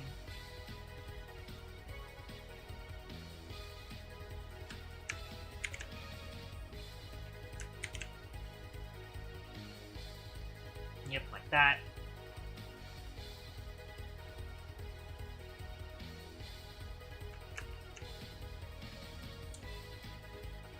And also like this, and then go down to 1 pixel.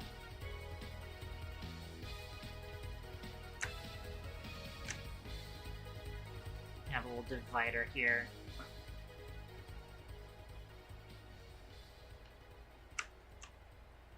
This divider can be a different color.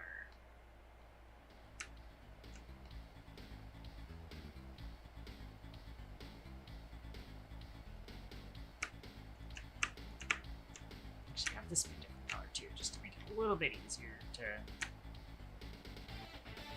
tell that that's going on.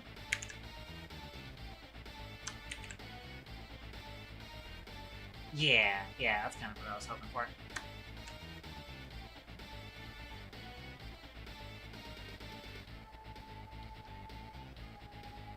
So I'm probably going to change this back to a slightly darker color. Like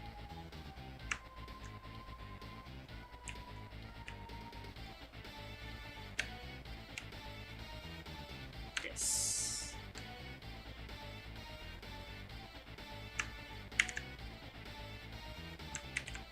So it's supposed to be kind of rounded a little bit. If it is going to be rounded, then that means we need to put a little bit of this onto here.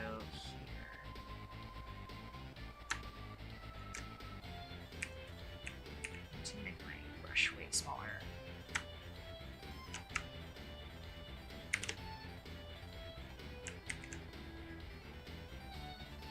So it'll be like that. Also get that, but that can probably stay that way. You want to shadow the back of that part.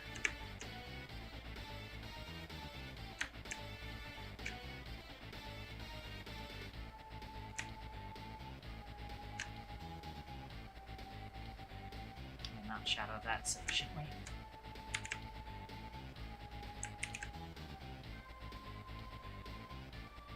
Probably change that color too. Oops. That's not what I want to do. That's fine.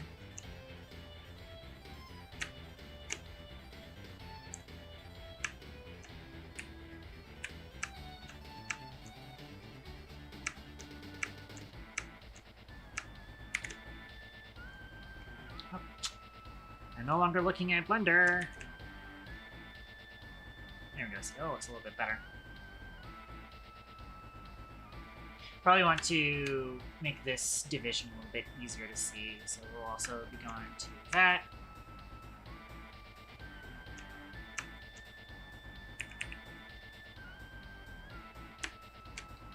Three pixels should be enough. Oops. But I might make it slightly smaller.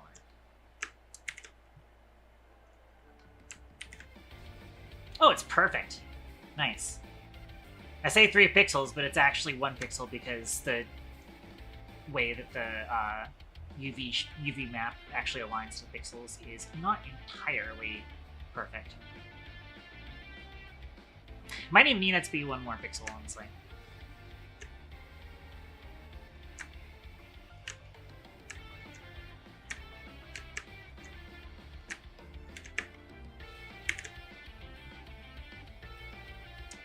Probably want to do something similar to the back one here.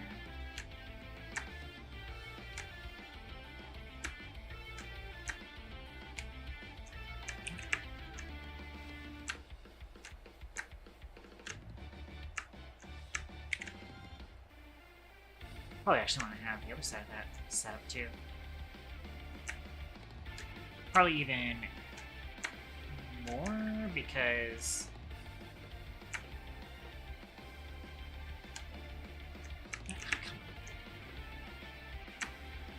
this is the part that interfaces with the gun itself.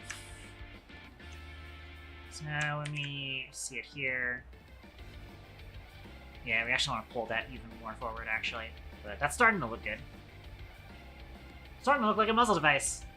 I want to try and put the ridges on there. Actually, I can pull that way forward, because that's also kind of how that's set up on the gun. Let's be like right here-ish.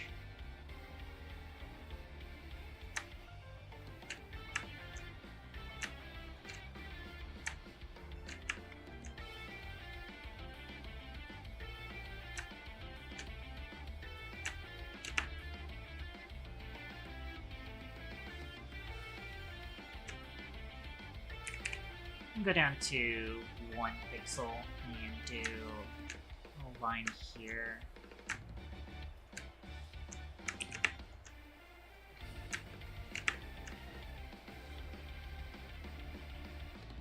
I'm gonna try and do the ridges of this thing.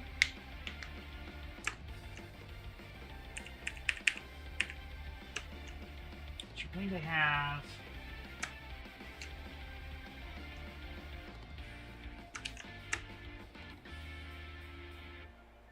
12 pixels here, and 12 pixels here. That'll represent one of these things.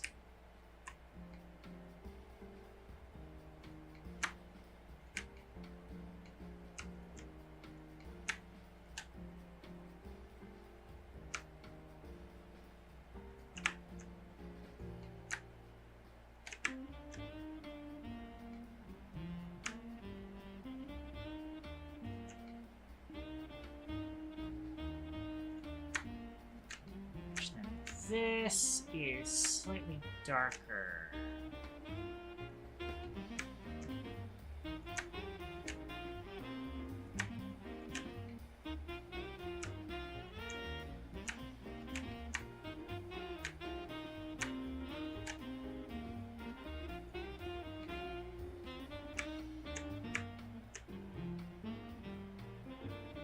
There's that little ridge there. Then there's kind of another one of those near the end of it.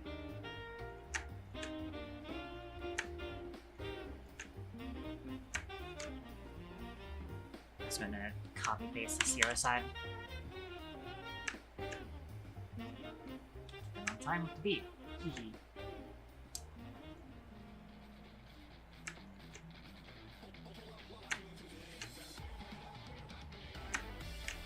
And these sent through.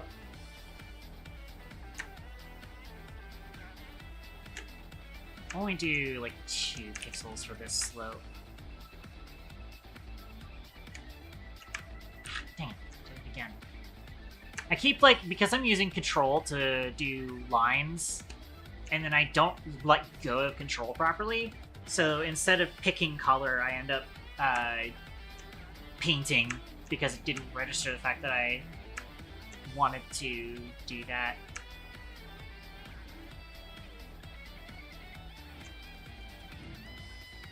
Just change the slope of this a bit. So when I export that, looks pretty good. I might actually get rid of this stripe here.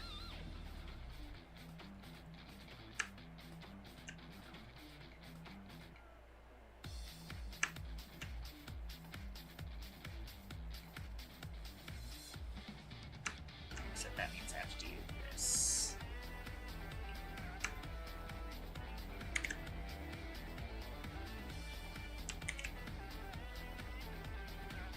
Yeah, it's fine. That's a muzzle device.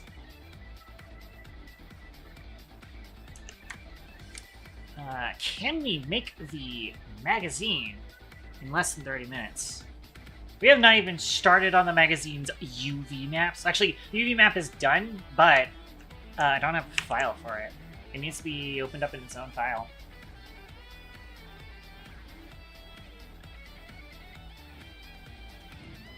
Let's go over here.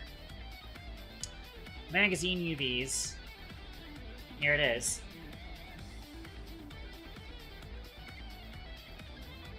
Oh. It is a smaller file, but yeah.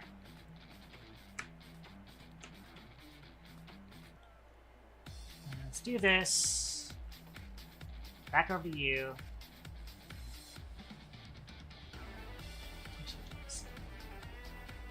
SPG. Then we paint it. That's not what we wanted.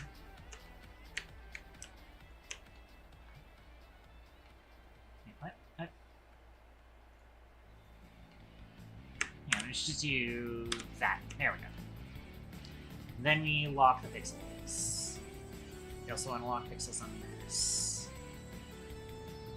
Do color. Take alpha to selection on this and grow by 1 pixel. So do sharpen and then grow by 1 pixel.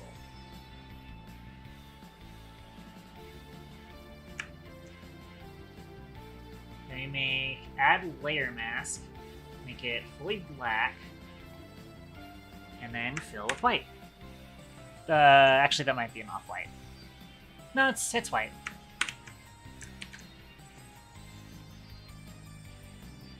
Move this up here, but then make the opacity very low. And I'm going to need to go back and forth between the old thing over here and this. I think it's going to be the same colors as the stock and metal parts. So first up,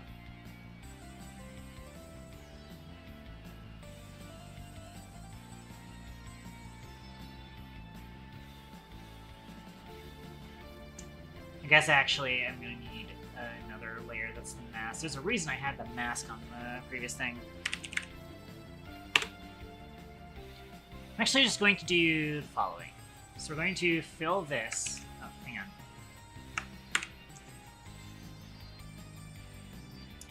Then I'm going to do alpha to selection. That did not work.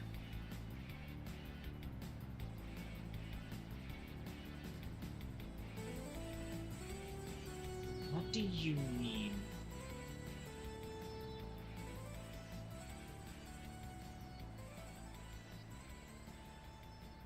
Actually, wait. I think I can do this. There we go.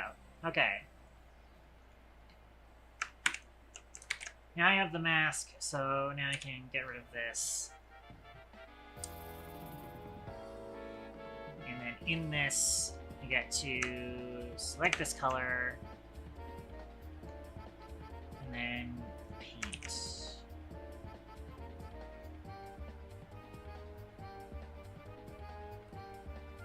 Did I ever fix that there? No. I mean, it's fine. And I forgot that something I can do is lock alpha channel on that as well.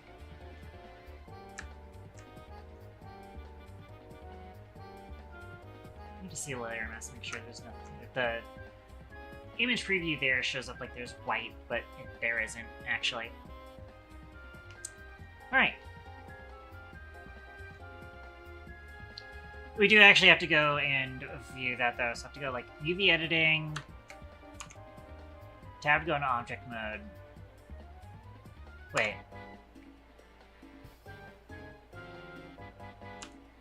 Oh, it's actually part of the same gun. I guess that makes sense.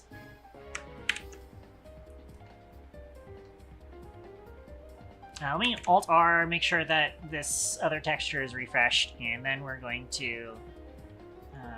first things first, let's go ahead and just like establish this. So Control-Shift-E as Weapon Assault Slopper Magazine.png. And let's go and set up the texture for it.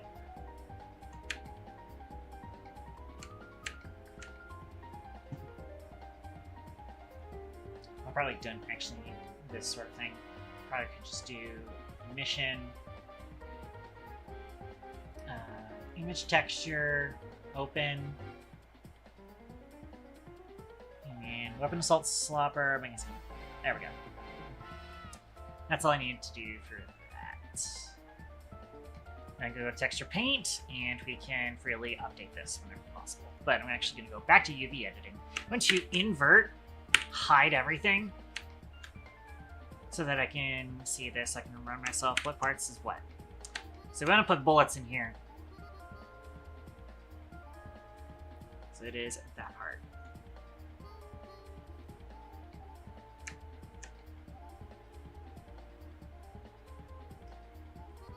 Not that it super matters. We probably actually just make it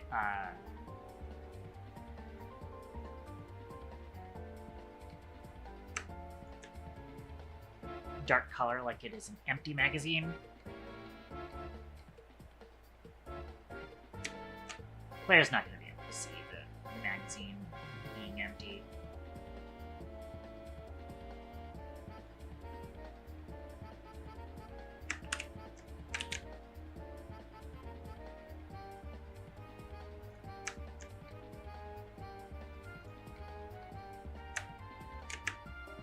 You know, there are a couple of guns that do have like a bullet in the magazine on the texture file.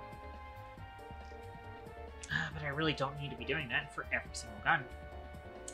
Anyways, let's get cracking on this. Let me actually just like zoom this out so I can actually see what the hell I'm doing.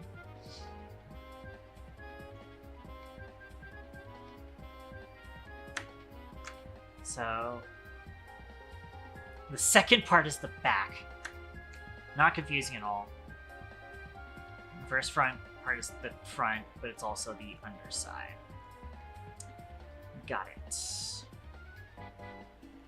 I think the way that we're going to be working that is honestly the entire part of this is going to be dark. Probably do the same for this.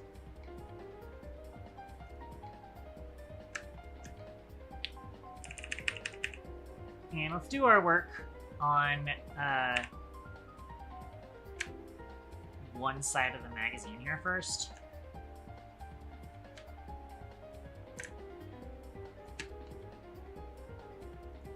And we'll just copy it over to the other side.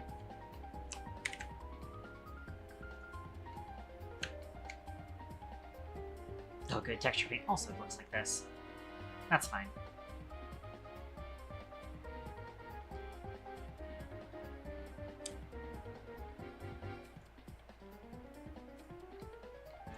Probably do partial highlight on the tops here.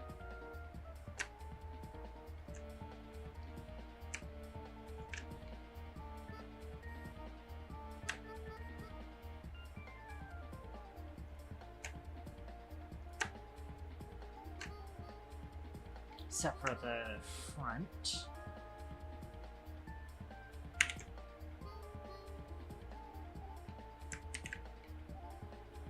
It'll look like that.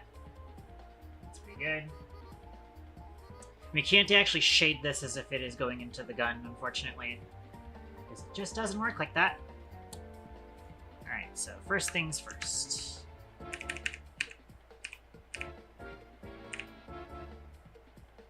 I'm gonna do this part right here.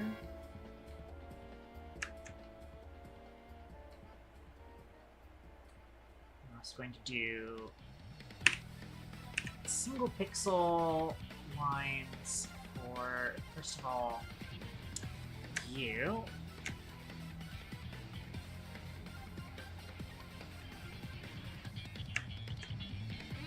Let's have a highlight line here.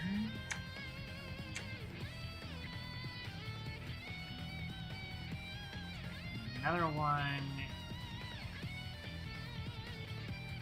here. You same sort of distance forward, I think.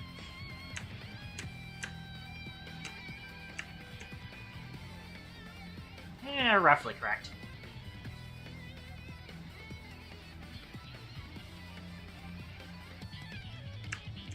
I was going to cheat by making these slightly darker.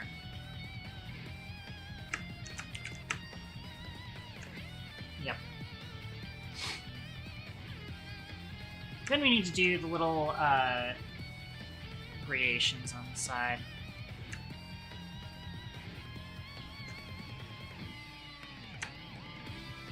Starts out kind of like this.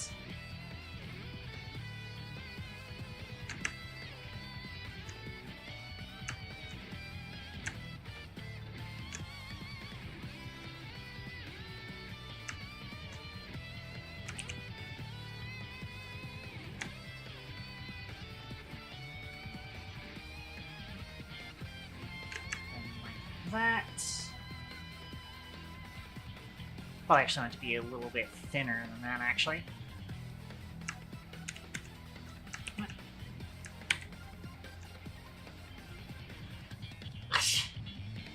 Alpha channels locked. Whatever. Paste.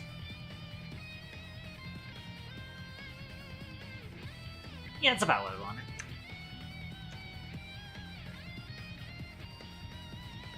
Might actually need to change the profile of that a little bit.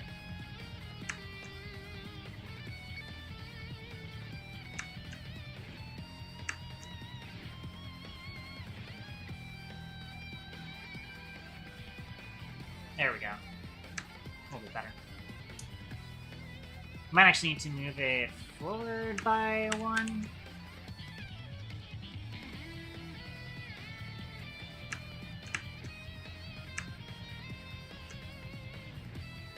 That looks about right. It's not perfectly in, what's the word I'm looking for? Proportion.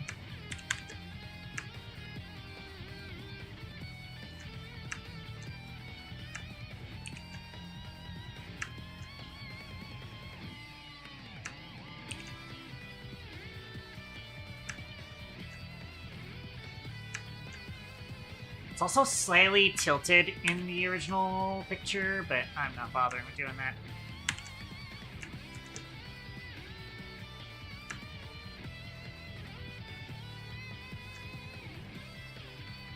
Wait. 6.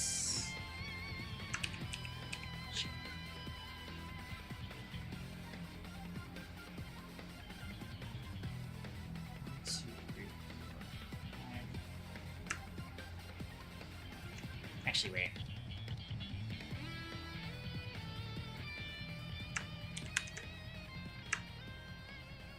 There. Make it easy on myself.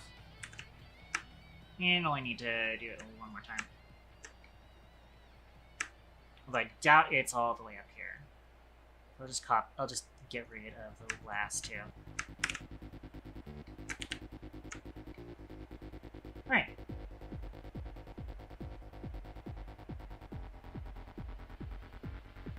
Should be all you need for the magazine.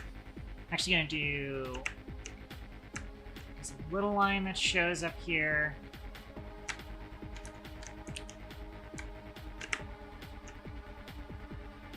Actually, yeah, there we go. Export that. Looks pretty good. Alt-H, never mind. Alt-H in here, and then go to texture paint. There we go. There we go. Okay, that's looking good. Oh, you know what? We might need like a magazine well, actually. Just like hollow that out specifically. Have to find it. This is probably it right here. First, I'm going to copy paste this and flip it horizontally.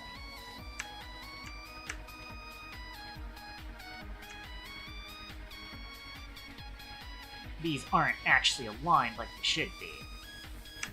That's slightly annoying.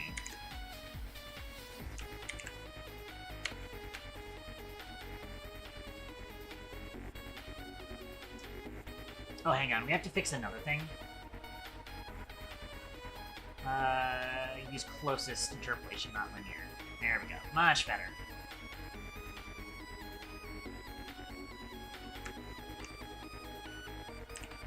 Let's hide this again. Just look at the tops of this. Make sure everything looks lined up. Yes. Why are you gone? I think I accidentally hit it. Yes, I did.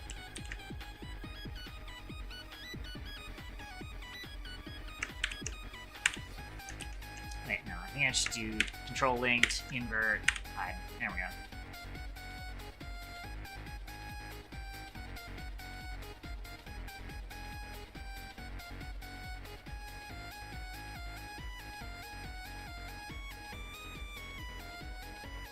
Yeah, that's fine enough for now.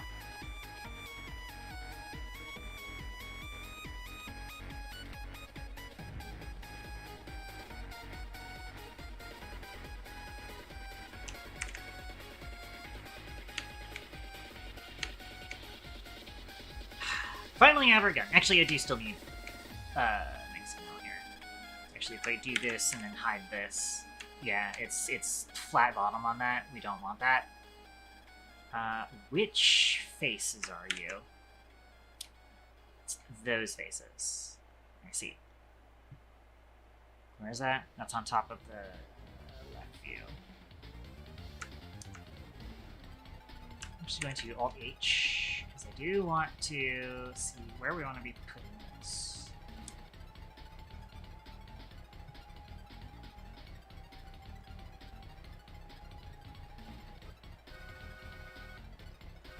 Which side is that? It's left forward? Okay. So that's the back.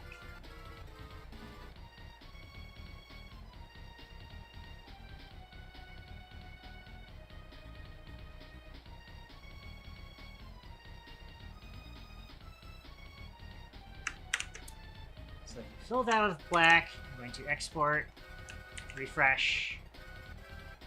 It's fucking perfect. I one-shotted that motherfucker. That's just a one-shot. We did it. I probably actually want the rest of that to be darker color, though, actually.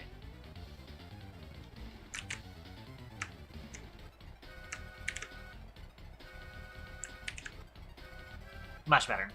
Yeah. We actually got that, like, on the fucking money.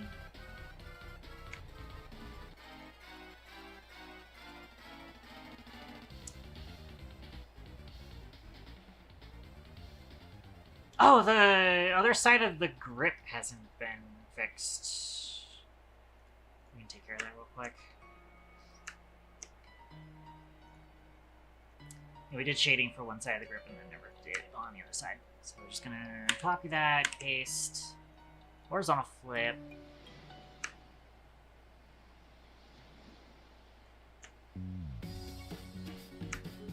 Export. Hopefully it's the only thing, probably another thing we're missing.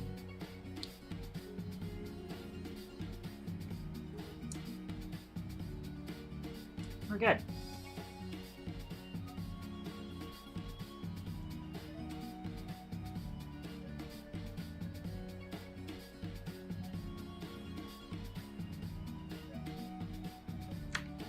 Finally have ourselves a gun. Actually, wait, there's another thing I was missing. Magazine release on the other side needs to be figured out.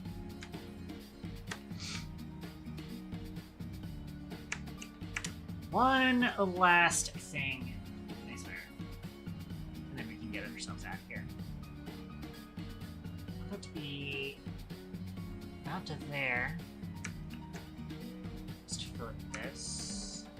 Yeah, just do that.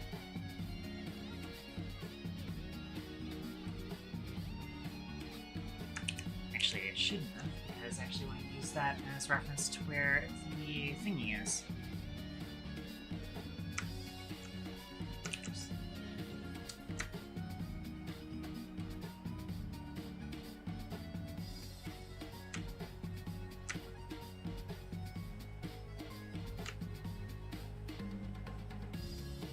Yeah, this is what we want. And then we take this plastic color, put it in there. Yep. I'll probably actually want to use the highlight color here.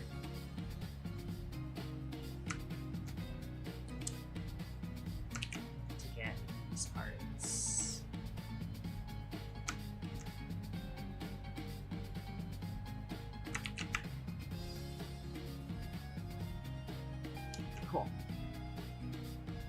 So you want to pull that back a bit.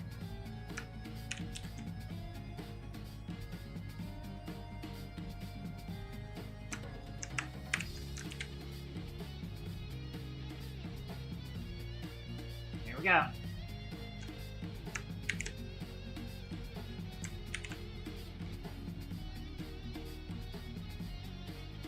We have done it! This weapon took way too fucking long. I need to spend less time on future weapons. But it came out really fucking good. I will implement it into the game another date. It is actually rigged up too. Hang on. I've already done the rig for it. Go back to layout. So if you view this, go here, pose mode. So we've actually got it rigged up so the bolt moves the bolt handle. Sorry, the bolt handle moves the bolt. Bolt itself can also be moved independently. The magazine can also be manipulated. Which is all it really needs, actually.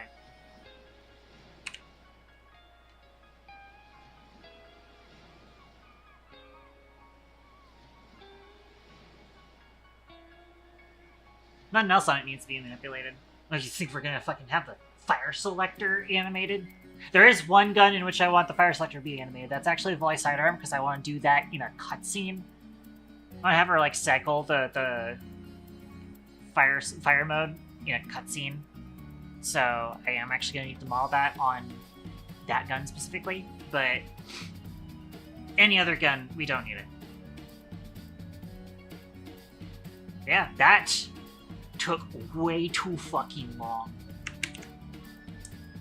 Let's start wrapping up and getting us out of here.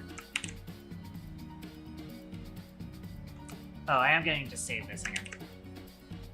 Of course, it ran straight into fucking documents.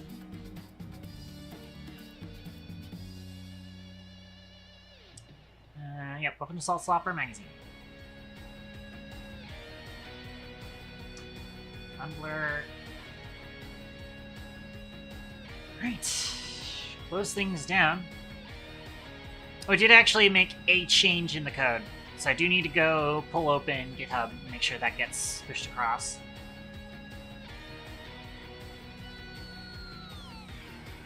There's also the localization. We changed localization is what it was. Yeah, we did change the hop-up slots, make sure they were whatever. Let's first do the localization.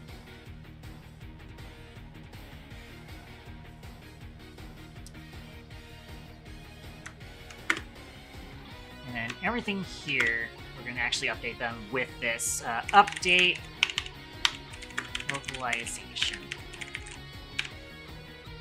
So all of these are just going to be, we fixed the localization fields that were missing.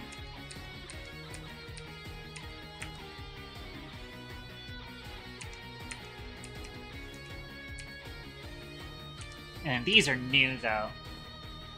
Alright, so commit those. Add effect text for slopper. And finally, cap pop up slots to 10. And push. That's all going on main. Great.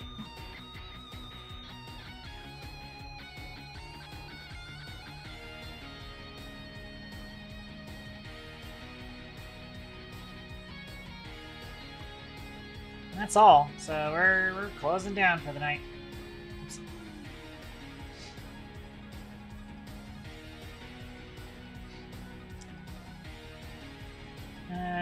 So now I'll flip over to chatting scene. And we'll wrap up here. I'm gonna drop in on friend of ours as we usually do. We do my usual plugs. Schedule for this week. Obviously, the last stream for this week is going to be Saturday. It's probably going to be Factorio. This is going to be kind of my flex gaming stream day for that. And then we'll see what the schedule looks like for next week. As it stands, next week I have... That's something to do on Wednesday, so definitely won't be streaming Wednesday. But so it'll likely be like Monday, Thursday, Saturday again. Might try and do Gamedev on Thursday again. And outside of that, both the other streams, I think I'm just gonna play it by ear. We'll see how it works. We'll see how it works out. What else? We're slopping in here. It's gonna be a raid message.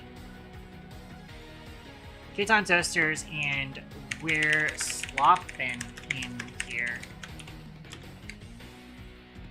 Should probably do like slop for raid. I should probably put raid into the raid message more often so people understand that that's what's going on there. So that's going to be our raid message. And you can also do the default free version there. I'm going to drop in on friend of ours as we usually do. Let's see who is on for us to drop in on.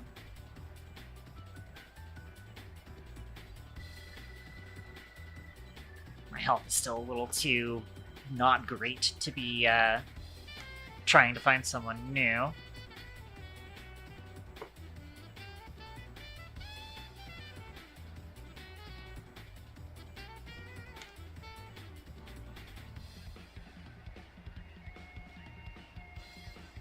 Let's see who's on.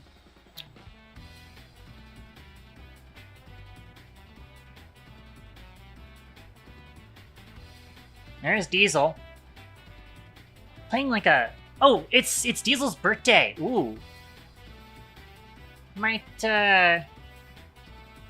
Actually, I think it's some other event of Diesel's, but that might be what we check in on then. Maybe.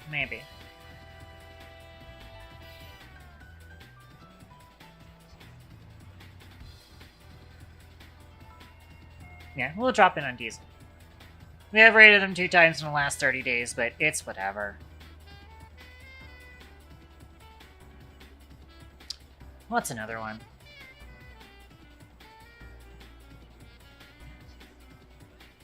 Just playing some form of like space racer. Something that kind of reminds me of Wipeout. So we'll get that going through. So, with all of that being said, ladies, gentlemen, and everything in between, thank you very much for tuning into my stream. I hope to see you guys the next time that I'm on. Until then, this is Toaster Catball, and we're slopping.